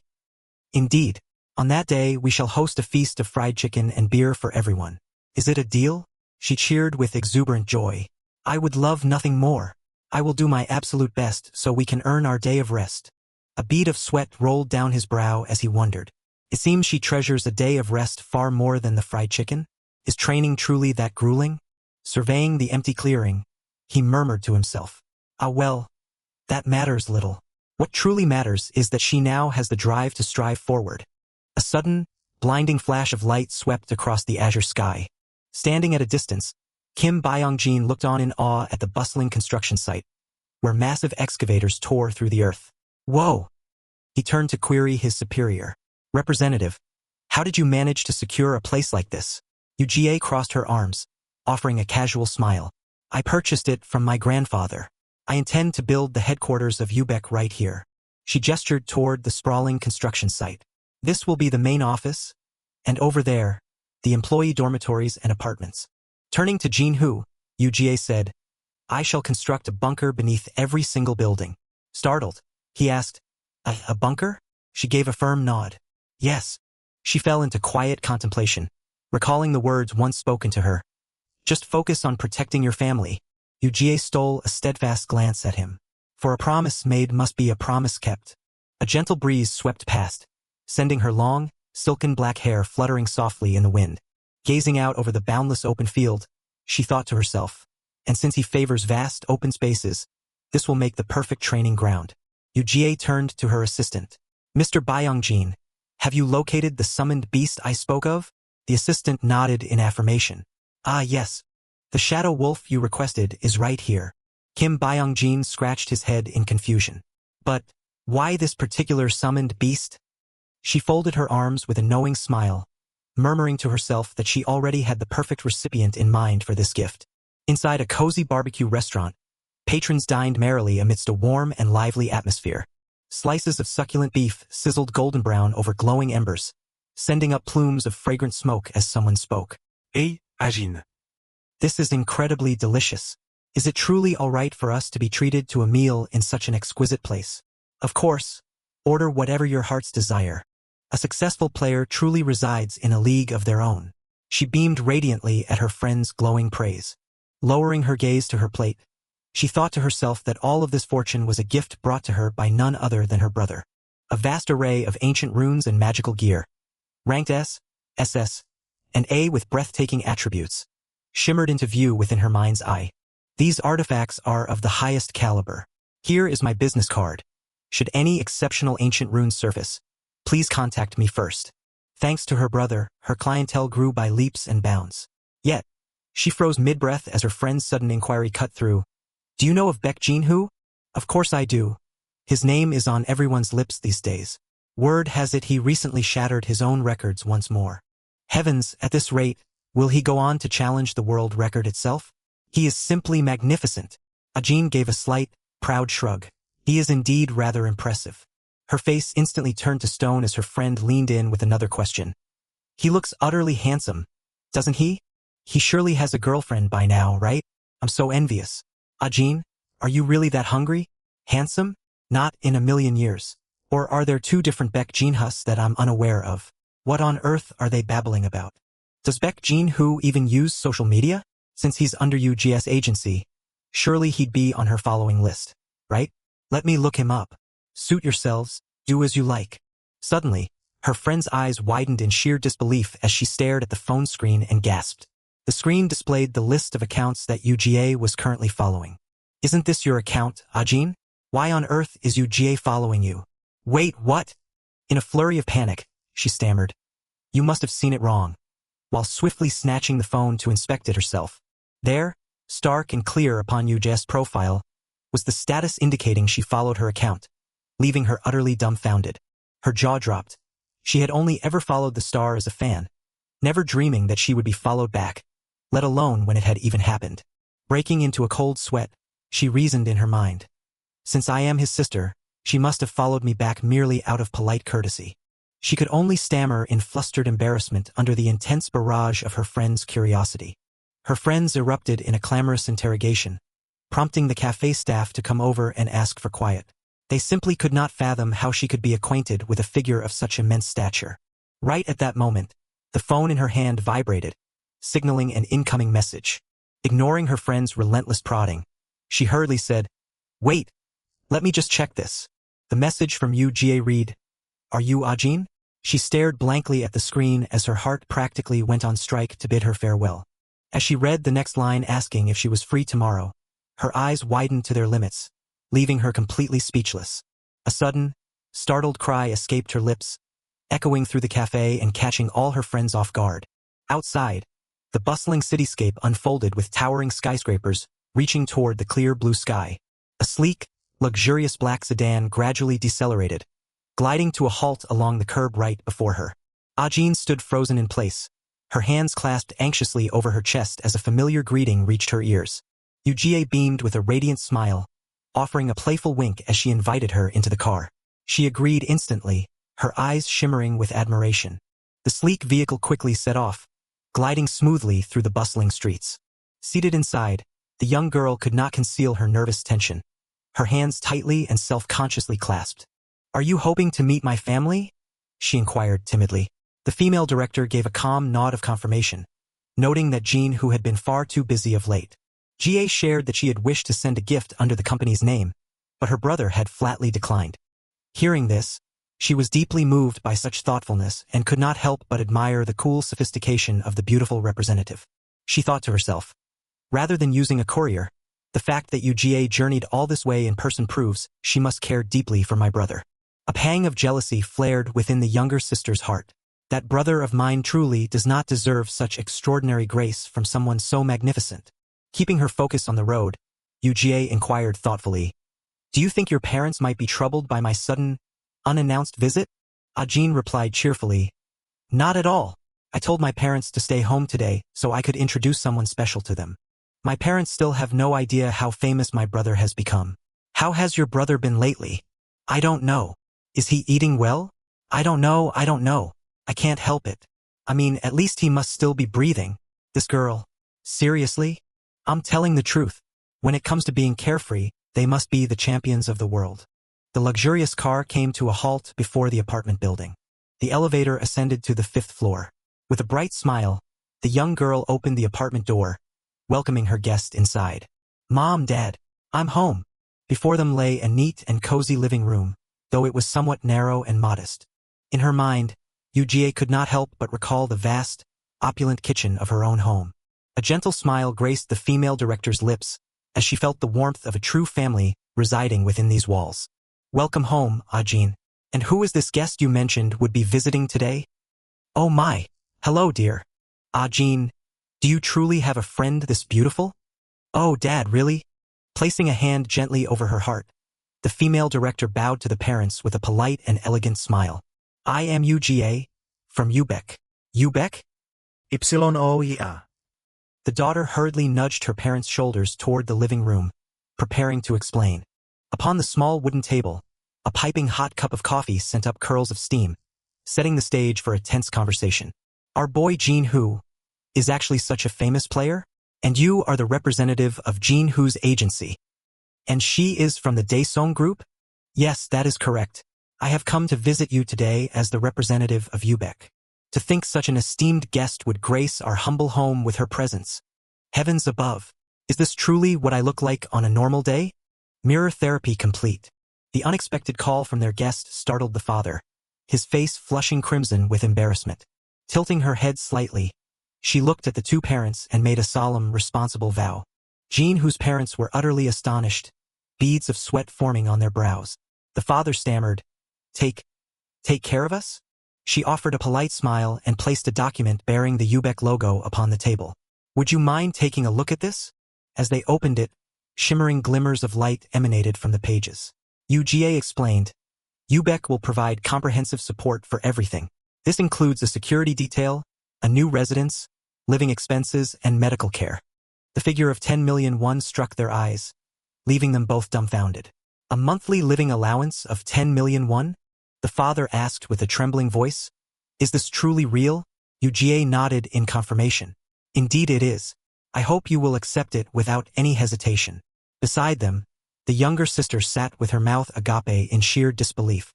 Her eyes shone with deep admiration as she spoke of him. "This is but a mere speck of dust compared to what Jean Hu has achieved." She excitedly announced that she had prepared a few more small gifts. The mother looked hesitant, while the father broke into a cold sweat, wondering if there was still more to come. Opening her trading system interface, she revealed an array of glittering items. "Jean Hu mentioned that you have quite an interest in summoning, sir." The father scratched his head, laughing sheepishly. "Ah, that must be because of my pebble golem."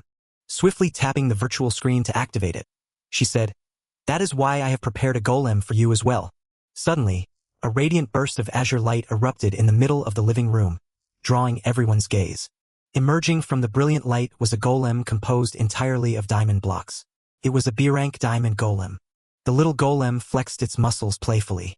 Though similar in size to the pebble golem, its power was vastly superior. The father let out a joyous laugh. "Thank you, child. To think I would receive such a wondrous thing all thanks to my son." UGA proceeded to bring out the next gift. The mother was struck with surprise. Is this for me? Oh my, even for me as well. In her hands was an incredibly adorable B-rank rainbow snail wearing black sunglasses. This is a summoned beast highly effective for skincare. Its mucus is used for whitening and anti-aging. Only 100 of them exist in the entire world. The mother gently cradled the tiny snail in her hands. Oh dear, it is absolutely precious. It is called the rainbow snail. I am certain you will love it. Feel free to peruse its status screen at your leisure later. Ajin rested her chin on her hand, a radiant but envious smile on her face. How wonderful! Parents truly get the best treatment. Jie looked at the younger sister with a knowing, meaningful gaze. Letting out a soft chuckle, she said, I have a gift for you as well, Ajin. The young girl gasped in bewilderment. For me too. A surge of dark blue mana erupted, revealing a majestic shadow wolf with 6 fiercely glowing eyes. The girl's jaw dropped, her face flushing crimson from the sheer shock of receiving the priceless gift her brother had promised. Trembling, she wondered, is this a dream, or is it reality? A shadow wolf worth 500 million won is right before my very eyes. Brother Jin Who did say I would love it. The mother voiced her concern. Is it truly all right for us to accept all of this? I'll make sure brother treats you even better. You won't ask for a return policy on this later. Will you? Director UGA offered a graceful, stifled laugh behind her hand, charmed by the family's endearing bewilderment. The mother spoke with polite hesitation. We cannot possibly accept all these gifts for nothing. At least let us share a meal. The honor is mine. In truth, I already have a restaurant in mind. Together with the director, the family made their way to a serene, opulent traditional restaurant to partake in their meal. To think the day would come when his efforts bear sweet fruit. After all those times Jin Who neglected his studies just to play that game all day. His mother chimed in. Reflecting on it, he has been playing it for quite some time, hasn't he? You know how Jin Who is. Once something captures his interest, he plunges headfirst into mastering its depths. His younger sister interjected. Aren't you exaggerating, father? For someone who has only played for a single year? I mean, no matter how brilliant my brother may be. Her father corrected her. What are you saying? He has played that game for at least 10 years. Yudia's eyes narrowed instantly, seized by utter astonishment at this sudden revelation. Is that truly the case, sir? She pressed. 10 years. The father nodded. It must have been. Ever since he was in middle school. He recalled opening the bedroom door, finding his son slumped over his desk, the screen of his phone still casting a faint glow in the dark. Upon that screen shone the legendary title, Battle of Summoners, the companion of his entire youth. I used to wonder how long he would cling to that game, yet even in his final year of high school he played on. When would he ever focus on his studies? Ajin questioned. Father, is that truly real? Indeed. My memory is somewhat clouded, so I cannot be entirely certain, but a singular thought struck both women simultaneously. There was only one soul who could have endured that trash game for 10 long years, and that soul is him. Ajin and Jie sat paralyzed, their minds reeling in shock as the fragments of truth aligned perfectly. Could it be that my brother is the legendary god Jin Who? Within the solitude of his room, Jin Who sat cross-legged upon the floor, silently inspecting the ethereal inventory screen hovering before him. Inventory, S-rank Great Sage, Heavens equal Jin Who, leveled up. S-rank Archangel's Blessing, level retained. A-rank Fire Dragon's Breath, level retained. B+ rank Giant's Authority, leveled up. B-rank Sharpshooter, leveled up. B-rank Thorny Vines, leveled up. C-rank Rain of Fire, level retained. B-rank Windwalk, level retained. B+ rank Colossal Whale, leveled up. E-rank Swamp Crocodile, level retained. X3. Resting his chin upon his hand, he fell into deep contemplation. The summons in the daily dungeon have leveled up significantly. Perhaps it is time to challenge the intermediate difficulty. Retrieving his phone, his fingers danced swiftly across the screen. I should contact UGA first. Are you occupied, UGA? I intend to challenge the intermediate difficulty next week. Have the recording equipment ready. Her response flashed instantly, declaring she had long awaited this very moment. His eyes widened in mild surprise.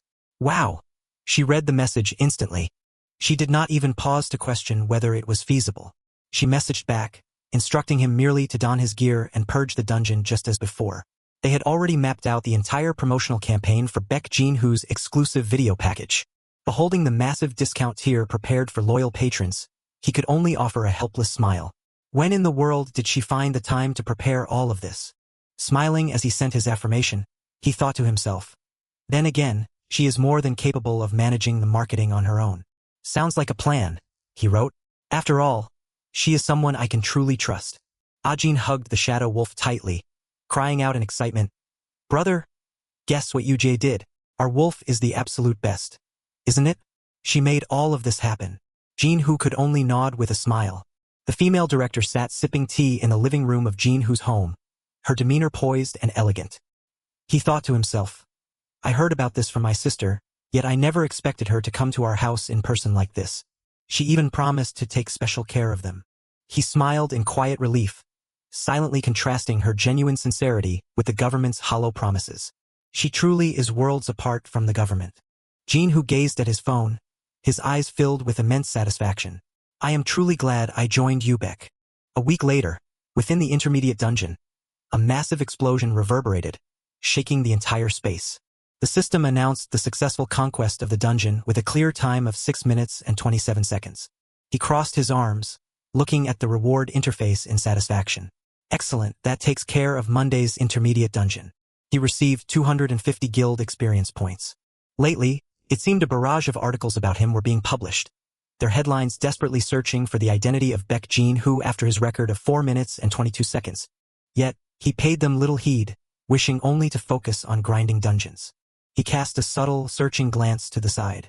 He thought to himself, what on earth is the real issue right now? He watched helplessly as the female mage attempted to use her flames of destruction to cook instant ramen, to no avail. Why are the noodles still not fully cooked? Why are you staring at me like that? Jin-Hoo thought to himself. She has been acting so strange lately, before continuing to gaze at her with deep skepticism. Hunkyo crossed his arms, solemnly remarking that it appeared the fire dragon was deliberately slacking off. Jin-Hoo questioned him in surprise. The trainer explained that, in terms of mana capacity and control, she was more than capable of utilizing the link skill. He further analyzed that the fact the skill had yet to manifest proved she herself was actively suppressing it. He wondered why on earth she would do such a thing. Lately, you have only been taking the fire dragon to explore the dungeons. Isn't that right, my lord? That is correct. Hunkyo surmised that she was thoroughly enjoying that privilege. Stunned, he asked, what? All summons, by instinct, crave the attention of their player. She surely believes that if she progresses too quickly, then she will no longer be able to go to the dungeons alone with you, my lord. Jin-Hoo let out a soft sigh, gazing up at the sky as he pondered the words he had just heard. This is rather baffling, yet somehow quite touching. He scratched his cheek with a wry smile, while Hunkyo stood beside him, exceedingly grave. He inquired what should be done next. Hunkyo immediately suggested trying to alter the training method. Tell the fire dragon that you will not bring her to dungeons anymore until she learns Link. Will that truly work? From the distance, a resounding call echoed, causing them both to startle and turn back to look. A status window materialized, revealing she had reached level 42 and unlocked the skill Draconic Magic. Link. She beamed radiantly, boasting, I have mastered the Link. He thought to himself, I had my doubts, but I never expected Hunkyo's plan to actually work. Tell the fire dragon that you will not bring her to dungeons anymore until she learns Link. Will that truly work? One way or another. Hunkyo's foresight is truly extraordinary. He gently stroked her head, praising her for doing so well and working so hard. Blushing with happiness, she offered her gratitude to her master. Watching the blushing, flustered sorceress, he thought to himself, I could have scolded her for her laziness. But instead, he gently and affectionately stroked her head. Since a summon's desire is essentially akin to a quest, I lose nothing by fulfilling it. Besides, what else can I do when she simply wants to spend more time with me? He let out a faint, smug smile. Decisively, he raised the powerful black card high into the air. Very well. Since you succeeded, today we will take a break from training and host the fried chicken and beer party as promised. Ramba fluttered around cheering. The fire dragon was utterly ecstatic, while Hunkyo asked in bewilderment, fried chicken and beer? He recalled UGA's instructions to use this card for daily living. Seeing the balance of 100 million won, I was astounded, while Ramba calculated it could buy 500,000 cakes. Remembering the annual limit of 1 billion won, I silently thanked GA. The instructor's eyes widened in shock. We are skipping training? Jin-Hoo could only let out a bewildered, huh. Hun-Kyo's face turned ashen as if his entire world had collapsed, repeating in utter despair, skipping training? Jin-Hoo broke into a sweat, realizing the man simply could not live without training. Meanwhile, Hun-Kyo collapsed in lamentation, wondering if the Lord had lost his mind. Clearing his throat, he offered a serious proposal. On that note, we should establish a rule. From now on, whenever someone learns a new skill, we will take a day off from training and hold a celebration party. The two girls cheered. Really? That's wonderful. While they cheered, Hun-Kyo stepped forward in hesitation. But, my lord. Folding his arms, he explained calmly. Hun-Kyo, rest is also a form of training. The man stared blankly. Did you not say it yourself? That solidarity is of utmost importance? The man's eyes instantly lit up as he nodded vigorously. If that is your will, my lord, then I completely agree. Solidarity is indeed a form of training. Jin-Hoo, the fire dragon, and Rambo were all left speechless, thinking to themselves. He is surprisingly simple-minded. The crimson sunset descended, stretching across the horizon to herald the beginning of a highly anticipated evening. Frosty glass mugs, brimming with cold foam, clinked together loudly amidst a resounding shout, "Cheers!" Under the glow of the streetlights, the entire group celebrated. Sky the dragon, the giant gorilla, and the other summoned beasts were greedily devouring fragrant fried chicken drumsticks. The fire dragon took a bite of the piping hot chicken, gasping in delight at its rich flavor. Hun-Kyo downed a large draught of beer with refreshing vigor, while Ramba raised a tiny glass in joyous solidarity. Watching his summoned beasts feasting merrily, he offered a warm smile and gently inquired, "How is everyone doing?" The sheriff gave a proud thumbs up. It seemed everyone was thoroughly enjoying this moment. He stood in silence beneath the brilliant sunset. For the bare minimum preparations were now complete. His gaze was sharp and resolute. Now it was time to march toward the Tower of Trials. The Tower of Trials was the endgame content of the game. It was filled with astonishing rewards that far surpassed any ordinary dungeon. However, the price to be paid was also incredibly steep.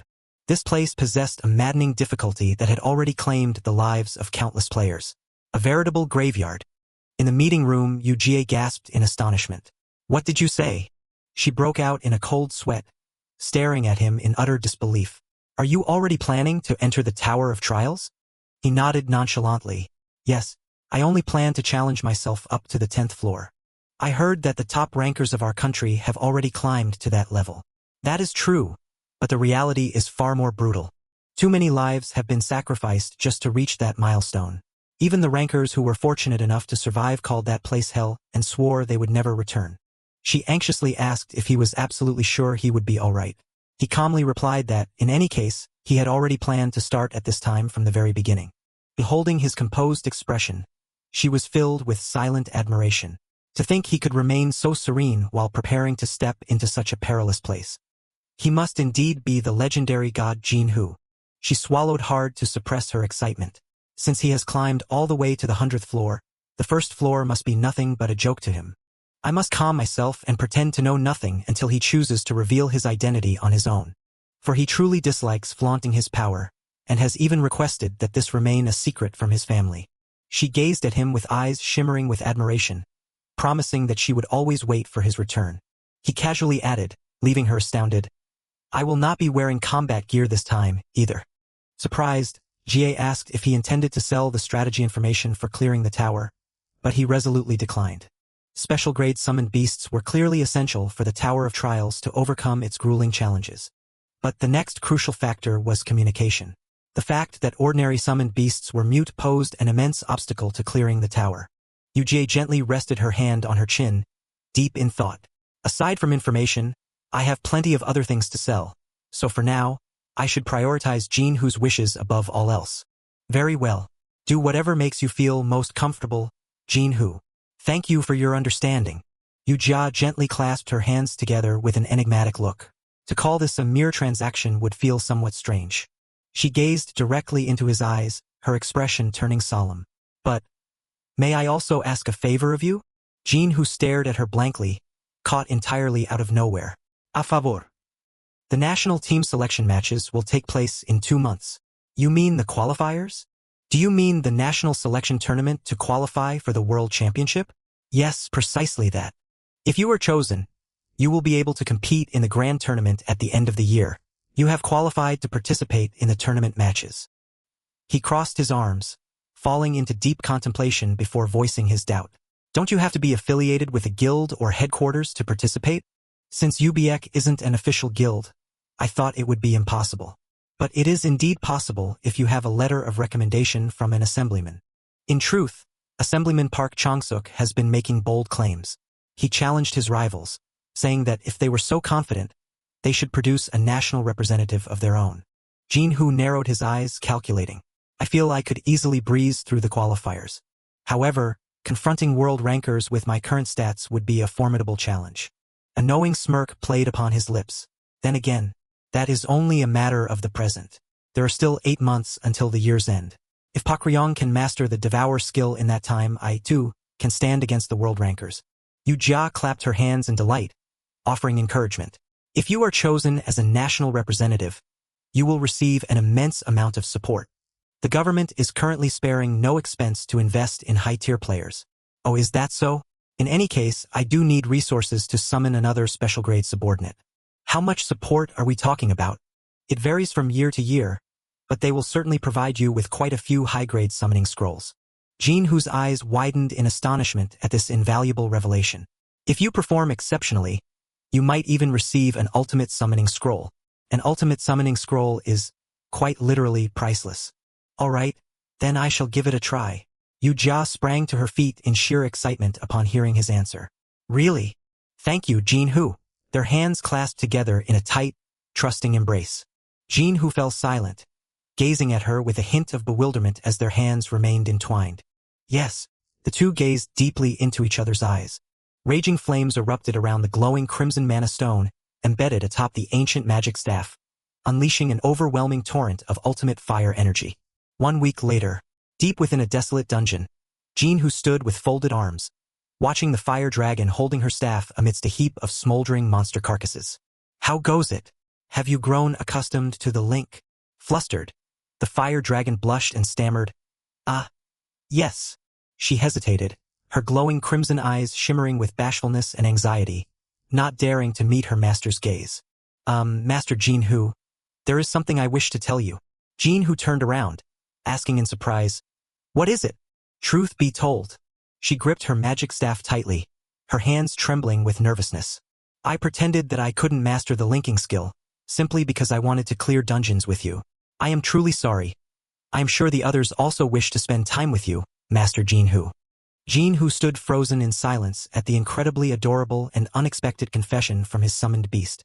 To be precise, she deserved a scolding for this, but she must have felt terribly guilty, which was why, instead of reprimanding her, I rewarded her. Our sweet Park Ryong. He gently placed his hand on her head, stroking her hair in consolation. It's all right, Park Ryong. You don't need to blame yourself so much. In fact, I am grateful that you took the initiative to tell me. Besides, you are the one I need most right now. Her eyes widened in surprise, her heart swelling with absolute bliss at her master's words. It is only natural that I spend the most time with you. She looked up, asking with anticipation. Really? Jin-Hoo smiled and confirmed. Yes. After all, Jin-Hoo thought to himself as he looked at the adorable face of the fire mage. She is, after all, a special grade summon. The fire dragon wept tears of deep emotion. Of course, I also cherish the little ones from the daily dungeons. Jin-Hoo laughed heartily, surrounded by the small beasts chirping happily around him. Yet, they could never compare to a special grade. Ramba, now looking like a true boss, wore sunglasses and sat with his legs crossed on the sofa chewing on meat, while Jin-Hoo behaved like a submissive subordinate, laughing nervously as he replied, right. Are you accustomed to linking yet? The fire dragon smiled and nodded, confirming that she had fully mastered the use of this new skill. Seeing that everything was in order, Jin-Hoo decided to call an end to the training session, allowing the team to rest and prepare for their grand plan tomorrow. Their next destination was the Tower of Trials, a place fraught with deadly perils and priceless rewards. Standing before the pitch-black portal leading into the tower, the gatekeeper asked in a solemn voice to confirm Jin-Hoo's identity, to which he gave a slight nod. Jin-Hoo casually pulled out his player registration card and handed it to the gatekeeper for verification, following the standard procedure. Taking the card, The gatekeeper quickly verified the credentials before warning him about the life and death rules that govern the tower. If a week passes and the challenger does not return, they will be declared missing. After a month, they will officially be presumed dead. Despite the grim warning, Jinhoo's expression remained entirely unfazed. He merely replied that he understood. He asked once more to ensure that his entry into the tower would be kept strictly from the media, to which the gatekeeper nodded in affirmation. The perimeter around the tower was under tight security, with civilians and journalists completely barred from approaching to prevent any information leaks. Jinhoo breathed a quiet sigh of relief and offered his thanks. He did not want his family to worry, knowing he was risking his life in such a place.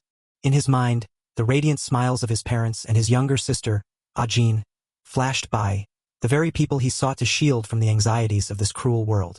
The gatekeeper gestured to Jinhoo, signaling that he could now enter. Watching the young man's retreating figure, the gatekeeper silently wished him safe passage and victory over this treacherous tower. Jinhoo took a decisive step forward, vanishing completely into the gloom under the tense, watchful gaze of the gatekeepers. The expanse within the tower revealed itself as an ancient town laid to ruin, where thick plumes of black smoke billowed over a desolate wasteland. Jinhoo's boot touched down lightly, his soft footstep echoing through the deathly silent air. Jinhoo gasped in astonishment as a horrifying spectacle unfolded right before his eyes. Tens of thousands of skeletal hungry ghouls, their emaciated bodies twitching and eyes glowing in eerie blue, crawled in every direction. A hair-raising sight of pure terror. Instantly, a system notification materialized before Jinhoo, prompting him to form up to 3 squads to commence the battle. Swiftly configuring his optimal lineup on the virtual system interface, Jinhoo murmured with quiet confidence, "I've already prearranged the squads and equipped them with the best runes possible." Clenching his fist, he activated the protective barrier around his body and smiled confidently. "All right, let's do this." Facing his formidable summons, who were burning with fierce battle spirit, he commanded in a resounding voice, "Let us move, everyone." The system immediately flashed a new quest notification. Escape the ruined city occupied by the corpse-eating ghouls. Due to a powerful curse cast upon this domain, the use of flying summons is restricted. Glancing at the status panel before him, Jinhoo quickly made his decision. First of all, he tapped the screen to recall 2 of his summons back into their cards. "I must recall these 2 first. Flying summons are restricted here, and there is no water to speak of." Jinhoo turned to instruct his 2 trusted subordinates. "Hankyo Ramba, do exactly as I instructed earlier." The stern trainer nodded gravely. "Understood." The petite spirit girl chirped back with excitement. "Yes, master." In a flash, Hankyo leaped high onto the roof of a towering building, leaving Ramba struggling to fly and catch up behind as she cried out, "Hey, wait for me." Jinhoo calmly surveyed the surrounding battlefield and analyzed. Since the corpse-eating ghouls in the Tower of Trials possess the slowest movement and attack speeds among all monsters, watching his 2 subordinates coordinate seamlessly high above, he smiled in reassurance. "I don't have to worry about them being caught." But in return? Paying no heed to a massive boulder plummeting toward his head, the attack grazed past, leaving nothing but a round 0 damage indicator hovering over the monster's head. Jinhoo clicked his tongue and observed, "Their defense and attack power, however, are absurdly high." He silently steeled his guard, not to mention, their claws are laced with venom. Even a minor scratch would prove catastrophic. Jinhoo lightly pushed off on his toes to build momentum. Leading the charge, he shouted to his forces, "It is a waste of time to try and slay them all. Everyone, break through that alleyway first." As he ran, he commanded the summons bringing up the rear, "Do not engage them all. Focus your strikes solely on their weak points." The dragon, Long, immediately unleashed a blazing torrent of flame, coordinating with the other summoned beasts to clear the path. Looking back at the dense horde of monsters pursuing them in a frenzied rush, Jinhoo frowned slightly. Their sheer numbers were truly overwhelming. Even so, his face quickly regained its usual composure. This first floor would be easy, as long as one knew the way. Jinhoo muttered with anticipation, "It is about time they arrived." "Master, I found it." "Oh." Watching his subordinate leap down from above, he smiled in approval. "Well done, Hankyo. Let's see." He cross-referenced with the map. "If we use that cathedral as a landmark," his finger pointed to a passage on the map, "then we are right here. Fortunately, the exit is not too far. But we must get past the giant hungry ghost to escape through this path. I only need to hold it back." "What are you acting so smug about? This was all thanks to me, you know? Once we get out, you'd better buy me 100 cream puffs. Jinhu. Ow! I know. Just bear with it a little longer. He cast his gaze toward the end of the road. The giant hungry ghost should be. Black mist shrouded the rooftops on the horizon. Right around there. Standard tactics dictate using 2 parties to fight the giant hungry ghost. One group will draw the monster's attention. Hang in there, while the rest seize the chance to escape. Jinhu's eyes flashed with resolve. However, 3 powerful entities stood towering behind him. That only applies to those who do not possess special grades. Draconic Burst Mage. You are still building stacks with Link, right? Yes, I have accumulated 5 stacks so far. Excellent. Keep moving while you build up more stacks. Yes, Master Jinhu. It's so hot. The towering silhouette of the first floor boss gradually materialized through the mist. A giant hungry ghost of that scale. The corners of his mouth curled into a confident smile. I will blow it away with a single strike. The ferocious hungry ghosts roared savagely upon detecting the intruders. The monsters lunged in a frenzy from the ruined buildings. Standing atop the rooftop, Jinhu swiftly pointed and commanded, "Over here!" The colossal Titan Golem strode forward to charge, while Shiori the Frost Cat spearheaded the assault. The small cat let out a cry, unleashing a bone-chilling frost that swept through the air. Meow! The combat security officer focused, taking precise aim at the frozen horde of monsters below. A powerful shot rained down, shattering the hungry ghouls into pieces. Jinhu smiled, raising a thumb in approval. Excellent job, Shiori. And you too, combat security. Fantastic! Suddenly sensing an unusual surge of killing intent from afar, Jinhu froze, instantly on high alert. A colossal ghoul emerged from the ruins with a terrifying roar. It's here! Jinhu commanded with absolute confidence. I'll leave the rest to you, Titan Golem. Towering like an impenetrable fortress wall, the Titan Golem confronted the horde head-on. The Titan Golem seized the monsters in its grasp and slammed them violently onto the ground. The team coordinated in perfect harmony as the Titan Golem pulverized the earth beneath its feet. Jinhu turned and called out, "Hungyo!" "Yes, sir. Are you ready?" "Ready. You don't look worried at all." "Well, there's no need to be. This is only the first floor, after all." Jinhu pointed with decisive authority. "Let's clear this stage quickly. Ramba, keep maintaining the buffs. Pakryong, ready your storm wave." "Understood." "Yes." Ramba's magical staff radiated a brilliant green light. "Hungyo, herd them into my range." Ramba was swept into a vortex of energy. "The target is the final link of Pakryong. I'm being sucked into something." "No, stop it." Hungyo plunged from above, his blade enveloped in a gale of green wind, and roared, "All right." The colossal ghoul brought its massive hand down, aiming to crush Hungyo. Hungyo's eyes reflected the monster's every ensuing move. Spinning on his heel, he unleashed a slash that severed the beast's arm, spraying black blood everywhere. Hungyo landed gracefully, quietly sheathing his blade as the colossal beast collapsed. He cast a cold glance back. Too slow. With glowing red eyes, the ghoul roared in a frenzied drive for vengeance. Hungyo leaped high into the air, struck head-on. The monster bled profusely across its gaunt frame. Its colossal form collapsed to the earth, kicking up a dense cloud of dust. Jinhu threw back his head and roared his command. "Pakryong!" Turning on her heel, the mage Pakryong raised her staff high, summoning blazing spheres of fire that swirled around her. Her eyes flashed as she funneled all her mana into the strike. "Take this!" 2 colossal fire dragons roared, surging straight ahead. Pakryong wave. Engulfed in the violent flames, the giant ghoul shrieked in agonizing torment. "No matter how many strikes you unleash, an attack of this caliber is nothing to me." Hungyo tightened his grip on his hilt, preparing to deliver the decisive blow. The giant ghoul roared furiously, black smoke billowing from its maw. A blazing red arc of light cleaved through the beast, slicing it in two in the blink of an eye. Jinhu let out a soft sigh of relief. "Phew!" Thrusting his sword into the ground, Hungyo spoke in a resounding voice. "Excellent work, everyone." Jinhu eagerly calculated their time. "We've been in here for less than 10 minutes, haven't we? If the Tower of Trials had a time attack mode, we would surely claim the top spot." "All right, let's keep moving." Pakryong immediately replied. "Understood." The fierce fire dragon unleashed a torrent of flames, incinerating the horde of monsters blocking their path. Together, Hungyo and Jinhu intently studied the map, searching for the optimal path through the labyrinth. Smiling with confidence, Jinhu pointed directly toward their next objective. The supporting summoned beasts continuously cast light magic, bestowing buffs upon the entire party. Empowered by the enchantments, the party surged with overflowing strength. A devastating punch shattered the wall, unleashing a cataclysmic explosion. The system window flashed, confirming the complete liberation of the Harem City ruins. Jinhu beamed with pride at their victory. To complete the trial without a single scratch, I completely forgot I was even there. You have received a B-grade random synthesis blueprint box. The system chimed in congratulation as Jinhu caught the box. Congratulations. The system panel announced Jinhu's successful conquest of the first floor. Hunkyo immediately hoisted Ramba upside down in punishment, causing her to squirm wildly, while Pak Ryong tried to mediate. Stop grabbing me like a bug. Please, let us not fight.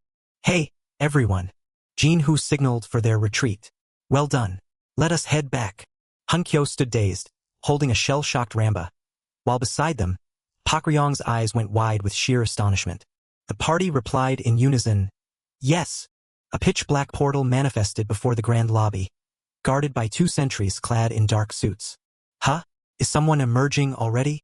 The gatekeeper stared blankly toward the portal. What? They are not on the roster. Wait. Player Beck Jinhu. Ah. Thanks for your hard work. Jinhu waved with a smile, leaving the gatekeeper frozen in utter disbelief. He only went in less than 20 minutes ago. This cannot be real. Has such a player ever existed before? Excuse me. How are you out already? Is there a problem with finishing early? Jinhu turned back to ask. No. No problem at all. Good to know. Jinhu strolled away nonchalantly. Well then, I shall head home for the day. See you tomorrow. Jinhu waved a casual farewell. He is returning tomorrow? Does that mean he intends to challenge the second floor right away? The 2 gatekeepers exchanged trembling glances. This is madness. What on earth is happening? Meanwhile, Jinhu sauntered away, entirely indifferent to the shock he had left in his wake. I can feel it. It is coming. A storm is brewing. Isn't it? A confident smirk played on Jinhu's lips. The towering headquarters of the Dizong Group loomed majestic beneath the sun-drenched sky. Within her luxurious office, Yujie was focused, her fingers flying across the keyboard. Now that I think about it. Yujie paused, lost in thought. I wonder if she is putting that rainbow snail to good use? Normally, out of all the commodities we procure for business, Jinhu's mother cradled the tiny snail in her palms, a blissful smile gracing her face. That creature was originally designated as my personal share, but I can certainly part with it for Jinhu's mother. Lacking any offensive capabilities, the rainbow snail was a pitiable summon, swiftly cast into oblivion. Devoid of a single combat skill, most dismissed it, claiming they had absolutely no use for such a slimy beast. And yet, what on earth is this? She stared in sheer astonishment at her hand, which was radiating a miraculous glow from the snail's mucus. The Dizong Group had long since recognized the wondrous properties inherent in the mucus of the rainbow snail. It was utterly unbelievable that her hands, calloused and hardened from countless dungeon raids, could become so soft and supple. Prompted by this discovery, they had initiated research to launch a premium line of skincare. Yujie smirked with absolute satisfaction. Once the enterprise officially launched, its rarity and market value would skyrocket. Reflecting upon it, letting it go was indeed a grievous loss for her.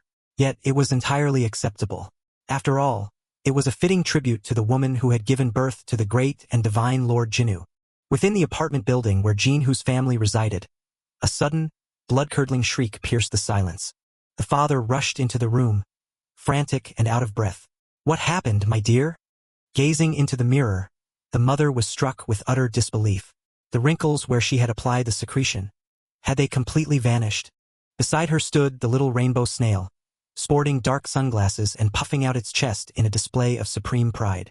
The father's eyes widened in sheer astonishment as he looked upon his wife. This is truly a miracle. I feel as though I have traveled back in time to your golden age. The mother laughed, blushing with bashful delight. Oh, you flatter me too much. The mother pressed her palms against her cheeks, testing her skin once more. To think that a mere dab could yield such astonishingly visible results. She turned her gaze to the snail. The standard secretions coating its body possessed no such efficacy. Good heavens! Is this all there is? The snail lay collapsed upon the floor, utterly drained of strength, with a system notification glowing beside it. It appeared that only newly extracted secretion held any true potency. All of its essence had been depleted, requiring a 24-hour cooldown period. What a shame that the supply should run dry so swiftly. The mother clenched her fists with fiery resolve. But if I apply this diligently every day, the results will be even more magnificent. She cupped her face, trembling with exhilaration. Oh, Goddess Jie, thank you so much. Let us march toward absolute rejuvenation. A tranquil natural expanse unfolded, dominated by towering cliffs that guarded Jinhoo's training grounds. Jinhoo sat cross-legged in the center of the clearing, while Hunkyo and Pak Ryong stood nearby, awaiting his commands. Jinhoo sat with a weary, disenchanted expression while Ramba perched upon his head, gnawing on a small apple. This truly lives up to its reputation as a trash game governed solely by the whims of random RNG. A lackluster, gray metallic reward chest sat silently before Jinhoo. Was this truly the recompense for conquering the first floor of the Tower of Trials? Jinhoo tilted his head, eyeing the chest with curiosity. Well, I'm sure it will yield something useful once I open it. Since this was a reward from the Tower of Trials, obtaining a high-tier drop was not entirely out of the question. Yet, the probability of drawing absolute garbage was just as high in this abyssal black hole of RNG. Jinhoo closed his eyes and let out a disappointed sigh upon seeing nothing but low-tier items. Considering this was only the first floor, it was foolish to expect unique-grade equipment. Hunkyo stood at rigid attention, reporting to Jinhoo. My lord, we beg your leave to depart and begin our training. Jinhoo blinked, utterly bewildered. We only just conquered the Tower of Trials. Why must we train again? We will soon ascend to the 10th floor, my lord. But with our current combat strength, the 10th floor boss, the Cyclops, will surely slaughter us. The instructor hoisted the spirit Ramba upside down in midair. Do you truly believe you can rest with such a pathetic array of skills? Prepare yourself at once. No way, Ramba wailed, weeping bitterly as he turned to his master for help. Save me, Jinhoo. Indeed, at this point, who could possibly care about the rewards? 100 light push-ups and make it quick. Do you even know what the word light means? Good grief. After all, rewards were utterly meaningless if his summons were too weak to wield them. Clutching the box in his hand, Jinhoo prepared to activate his reward. All right, let's open it. You have used the B-rank random synthesis blueprint box. A brilliant, radiant purple light suddenly erupted from the box. Player Beck Jinhoo has a purple scroll, bound with a crimson thread, materialized and hovered in midair. Obtained, B-rank guaranteed summon scroll blueprint. Jinhoo stared intently at the magical scroll in his hands. A guaranteed blueprint? What on earth was that? Blueprint. Grade, B-rank. Crafted item, B-rank guaranteed summon scroll. Crafts a guaranteed summon scroll to acquire a designated B-rank summon. Required materials: 1 bound crest of the king, 3 supreme summon scrolls, 10 high-grade summon scrolls, 10 leaves of the world tree. This was insane. Did it actually allow him to guarantee the summon of the exact character of his choosing? Jinhoo narrowed his eyes as a daring thought flashed through his mind. Wait, does this mean special ranks can be summoned to? Among the 10 summons that had been erased during that hotfix, 2 of them had originally been classified as B-rank. The Tempest Butcher and the Rune Dwarf. Both possessed absolute, top-tier attributes. Obtaining either of them would yield a monumental leap in power. The real issue lay in how the system classified them at this very moment. Jinhoo tightened his grip on the purple scroll. If the system registered them as special rank now, he wouldn't be able to summon them with this scroll. Jinhoo slowly turned his head to look at his summoned beasts. Yet, considering how those other 3 had emerged from low-tier summons, there absolutely had to be a chance, right? Daldal's combat capabilities were utterly overwhelming, while Rund was a highly versatile summon capable of crafting runes. The moment he successfully summoned either of them, his golden path of absolute dominance would essentially be paved. Choose Daldal, or choose Rund. Assuming this glitch held true, whom should he choose? The smile on Jinhoo's lips abruptly vanished. Yet, the crafting materials were exorbitantly expensive, especially this crest of the king. A bound crest of the king, a unique, untradeable item. It was an item that dropped exclusively from the milestone bosses lurking every 10 floors within the Tower of Trials. But because it was an account-bound item, it could not be traded. It could only be obtained by personally grinding and slaying the boss monster. You're looking for the crest of the king? Even if I wanted to, I couldn't trade it to you. Players who lacked the stats to scale the tower often went mad over this exact bottleneck.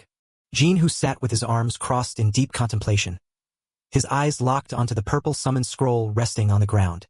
He rose to his feet, his gaze hardening with resolve. It would not be too late to decide whom to summon later. His absolute priority right now was to upgrade his summons and conquer the Tower of Trials. Jin, who stretched, a grin of pure anticipation spreading across his face. Count me in, everyone. First, let's take down the 10th floor boss, the one-eyed giant. Enkyo was utterly ecstatic. Oh, my lord, will you be joining us? Jin, who? When exactly are we going home? We shall not return until we have completely burned away every single calorie of the cream cakes that Ramba stuffed down our throats today. Ramba trembled with dread at the impending punishment of training. An agonizing scream echoed. This cannot be. An urgent report flashed upon the phone screen. Director Player Baek Jin-hoo has cleared the first floor of the Tower of Trials. I have attached the log data from the tower. The director slumped wearily at his desk, burying his head in his hands. Secretary, have you still not reached Baek Jin-hoo? Well, the thing is. UGA offered a polite yet loaded smile as she explained, I am sorry. Although he is a player affiliated with our association, we do not possess absolute control over him. Assemblyman Park Chang-sik sneered in smug triumph. See, you should have listened to me, shouldn't you? He has completely slipped out of my control now. Jin, who turned his head, his gaze cold with utter disdain. Did I not tell you last time to go through Ubiek? Helpless, the director collapsed onto his desk. We have tried everything, but to no avail. It is truly exhausting. His eyes narrowed, glinting with calculating ambition. If I can keep him by my side, I could secure countless votes. His skills are one thing, but he is also quite handsome. He has the potential to become a massive star. The office door was suddenly flung wide as the secretary burst in, frantically shouting for the director. The entire room stirred at the shocking new revelation. What is the matter? Well, player Baek Jin, who has just conquered the Tower of Trials once again. The assistant stole a furtive glance at the director, who sat lost in thought at his desk. Oh, is that so? I thought it was something serious. I heard the difficulty is quite similar, so if you cleared the first floor, you should easily breeze through the second floor, right? The director leisurely took a sip of water and inquired about the clear time, to which the trembling assistant could only utter the number 2. The assistant stammered, clarifying that it was not the second floor. The assistant continued, revealing that the player had cleared his way straight up to the 9th floor, striking the director utterly speechless with shock. He accomplished that in less than an hour after entering. Director, please snap out of it. The director collapsed unconscious across his desk, sending his subordinates into utter panic as they desperately tried to administer first aid. Only yesterday did he clear the first floor, yet today he conquered from the 2nd to the 9th floor in a single hour? That pace is utterly absurd. We could not believe it ourselves, so we verified the archives. But the records are indeed there. He cleared the 2nd through the 9th floors in a single, uninterrupted run without stepping out once. Good lord, not even half of the active rankers in Korea have ever reached the 9th floor. The ranker evaluation takes place at the beginning of every year.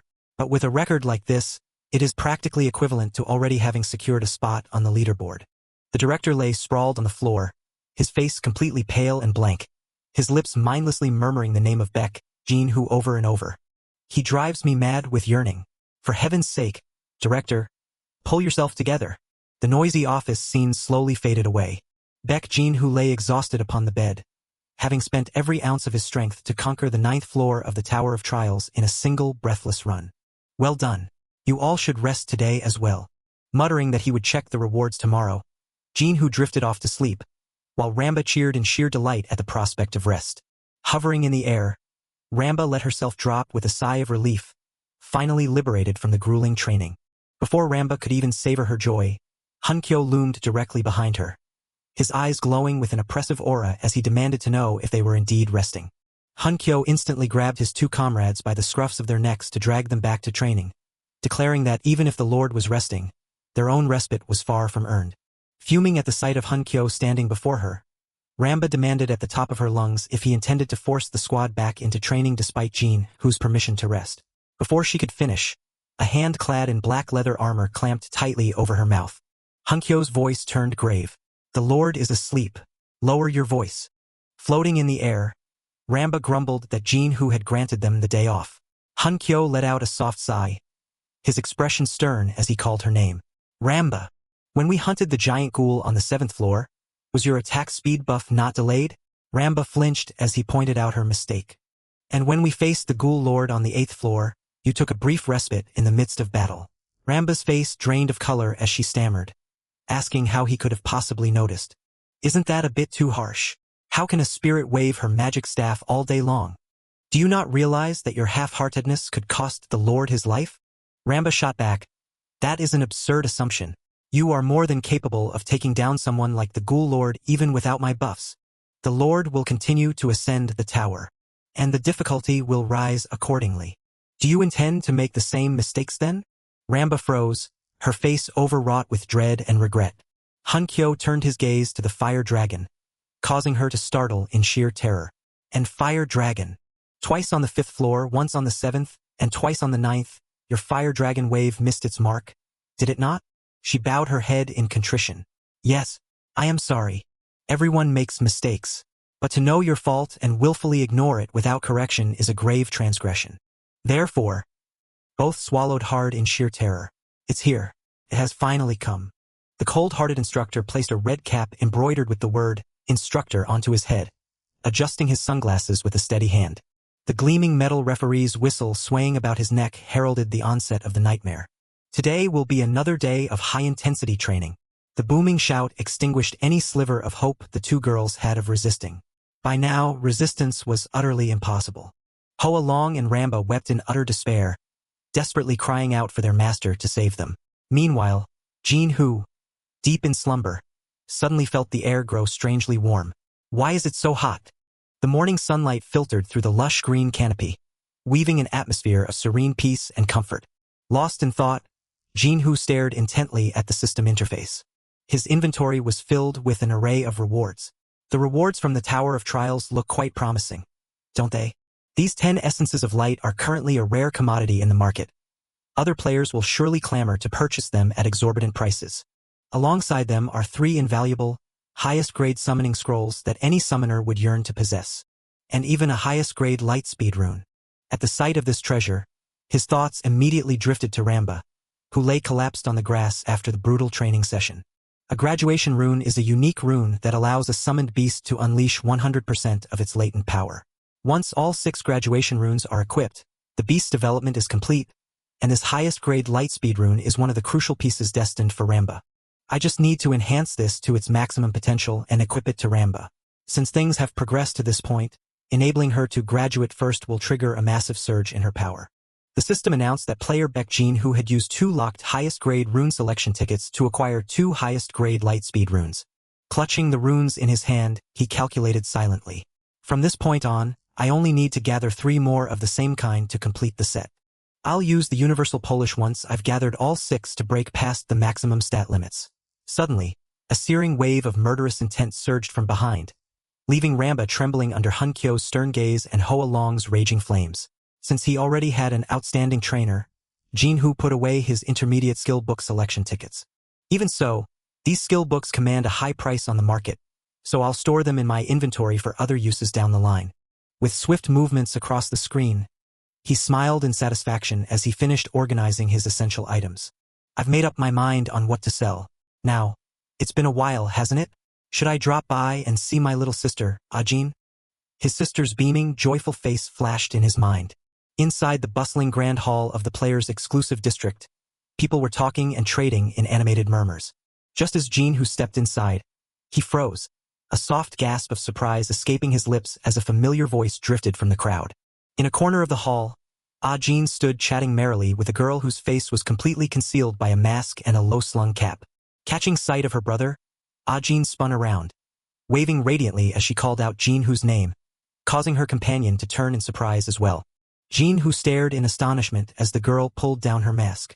Oh yeah? What are you doing here? Is something the matter? She smiled, explaining, Ajin has decided to work with us at Ubec. Since I will be involved in the rune trade for a while, I thought I should learn from a true expert. I mean things like marketing and client relations. Ajin continued, her voice bright with excitement. Besides, with the backing of Ubec, I will have far more leisure time. Jin Hu raised an eyebrow. I thought you found the path of a merchant much more amusing than hunting monsters? That is true, but I still require time to take Yulul out for hunts. And what in the world is Yulul? His younger sister explained the fusion of her summoned beasts. A shadow wolf and a shadow goblin. Merge them together, and you get Yulul. Jinhu could only nod with a strained smile. Oh, marvelous. Standing beside them, Uga could only offer a wry smile. Is this atrocious naming sense hereditary? The young girl called out loudly, Sister Ga. Ajin affectionately grasped her hand. Thank you so much for your help, sister. Yoya smiled warmly. It is the very least I can do. Jinhu watched them with a skeptical gaze. Just when did those two become so close? He let out a sigh of relief. Well, let it be. This is probably for the best. Then Ga. Is the commission rate you discussed with Ajin fully guaranteed? Ajin clung to her arm, cooing. I love you the most, big sister. Uga replied. Actually, I was planning to negotiate that very matter with you, Jinhu. I do not mind the details so long as Ajin's share is secured. You two may arrange it as you see fit. Uga nodded, agreeing to a 20% split. I understand. She then laid out a grand personnel plan. Ah yes, we shall bestow upon Ajin the title of director and assemble a massive support team for her. After all, she is your family. He replied placidly. I see. In any case, did you not come here today to trade something? Ah, indeed I did. The two siblings instantly set to work, their hands flying across the trade screens at a dizzying speed that left the onlookers utterly frozen in awe. Ajin collapsed onto the floor, completely drained after the whirlwind 3-minute transaction. Jinhu turned to the guest. Actually, since you are here, Uga, there is something I require. What might it be? Just say the word, and it shall be yours. Jinhu began to list his demands. I require 10 high-grade summoning scrolls and 10 leaves from the world tree. Uga swiftly jotted them down, nodding her assent. He continued his request. And 3 lightspeed runes of the highest grade. Upon hearing this, Ajin's eyes went wide, and she cried out, What? Those are exceedingly rare runes. Listen, though Ubek is vast, securing such treasures on such short notice is no simple task. The female director offered a confident smile, giving her solemn word. Leave it to me. I shall have them ready for you within a month. Ajin gasped in sheer amazement. Uga clenched her fists, declaring that she would mobilize the full might of the Daesong group to safeguard his family. Ajin watched from behind, her face clouded with worry, while Jinhu smiled and expressed his deep gratitude. Jinhu extended his hand, gesturing from his palm. He told them that he, too, had a special gift for both of them. 2 skill books materialized before them. Ajin and Uga accepted them, and wide-eyed with wonder, Jay asked what they were. Ajin held the intermediate skill book in her hands. He explained that this was a selection ticket for an intermediate skill book, meant to bestow a specific ability upon a summoned beast, leaving her bewildered by the sheer abundance of choices. The system interface flickered to life, displaying the details of the skill, Urgent Call, a power that could forcibly summon a designated player to the caster's location once per day.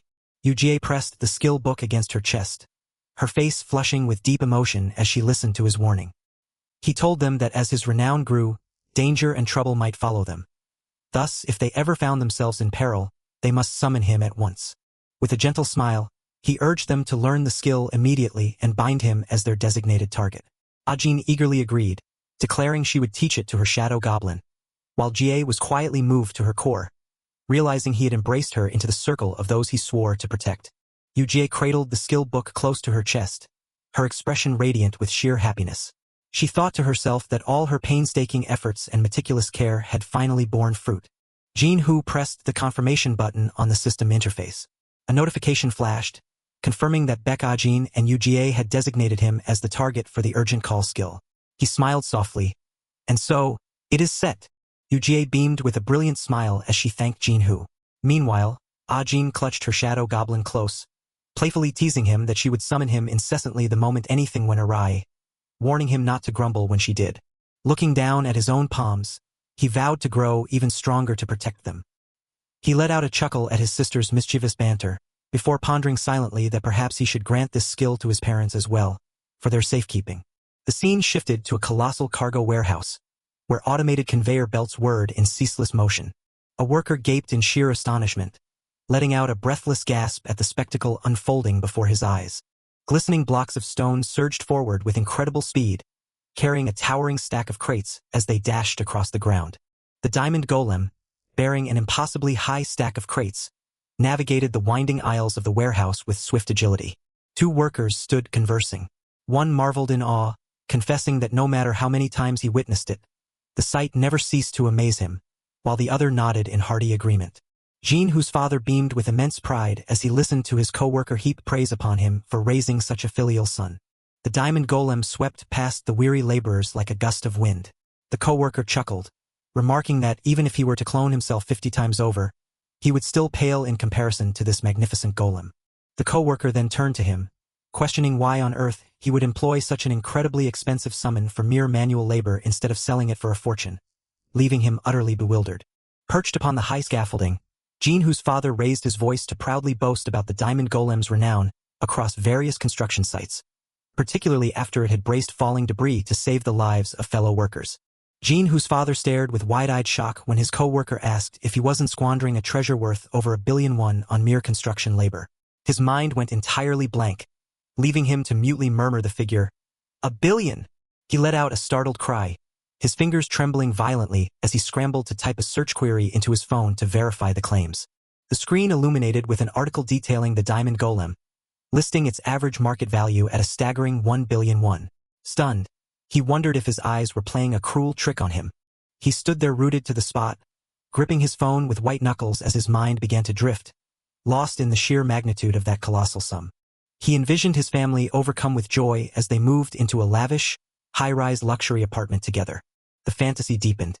He saw himself transformed into an elegant, dapper gentleman, cruising in a sleek supercar to take his beloved wife on a romantic date. With absolute ecstasy, he imagined lounging on a mountain of glistening gold coins, reveling in the glorious realization that he was finally free to do whatever his heart desired. But then he suddenly froze.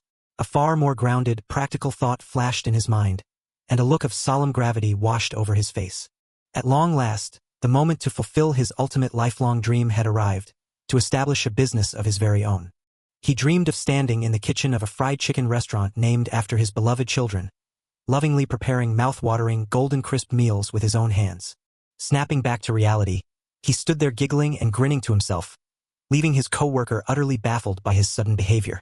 Clenching his fists tight, he steeled his resolve. He could not afford to let this once-in-a-millennium chance to transform their lives slip through his fingers. Gazing upon the form of the diamond golem, he felt a profound, silent gratitude for the priceless gift UGA had bestowed. He turned to call out to his colleague, prompting a bewildered response from the man. Then, with soaring excitement, he declared his plan to sell the golem to fund his own shop, eagerly inviting his colleague to join him in forging a completely new life.